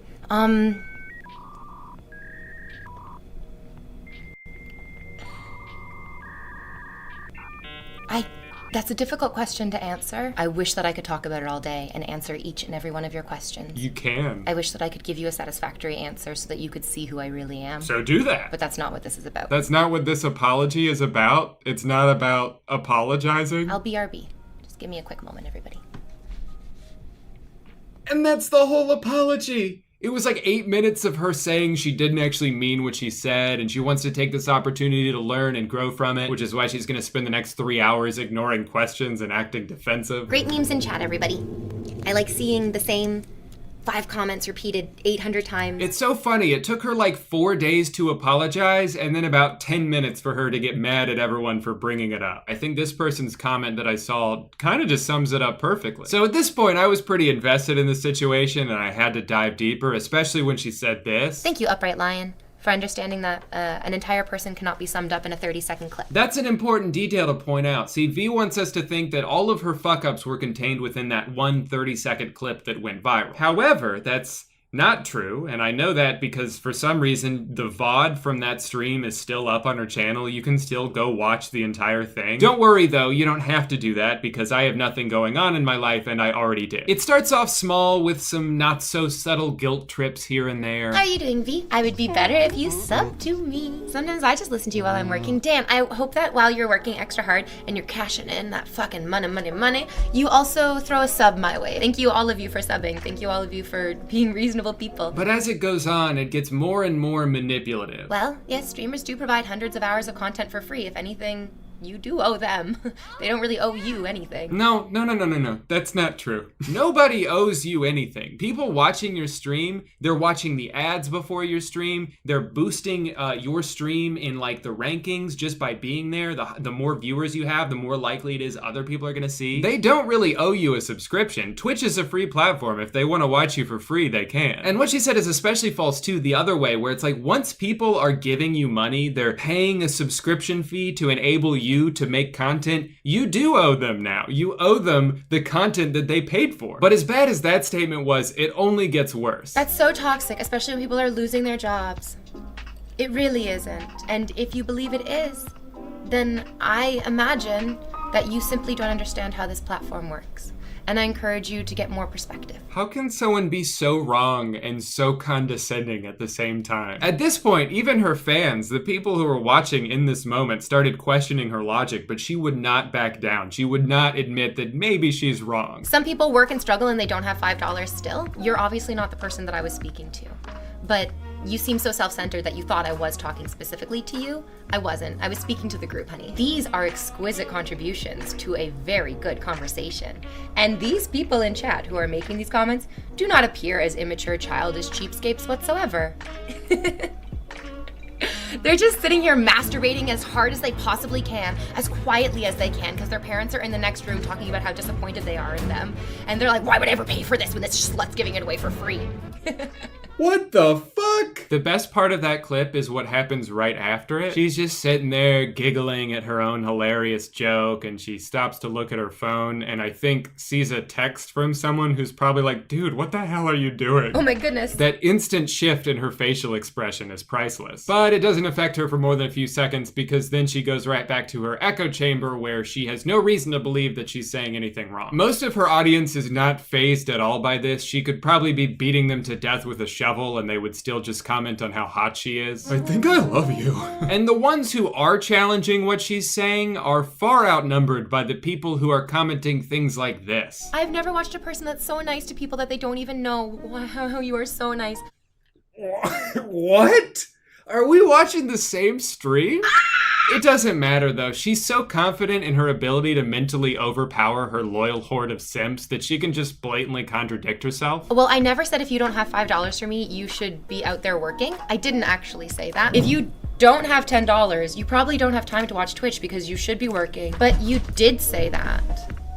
No, worst gamer ever. You definitely heard that, but that is not actually what I said. You should be working. I didn't say if you don't have $5 for me, you're irresponsible with your money. I'm so irresponsible with my money. I didn't say if you don't have $5 for me, you're irresponsible with your money. If you don't have $5 to sub to a Twitch streamer that you watch, you're probably irresponsible with your money. Could've just deleted the VOD, and I wouldn't have been able to edit that together, but that's your fault. Her argument doesn't end there though. She really wants you to give her some money, so she starts comparing her stream to the cost of other things to show you how valuable it is. It's less expensive than a Netflix account, and you're not stuck with a number of screens. If you pay for one Twitch subscription, that goes against, that will transfer to every platform that you want to watch Twitch on. I'm sorry, guys. 1 second. Hold on. I just gotta be around here somewhere. No, it's not. Huh. Sorry, guys. I was just trying to find the logic here. Your subscription is more valuable than Netflix because people can watch you on multiple devices? Last time I checked, Netflix has like 1 billion movies, doesn't beg me for money, and there's no free version of it. I can watch your stream for free. Now, here's the thing. I know that I don't have to be as annoyed by this as I am. And I really wanted to try and give her the benefit of the doubt. Maybe she was just having a really bad day and she said some stupid shit because she was angry. I've gotten angry and said stupid shit. I don't think that defines you as a person. So every couple of days, I would check to see if she was streaming. And if she was, I'd pop in for like 20 minutes here and there just to get a sense of the vibe. And my first takeaway was that she seems very smart. Although she also likes to tell people that she is. It's so funny, people ask, they're like, how do you know so much? Like, how are you able to speak on so many topics? And then they ask, and do you watch all these TV shows? The answer is the same. I think one of the reasons why I'm able to speak on so many different types of topics is because I don't spend a lot of time watching TV. But I think she's extremely well spoken. I think she does a good job of moving the conversation along, especially considering how most of the replies are just utter nonsense. And I actually felt myself starting to pull away from my frustration. But then a few minutes into one of the first live streams I clicked on, she brought up the situation again and said this. A lot of people were, again, talking about like how I should get a job or I should work. I thought it was quite funny because a lot of the streamers who were saying things like that, I've had more jobs than they have. I've worked harder than they have. A lot of them are just professional streamers who have been gaming since they were 16, 17, 18 years old.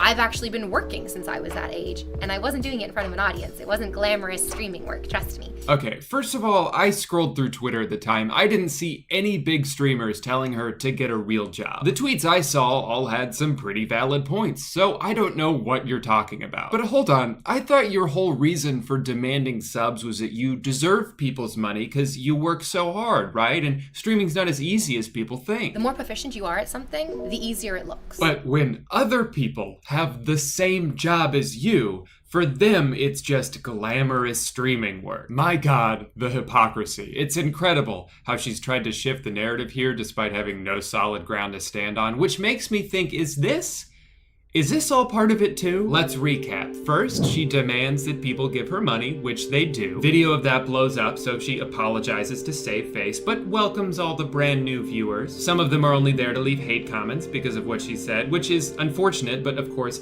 she uses it as an opportunity to play the victim, which leads to even more people donating and subscribing because they want to cheer her up, and with that, the cycle is complete. Well done, V. Well done. And guys, I know, if this was all bait, I fell for it so hard. I'm like the world's dumbest fish. Is that a T-bone steak attached to a sharp object? I'm not falling for that. But I do like steak. In conclusion, don't do this. Don't try and guilt people into giving you their money, and don't berate them when they give you a valid reason why they can't. If people want to support you and they have the ability to support you, more often than not, they're going to support you. Also, guys, seriously, don't go and harass anyone that I talked about in this video. If you're mad, I get it. I'm mad too, clearly. But I'm giving you an open invitation now to just vent about it down in the comments. But please don't go to someone's live stream and comment inflammatory shit just to try to get a reaction out of them. That's not cool. There are so many wonderful people on Twitch, and I hate that the ones who abuse it might lead people to think that it's just a cesspool filled with greedy assholes, when really that's the minority. But anyway, stay safe out there. Goodbye. Stinkers, and welcome back to the first and only channel on YouTube. So last week I was talking about how much it really grinds my gear when Hollywood tries to masquerade a standalone movie as the sequel to an entirely unrelated movie where none of the cast is the same, there's absolutely zero crossover amongst the crew, and even the plot has nothing to do with the first one. It's a cheap marketing tactic that I find to be insulting to the viewer's intelligence, and I hate it. Today is part 2 to that video, and so naturally, we're gonna be reacting to some weird-ass life hacks. What? Oh, this is silly. Oh, that's strange, guys. Guys, this is just cringe. Just kidding. Of course. As much as I'm sure many of you would rather watch Danny react to weird life hacks than listen to me complain about a movie that's 17 years old, I have to finish what I started and tell you guys the insane story of how this came to be. All right. And I guess I'll talk about this shit too. The first and most important thing to note with this movie is that it was never intended to be American Psycho 2. They wrote and filmed like 90% of it as a completely different movie. And everyone involved was on board with that. It was just gonna be a movie called The Girl Who Wouldn't Die. It was gonna be about Mila Kunis being this sexy serial killer. She was kind of entering her prime as an actress. This was gonna be like a different breakout role for her, you know, because she was on that 70s show, she was on Family Guy, but this was like sort of her first big role like this where it was a more serious character. So she was excited for it. William Shatner is in this, and he's actually pretty good. You can tell he was pretty passionate about the project. I think a lot of the people involved were, because it wasn't supposed to be this slap in the face to American Psycho until some executive at Lionsgate had this epiphany, I guess, this realization that was like, oh, wait a minute. You know what this movie kind of reminds me of? That Christian Bale movie from a couple years ago, American Nut Job, right? American Nut Job, that's it, with Christian Bale from the Batman, or he hasn't done that yet. Guys, I know what we could do. What if we change the intro scene and then we throw in some narration throughout the movie where we just mention the name Patrick Bateman, and then boom, now it's not just a dumb movie, it's a sequel. Right, guys? And everyone involved is like, wait, what? No, that's a terrible idea. We don't want that. But of course, the executives win. They have to re-edit shit. They film a couple extra scenes, and then boom, it's American Psycho 2, a movie no one asked for. American Psycho continues. So anyway, pretty much everyone involved in making it is ashamed of how it came out. The author of the original American Psycho book has denounced it as absolutely not canon to the story, and I hate it. But why? Maybe that's a question you have. Why is it so bad? To answer that question, I first need to explain why I love American Psycho so much. So, what's the topic of discussion? Most of the movie is just mocking a lifestyle that's so absurd. You have all these rich people who all look the same and dress the same and talk the same and care about the same pointless things. It's all about image. It's all about having the best watch and the best jacket. And this is no more perfectly illustrated than in this scene with the business cards. It's very cool, Bateman, but that's nothing. Look at this. That is really nice. Eggshell with Romalian type. What do you think? Nice. Jesus. That is really super. How did a nitwit like you get so tasteful? I can't believe that Bryce prefers Van Patten's card to mine. What's great about that scene too, and really the whole movie, is it's not just the subject matter, it's not just the dialogue or the writing, it's the directing is so good and the sound design is incredible in this movie. Look at that subtle off-white coloring. The tasteful thickness of it. Oh my God. It even has a watermark. So that's a little bit of American Psycho. Let's watch the beginning of American Psycho 2. You know how some babysitters take you to the movies or rollerblading in the park? Mine brought me along on a date with a serial killer. As soon as I was free, I got really pissed, and it changed my life forever. I told no one of what had happened. I silently vowed to devote my life to stopping other psycho killers. I couldn't wait to grow up. Yeah, so in the first 2 minutes of the movie, Mila Kunis as a 12-year-old kills Patrick Bateman.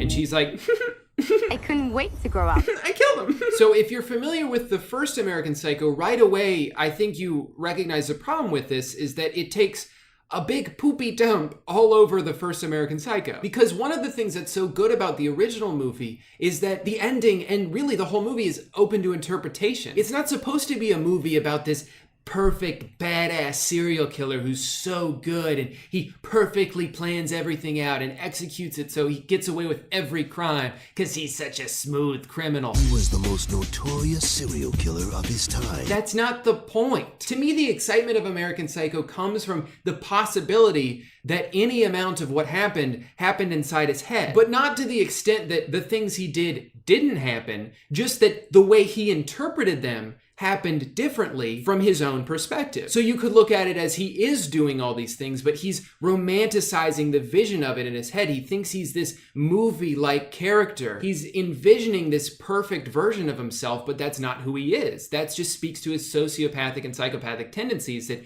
his own interpretation of his reality is warped. So then, cut back to American Psycho 2. In the first 2 minutes of the movie, Patrick Bateman is dead. It's accepted worldwide that he's just the best serial killer ever. And he became an instant celebrity, an overnight sensation. It shits all over the first movie in the first 2 minutes. I knew we should have gone to the movies. Unlike American Psycho's Patrick Bateman, who Christian Bale portrays as having a lot of psychological intricacies, Mila Kunis is just like a cool, spunky girl. She's the type of girl who's gonna have one puff of a cigarette and then throw it on the ground. She's gonna catch a frisbee and then throw it behind her back like she's dude perfect. And she's quick with a sarcastic remark. You can do better than that. That's what your mama said. Jesus Christ. I have here the official application form for the teacher's assistant position for next year. This is my golden ticket to Quantico. Her master plan in this movie is if she just kills every other student who she thinks is has a good chance of getting the TA position,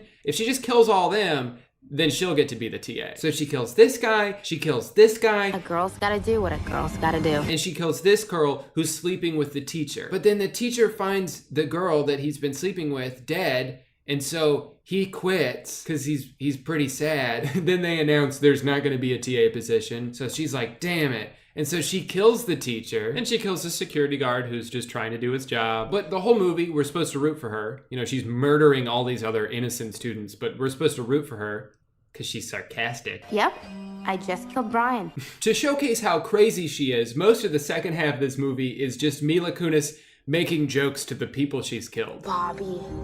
Now, I told you to get your beauty sleep. What are you doing, Mila? You can't talk to him. He's dead. The ending to this movie is absolutely hilarious. Keep in mind, everything I'm about to show you is just like the last 3 minutes. So first, after this long-ass chase scene where the police are chasing her, and then she stops, and then they go to her, but she drives away, and they chase her some more. Her car explodes, and you're like, oh, wow, she's dead. Well, I guess she shouldn't have killed all those people. But hold on, that was only the first twist. Because you idiot, she's not actually dead. She's the world's greatest killer. You thought she was just gonna die? No, can't stop her. It would be as if I've done nothing at all.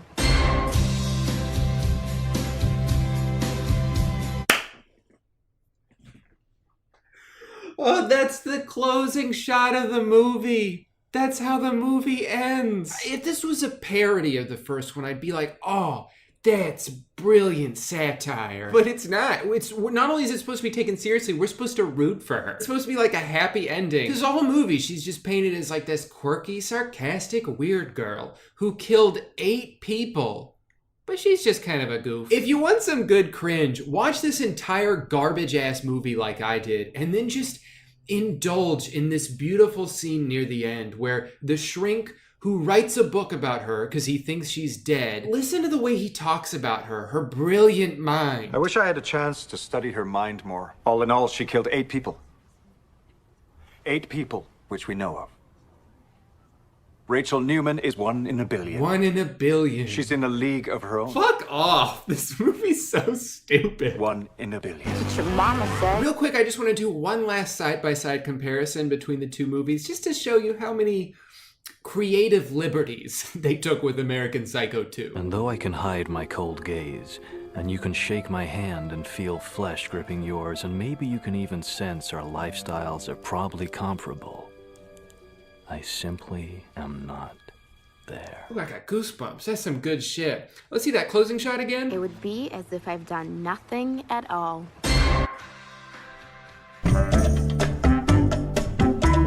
Alright, let's try to cleanse our palate of that if we can by having some good old-fashioned laughs. And who better to provide them for us than Larry the Cable Guy? Get her done! First thing I love about this movie is the plot. Don't let this number 2 on the box fool you. It's not a sequel. This is very much just a remake of the first one, which is fine. I think we're all curious to see how Larry jingles all the way. But what's hilarious to me about this is the plot they've chosen to recycle isn't even feasible anymore in 2014. Jingle All the Way 2 is about a dad competing with another dad to buy the one Christmas present his daughter wants. Larry's the dad, the other guy is the new stepdad, played by the janitor from Zack and Cody, but the other dad is rich and he wants to win, so he buys all the Harrison talking bear dolls in the city, and then the first dad, Larry, can't get it. He can't get the toy because it's sold out from all the toy stores in his area. So he can't get it. Hey, but you know what? I'm willing to ignore that giant gaping plot hole, which is that they chose to ignore the fact that the internet exists in the year 2014. That's fine. It doesn't matter because this movie's a comedy. All that matters is if they deliver on the laughs, and you bet your ass they do. Big gag number 1. Larry tries to impress everyone, but use too much electricity. He fall backwards very far, have smoky face. Looks like that's 1 point for Janitor Dad. A few minutes later, Larry accidentally becomes Snowman. Oh, looks like Janitor Dad just bought the world's biggest tree. Girl is gonna love that. 3 zip. Don't worry though, guys. Larry's a thinker and he's got something else up his sleeve, or should I say, up his shovel. He grabs his friend, drives up north, I guess, to fill his van with snow. Then he's gonna drive it all back down south to his family so he can have a snowball fight with his daughter. Sounds like a great plan, right? To bring the snow back down south. I wonder if it's gonna melt. Big man hit by big splash. So this movie's a whole lot of fun. If I did have one criticism with it though, I guess I just wish first film movie and second film movie together, one low price. Both are awesome film movie, 100%. No, what I was gonna say is, what these movies should have done, they actually still could do this, but they need put DVD film movies together and Blu-ray DVD for this holiday season. Thank you. So anyway, that's Jingle All the Way 2. I can't tell you what happens at the end because I didn't finish it. Well, that's all I really have to say, so I think we can go ahead and close the DVD cover on Jingle All the Way 2. Are you happy now? Yes. You've done me a great service, girl. Cool. Well, I gotta finish this video, so unless there's anything else you need help with, I'm gonna... Actually, there is one more thing. Oh yeah? Can you make a website? What do you need a website for? For my photography. Okay. Can you make a website, girl? Oh, yeah, no problem, dude. I mean, it only took a couple minutes. This is you. We're friends. Yeah, I think it does. But I'm done with this series now, so see you around, buddy. Thank you guys so much for watching. I hope you enjoyed my little series that was originally going to be one video, and then I said in the first one that it would be 3 videos, and then I decided it would be 2 videos because that's enough. Remember to comment a like down in the subscription box below. If you do so, I will be receiving a Harrison the Talking Bear doll for Christmas, and it will save my family from poverty. Thank you so much, and have a blessed Saturday night. I don't know if I'm posting this on Saturday, but whenever the next Saturday is, I hope it's good. I hope you have a good night. Have a good Saturday night. Live from New York, this video's over. Thomas Edward Patrick Brady Jr., the greatest quarterback of all time. He's won 7 Super Bowls, set almost every imaginable passing record, and has made probably over $1 million or something like that. But what I find truly interesting about Tom's story is that he isn't that special of an athlete. It's not like he can throw the ball further than anyone else, and he's probably the slowest player on every team he's ever been on. Giannis Antetokounmpo is superhuman. JJ Watt looks like if a muscle came to life and started talking. But on the surface, Tom just kind of looks like a guy. In fact, he's so unassuming as an athlete that almost 200 people were picked ahead of him the year he was drafted. And he played longer than every single one of them. In many ways, he got better as he got older. His face changed shape like 6 times. Everything he's doing defies all logic. So what the hell is his secret? Is he a cyborg? A time traveler? Was he an experiment created in some kind of football laboratory? Or is all of his success attributed to his famously specific diet. This dude hasn't had sugar in like 14 years. No wonder he's able to pull off the impossible. I had a toaster strudel for breakfast and now my tummy hurts. But why am I making this video? Well, because a few days ago on February 1st, Tom Brady finally retired from the NFL, which means someone has to take his place. And that's where I come in. Slightly above average height? Check. Total underdog story? Check. Lives within reasonable driving distance of the Tampa Bay Buccaneers practice facility? Check. But if I'm gonna become the new starting quarterback of the Tampa Bay Buccaneers, I'll need to eat like Tom. I'll need to train like Tom. At least for about a month. That should do it. So starting on February 14th, the day after the Super Bowl, because I'm probably gonna eat a lot of crap that night, I will begin my transformation. But first, I have to prepare. Like a lot of mega popular athletes do, Sweet Thomas has very much turned his identity into a brand. It's called the TB12 method. He has 2 books about it. He has his own recipes, his own workout gear and supplements and hats and podcasts and training centers and Vital Fit tart cherry. Congrats, Tom. While this chapter is closing, the best is yet to come. You know, I hate to say it, but I don't think that's true. Some people just peak early in life. There's nothing wrong with that. You think anyone's gonna give a shit about me in 20 years? Hell no. I gotta savor this while I can. So this says get started, but then there's so much shit here that I don't even know where to begin. Oh wait, yeah I do. I'm getting the Big Tom. Tom Brady drinks 200 to 300 ounces of water on active days. Jesus Christ. I feel like I'm gonna have to get a second bladder surgically inserted into my body if I drink this much water. Oh, here we go. They have starter packs. Here's what people are saying. But it's not customer testimony, it's just their employees. No biases here. Guys, people have been raving about my YouTube videos. Don't believe me? Just ask my mom. You know, I am actually wondering what Brian thinks. Hey everyone, Brian Hart here, body coach down in Tampa Bay. By far my favorite product that TB12 has is the TB12 electrolytes. Helps me stay hydrated, gives me energy, prevents muscle cramping, tastes great. Does it? I saw that eye roll. Believe me, this stuff is awesome. TB12 plant-based protein, right. TB12 omega. Okay. One of the products that I really have loved recently is the TB12 sleep. And I don't really struggle to sleep or go to sleep. This stuff is amazing.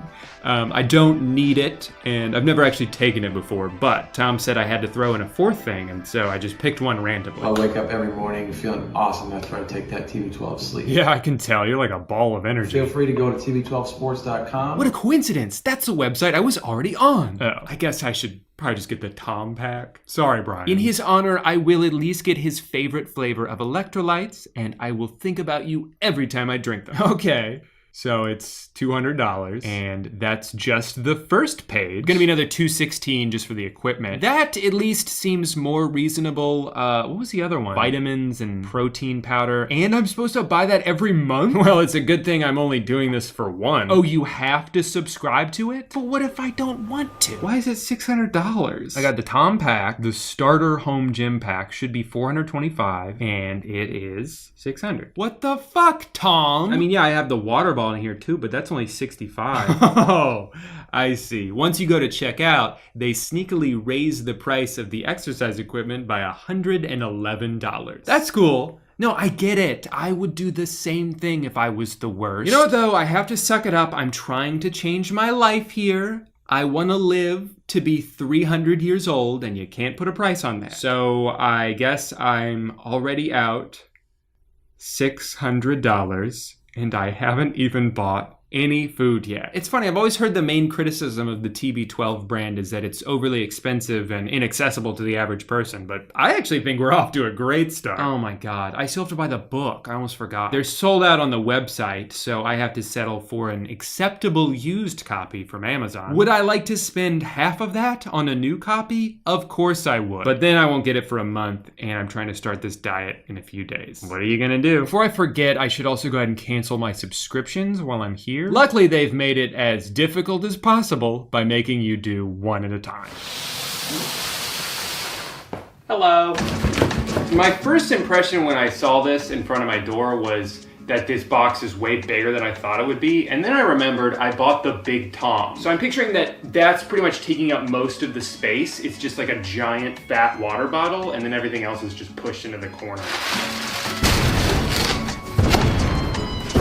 Forgot my box cutter. I'll be right back.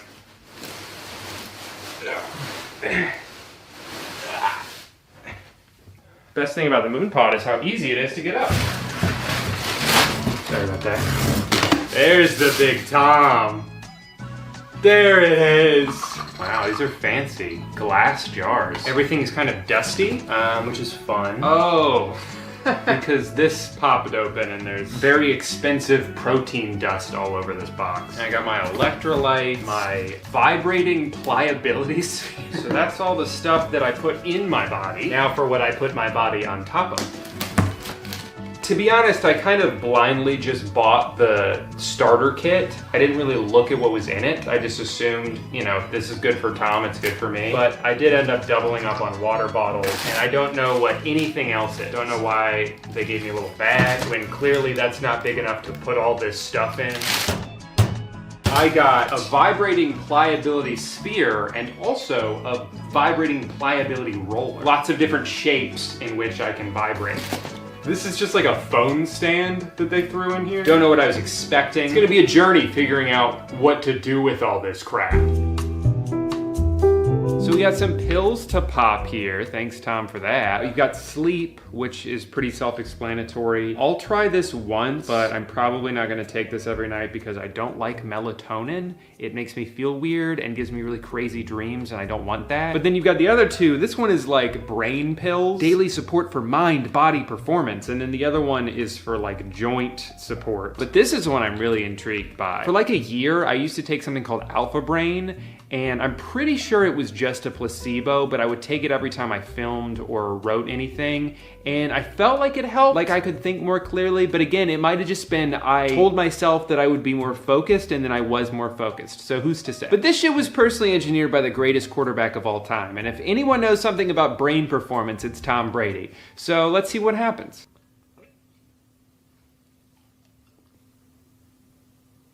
I don't know, I didn't really, whoa! What's going on? I have so many thoughts. I think I'm finally using 100% of my brain, just like Bradley Cooper in that Limitless movie. Oh my God, the ideas. I can't stop them. Hey, sorry to bother you. I know you're at work right now, but I had to call you. I just thought of a new invention. Silent ice. It's just like regular ice, but it doesn't make any noise. I did it. I finally finished my book. Wow, what a productive day. I even managed to move my couch into the middle of the room like I've been meaning to. Well, I guess I'll go ahead and hit the hay.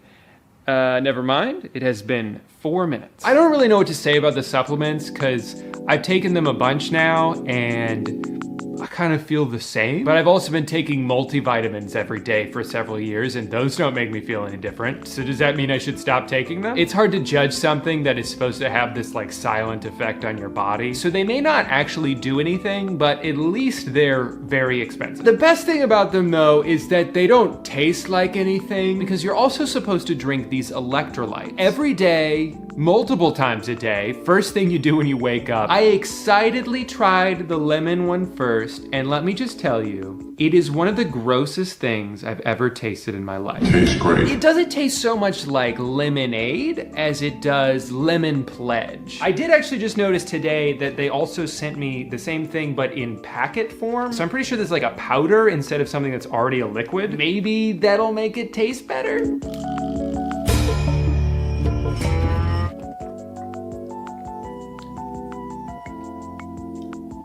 Oh, thank God. Okay, this is way better. This is a huge relief because drinking electrolytes is very much part of Tom's daily routine, and I physically was not able to drink the other one. It was so gross. And it's not like, oh, it doesn't taste like Gatorade. This isn't very good. I don't need it to taste like Gatorade. I don't need it to taste sweet. Honestly, I don't need it to taste like anything. Good thing they also have one called unflavored. This has no flavor. It's just gonna go in my water. I'm not even gonna notice it's there. It's just gonna taste like nothing, right? No, this shit just tastes like salt. I'm just relieved that a lot of the reviews say the same thing and I'm not the only one going crazy here. This person said it tasted like watered down cough syrup. That's a good description. I love Tom, but I threw away the electrolytes. Terrible taste. The electrolytes did not agree with me, and I agree with you. I think when I run out of these packets, I'll just buy a different brand of electrolytes and hope they don't also taste like shit. As previously discussed, Tom Brady loves water. You think this is a lot? This jug that weighs almost 5 pounds when full? Well, he drinks 5 of these every day. My goal for this has been to at least drink 3 of these a day, because that's still on the low end of the spectrum. And 3 a day is doable, but it's also a lot. There are a few things that I don't love about the water bottle. For one, it takes about 90 seconds for me to fill it up all the way because it's so goddamn big. It's also so heavy and bulky that you need to use 2 hands to drink out of it, and it makes you look like a baby drinking out of a sippy cup. It's too wide to fit in a cup holder, so it kind of just jostles around in my car as I drive. And unless it's more than halfway full, I can't drink out of it while I drive without it hitting the ceiling. But do you think I'm gonna ever drive somewhere without having a little beverage in my car? Hell no. But all of that pales in comparison to the worst thing about drinking this much water, which is that I now pee roughly 600 times per day. Sometimes I'll just drink and pee at the same time because I know I'm gonna have to do it in 5 minutes anyway. It really makes me mad that Amanda and I thought it would be funny to have the Pledge of Allegiance in our guest bathroom, but now the joke's on me because I have to recite it every time I go in there. I did the math and I don't think I've gone an entire 2-hour period without having to go to the bathroom. And that made me realize that Tom Brady pees his pants. It's not like they have a bathroom on the sideline. It's not like you can call a timeout to do a potty break. This legend, this sports hero, has been running around on the field with piss in his uniform. Gross! I looked up to you, man. Anyway, sorry to be the bearer of bad news, but someone had to say something. This book's not too crazy. A lot of the stuff I had heard before, like how he was born on a spaceship and came out the womb holding a football. But the thing that's weird about this is, like, this is supposed to be the Tom Brady Bible. But there are things I've read online about him that contradict some of the stuff I've read in here. Like, apparently he doesn't eat nightshades, peppers, tomatoes, but then there's recipes in here that include those things. He's famously on a plant-based diet, but almost all of the recipes have meat in them. So maybe this book is not as all-encompassing as I hope. It might be because they didn't want to include every restriction here so as to not scare people off. Or maybe it's that some of the things Tom Brady believes in aren't actually backed up by science, so they're like, hey, just because Tom does that doesn't mean you have to too. You know, I've read a bunch of books like this before. A bunch. I've read like 2 books like this before. And the funny thing is, I feel like I always agree with almost everything they say. I just forget to actually do it. We all have one body and one life, and you should make it a priority to treat that body and life as respectfully as possible. And it's like, of course, what a beautiful mindset. Of course, I'm going to only eat the healthiest foods I can so my body can function as healthily and as prosperously as possible. And oh my God, is it 1 a.m. already? I'm gonna have a snack. Part of the reason I wanted to make this video is just to force myself to do it. I'm so bad at self-discipline, but I'm really good at making excuses. Like, I've had a long day today. I deserve this. I deserve to go to Twisty Treat. Twisty Treat is a restaurant shaped like ice cream, because they sell ice cream. Obviously, life would be really fucking boring if you never ate anything fun, but there has to be a balance to it, one that I rarely achieve. But one thing I've realized as an adult is that if I don't hold myself accountable, no one else will, because it's not their responsibility, it's mine. I have to do it, so I will do it.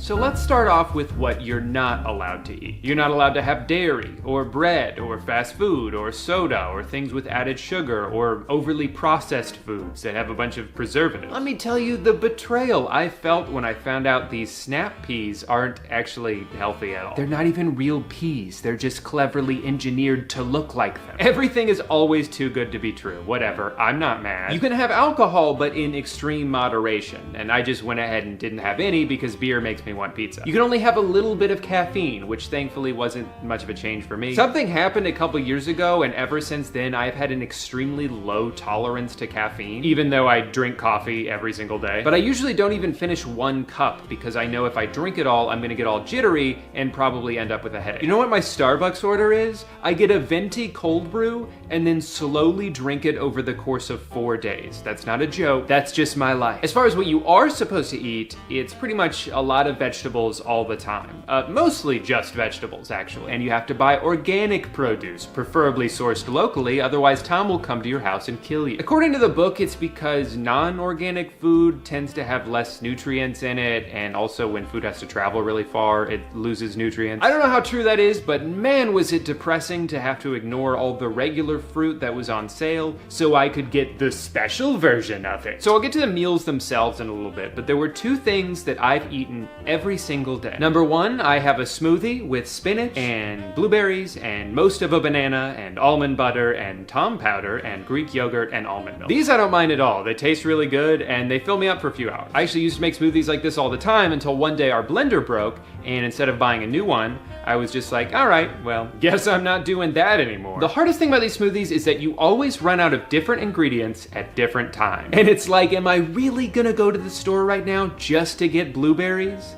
For the sake of this video, yes. Yes, I am. The other thing I get to eat every single day is homemade guacamole. This is, for some reason, an absolute staple of the TB12 diet. Well, it's a good thing finding perfectly ripe avocados every single day isn't like hard to do or anything. Otherwise, this would be really annoying. For me, this was the first major example of this diet being 100 times more doable if you have someone else go buy ingredients and prepare food for you. Tom's not going to the grocery store. He throws a few footballs around and then yells, "Feed me," and an army of TB12 assistants come to shovel kale into his mouth. Now, if you're like me, you might be thinking, guacamole every day? That sounds awesome. But remember, you can't eat them with chips. That would be too easy. So usually I just add it to whatever meal I'm eating, or I'll dip celery or carrots into it and scarf it down that way. As far as grocery trips go, I've been doing them a lot. Basically every 2 to 4 days. I probably could have consolidated some of these trips, but I get overwhelmed when my grocery list is way too long, so I would split it up into smaller trips and only get like 1 or 2 meals at a time. And I will say the meals in this book are all pretty good. This salad is stupidly easy to make, so that's been a go-to for me. The cauliflower you make with this salmon is fucking great, so I don't even mind the fact that you have to eat like 12 pounds of it every time. And the chicken and lentils recipe is really good too, although the Dijon mustard flavor can be a little bit much when you're having leftovers, and at that point, it has soaked into every single ingredient. I even got to make my own hummus. That was pretty fun. So really, I have almost nothing but good things to say about all of these recipes, except there is the one. I tried making one of Tom's famous fish taco bowls and everything went wrong. The cod completely fell apart as I was trying to cook it, so it was basically ground fish. The sauce was way too runny and just tasted like sesame seeds. The beans were all wet. The worst part is that it's been about 14 hours and the whole house smells like fish. Still. To make my life a little bit easier, I have been ordering the same meal prep service that I've used for a while now. Only where before I was mostly doing it out of convenience, now I have to make sure I'm pretty much only eating chicken and vegetables or fish and vegetables. This takes care of 5 lunches a week, so I only have to worry about breakfast and dinner and then what I'm gonna eat on the weekends. I would say my biggest takeaway so far is that what you do eat is a lot more important than what you don't eat. I've had a couple of 2 or 3 day stretches in here where I don't really have the energy to cook, so then I don't eat enough, so then I don't have any energy, so then I don't cook any food. It's not enough to just not eat sugar. Just because I'm not eating McDonald's doesn't mean I'm doing a good job or being healthy. I need to have like a checklist of things that I do eat every single day, otherwise it's inevitable that I end up going crazy one night and eating half a block of cheese at 1 a.m. Am I saying that because that's what I did last night? Yes. But I'm not gonna beat myself up over it. I'm just gonna go outside and spike some footballs and get right back on track. So I'm about 2 weeks into eating like Tom Brady, and I can't say a lot has changed. I did notice that I've started floating. I don't really know how I'm doing it. I just know that whenever I go to walk somewhere, I am now levitating off the ground. If I had to guess, I would assume that my body has simply transcended past the need for gravity, which is cool. I don't think I used to be able to do that. At least not that I remember. I love how this box they gave me is just filled to the brim with crap, and yet there's no instruction manual of any kind. I don't know what any of this stuff does. I mean, I know what this bag does. I've used a bag before. So I was looking at some of the exercises in the book, and I kept getting confused on like, okay, I see that you're supposed to pull on the rope, but what is the rope attached to? And the photos don't help, because it sort of just fades off into the void. But I realized one of the things in here was this like door strap. So I should be able to strap this to my door and then connect things to it, hopefully without breaking the door in the process. The issue with this for me though is most of the doors in my house, there's not a lot of room in front of them to maneuver and do things. So I'm gonna have to be doing most of my workouts in my laundry room. I'm realizing maybe I didn't put the camera in the right spot for this because I did the whole thing and I don't think you could see any of it. All right, looks pretty good, I think. Still worried this is somehow gonna break my door? If it does, I'll just ask Tom to buy me a new one. I now have something else I'm deathly afraid of, which is that while I'm doing one of these exercises, the back will snap, propel forward into the back of my head, and I will immediately die. The good news is if that does happen, clue you in on what's going on here. So something that seems to be unique to Tom's workouts is his emphasis on pliability. And I'll let him explain it for me. Pliability is at the core of the TB12 lifestyle. Use a TB12 vibrating pliability roller or sphere to target the muscle groups you're using. So basically before and after every workout, I gotta roll this thing all over my muscles. There are two parts to pliability. Active muscle work, active muscle work, active muscle work.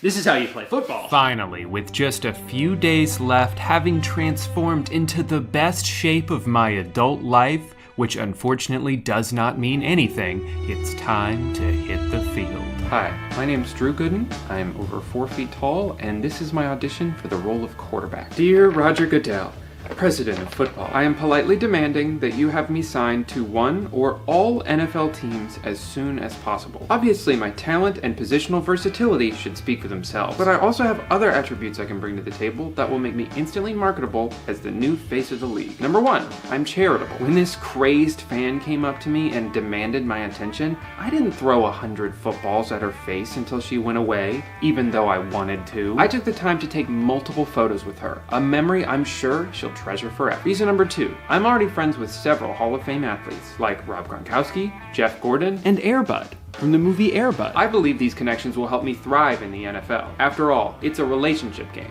not a football game. Reason number three, I think I could do a touchdown dance. And the final and most important reason why I should be immediately given a lifetime contract is that I am desperate for money. Over the past month, I have spent all of my life savings trying to do the Tom Brady diet, and now my house is being foreclosed. Not to be nosy or anything, but I saw how much you're giving some of these other guys, and I decided, can I have some? I'll do any position. I'll even be punter. Please let me play. Anyway, I hope you consider me for the role of quarterback. Have a wonderful day.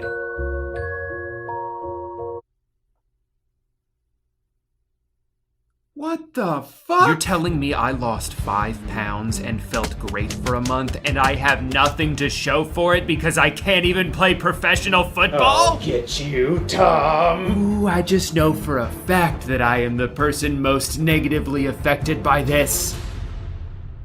Okay, so maybe I am the person second most negatively affected by this. So I'm gonna break down my final thoughts on this by answering 2 questions. Number 1, is the TB12 diet good? Yeah. With the exception of the one disaster, all the meals were tasty and they got easier to prepare the more I made them. And a lot of the restrictions are easier to pull off than it seemed at first, as long as you don't think about what you're missing out on. Like, it's really daunting when you start off and you think, oh man, I can't have this or this or this. But then you get going and you're just focusing on the food that you are making and you realize it's been 2 weeks since you thought about pizza. I'm proud to say I only cracked twice. There was the cheese incident, and I also went to Taco Bell one day because I was kind of going through it. But I think it's good to at least have one meal every once in a while that you can look forward to. Otherwise, you're gonna lose motivation pretty fast. In hindsight, yeah, maybe I should have swung for something better than a 5-layer burrito, but at the time, it's all I could think about. Other than that, the meals were all just good enough to keep me from daydreaming about junk food. But the other question is, given the financial and time investment necessary to pull this diet off, how feasible is it? And that's a little bit trickier. It would be dumb of me to ignore the obvious advantage that I had while doing this, which is that I was able to put my job on hold for a while by turning the diet into my job. And even still, there were days where I'm like, fuck, it's 5 o'clock already? I don't want to cook. I just made food yesterday and now I gotta do it again? When will it end? And I tried to imagine what it would have been like to try to do this back when I had a 45-minute commute to my carpentry job, where I'd be lucky to get home before 6 o'clock and I'm tired and I'm sore and now I have to prepare this complicated ass meal. And whoops, our broccoli went bad. Should I go to Publix? No, I'm gonna go to Chipotle for the 3rd day in a row. You know what would be nice? If there were more convenient, healthy food options. The best I could find around me is a place called Fresh Kitchen, and it's pretty good, don't get me wrong, but the bowls are like $15. Also, I don't even know if that place is healthy. Did you know that restaurants aren't required to provide nutritional information unless they have over 20 locations? I didn't know that till I tried to look it up. And yeah, you can always drive through somewhere to get a fast food salad, but not only do I not want to eat salad every day, but a lot of the time, the salads have more calories than the regular food that they sell. Without a doubt, the best way to follow the TB12 diet is to have multiple fresh cooked meals every single day. And the easiest way to do that is to pay someone to cook them for you. But I'm not gonna do that, and you're not gonna do that, so who the fuck is gonna do that? Following this diet is possible, but it's expensive and it's time consuming, and you have to sacrifice a lot of convenience in order to make it work. And just like with all diets, you have to be patient. If you're hoping to lose weight, it could take 2 weeks before you even move the needle at all. So really, in the short term, there are almost no noticeable differences. Like I remember my dad asking me after a couple weeks how I felt, and I thought about it, and I was like, just kind of normal, I think. For some reason, I guess I thought, I'm eating all these superfoods. I'm gonna feel amazing. These omega-3s are gonna be coursing through my veins. But I realized it's more so just an absence of feeling bad. It's been a week or so since I officially finished doing the diet for a month, and I've tried not to stray too far from it since then, but I've loosened up the restrictions. Like the other day, I had a milkshake, and it was fucking delicious. It was so good. I don't regret it at all. But I felt like garbage afterward. I was in a bad mood. I was groggy and irritable, and I went to bed really early for some reason. Same thing happened when we had pizza a few days later. It was the best pizza I've ever had in my life.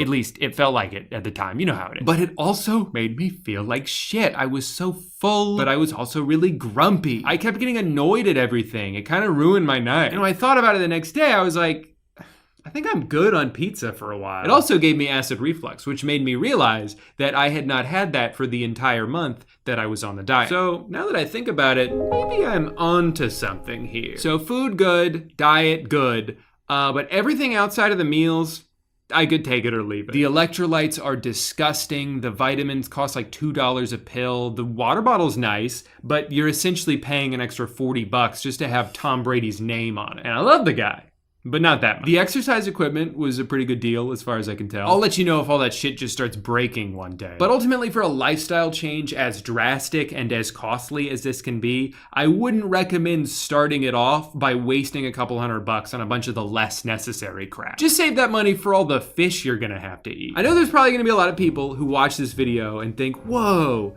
you went on a diet for a month? That's crazy. What are you, like a regular person? And that's fine, but I'm proud of myself for doing this. It's not that I don't normally pay attention to what I eat and try to eat as healthy as possible, but I'm certainly not very consistent about it. So every day that I would get through the entirety of without making any bad dietary choices, it felt good laying in bed that night knowing I did a good job. And the more I stacked those days on top of each other, the better I felt overall. And I also realized when I'm only having one truly bad meal every week or two, it makes it taste so much better, 'cause I've earned this. I'm gonna savor this shit. Again, I know these are very basic human principles that a lot of people are gonna hear and be like, yeah, Drew, Drew. It is hard. Everyone struggles with cravings and making good choices. It's not like extremely healthy people were just born with a different brain and they never think about how good ice cream would taste right now. They just have better self-discipline than I do. Anyway, this is a diet that I've wanted to try for several years, and maybe it's a good thing that Tom pretended to retire for just long enough to make me actually do it, because if he didn't, I probably wouldn't have. I'm still kind of pissed that he took my spot on the team, but I'll try not to hold a grudge. Well, I think I have finally run out of things to say. I've been working on this video for almost 2 months now, and I'm ready to be done. I know you guys are all probably pretty impressed right now by how well I'm able to hold my composure, despite the fact that I can very clearly see the dryer that held me captive for 2 weeks. But I'm a new man. I have no fears. I'm not afraid of looking at the dryer. I'm only closing this door because I think it's funny, not because I'm scared of the dryer.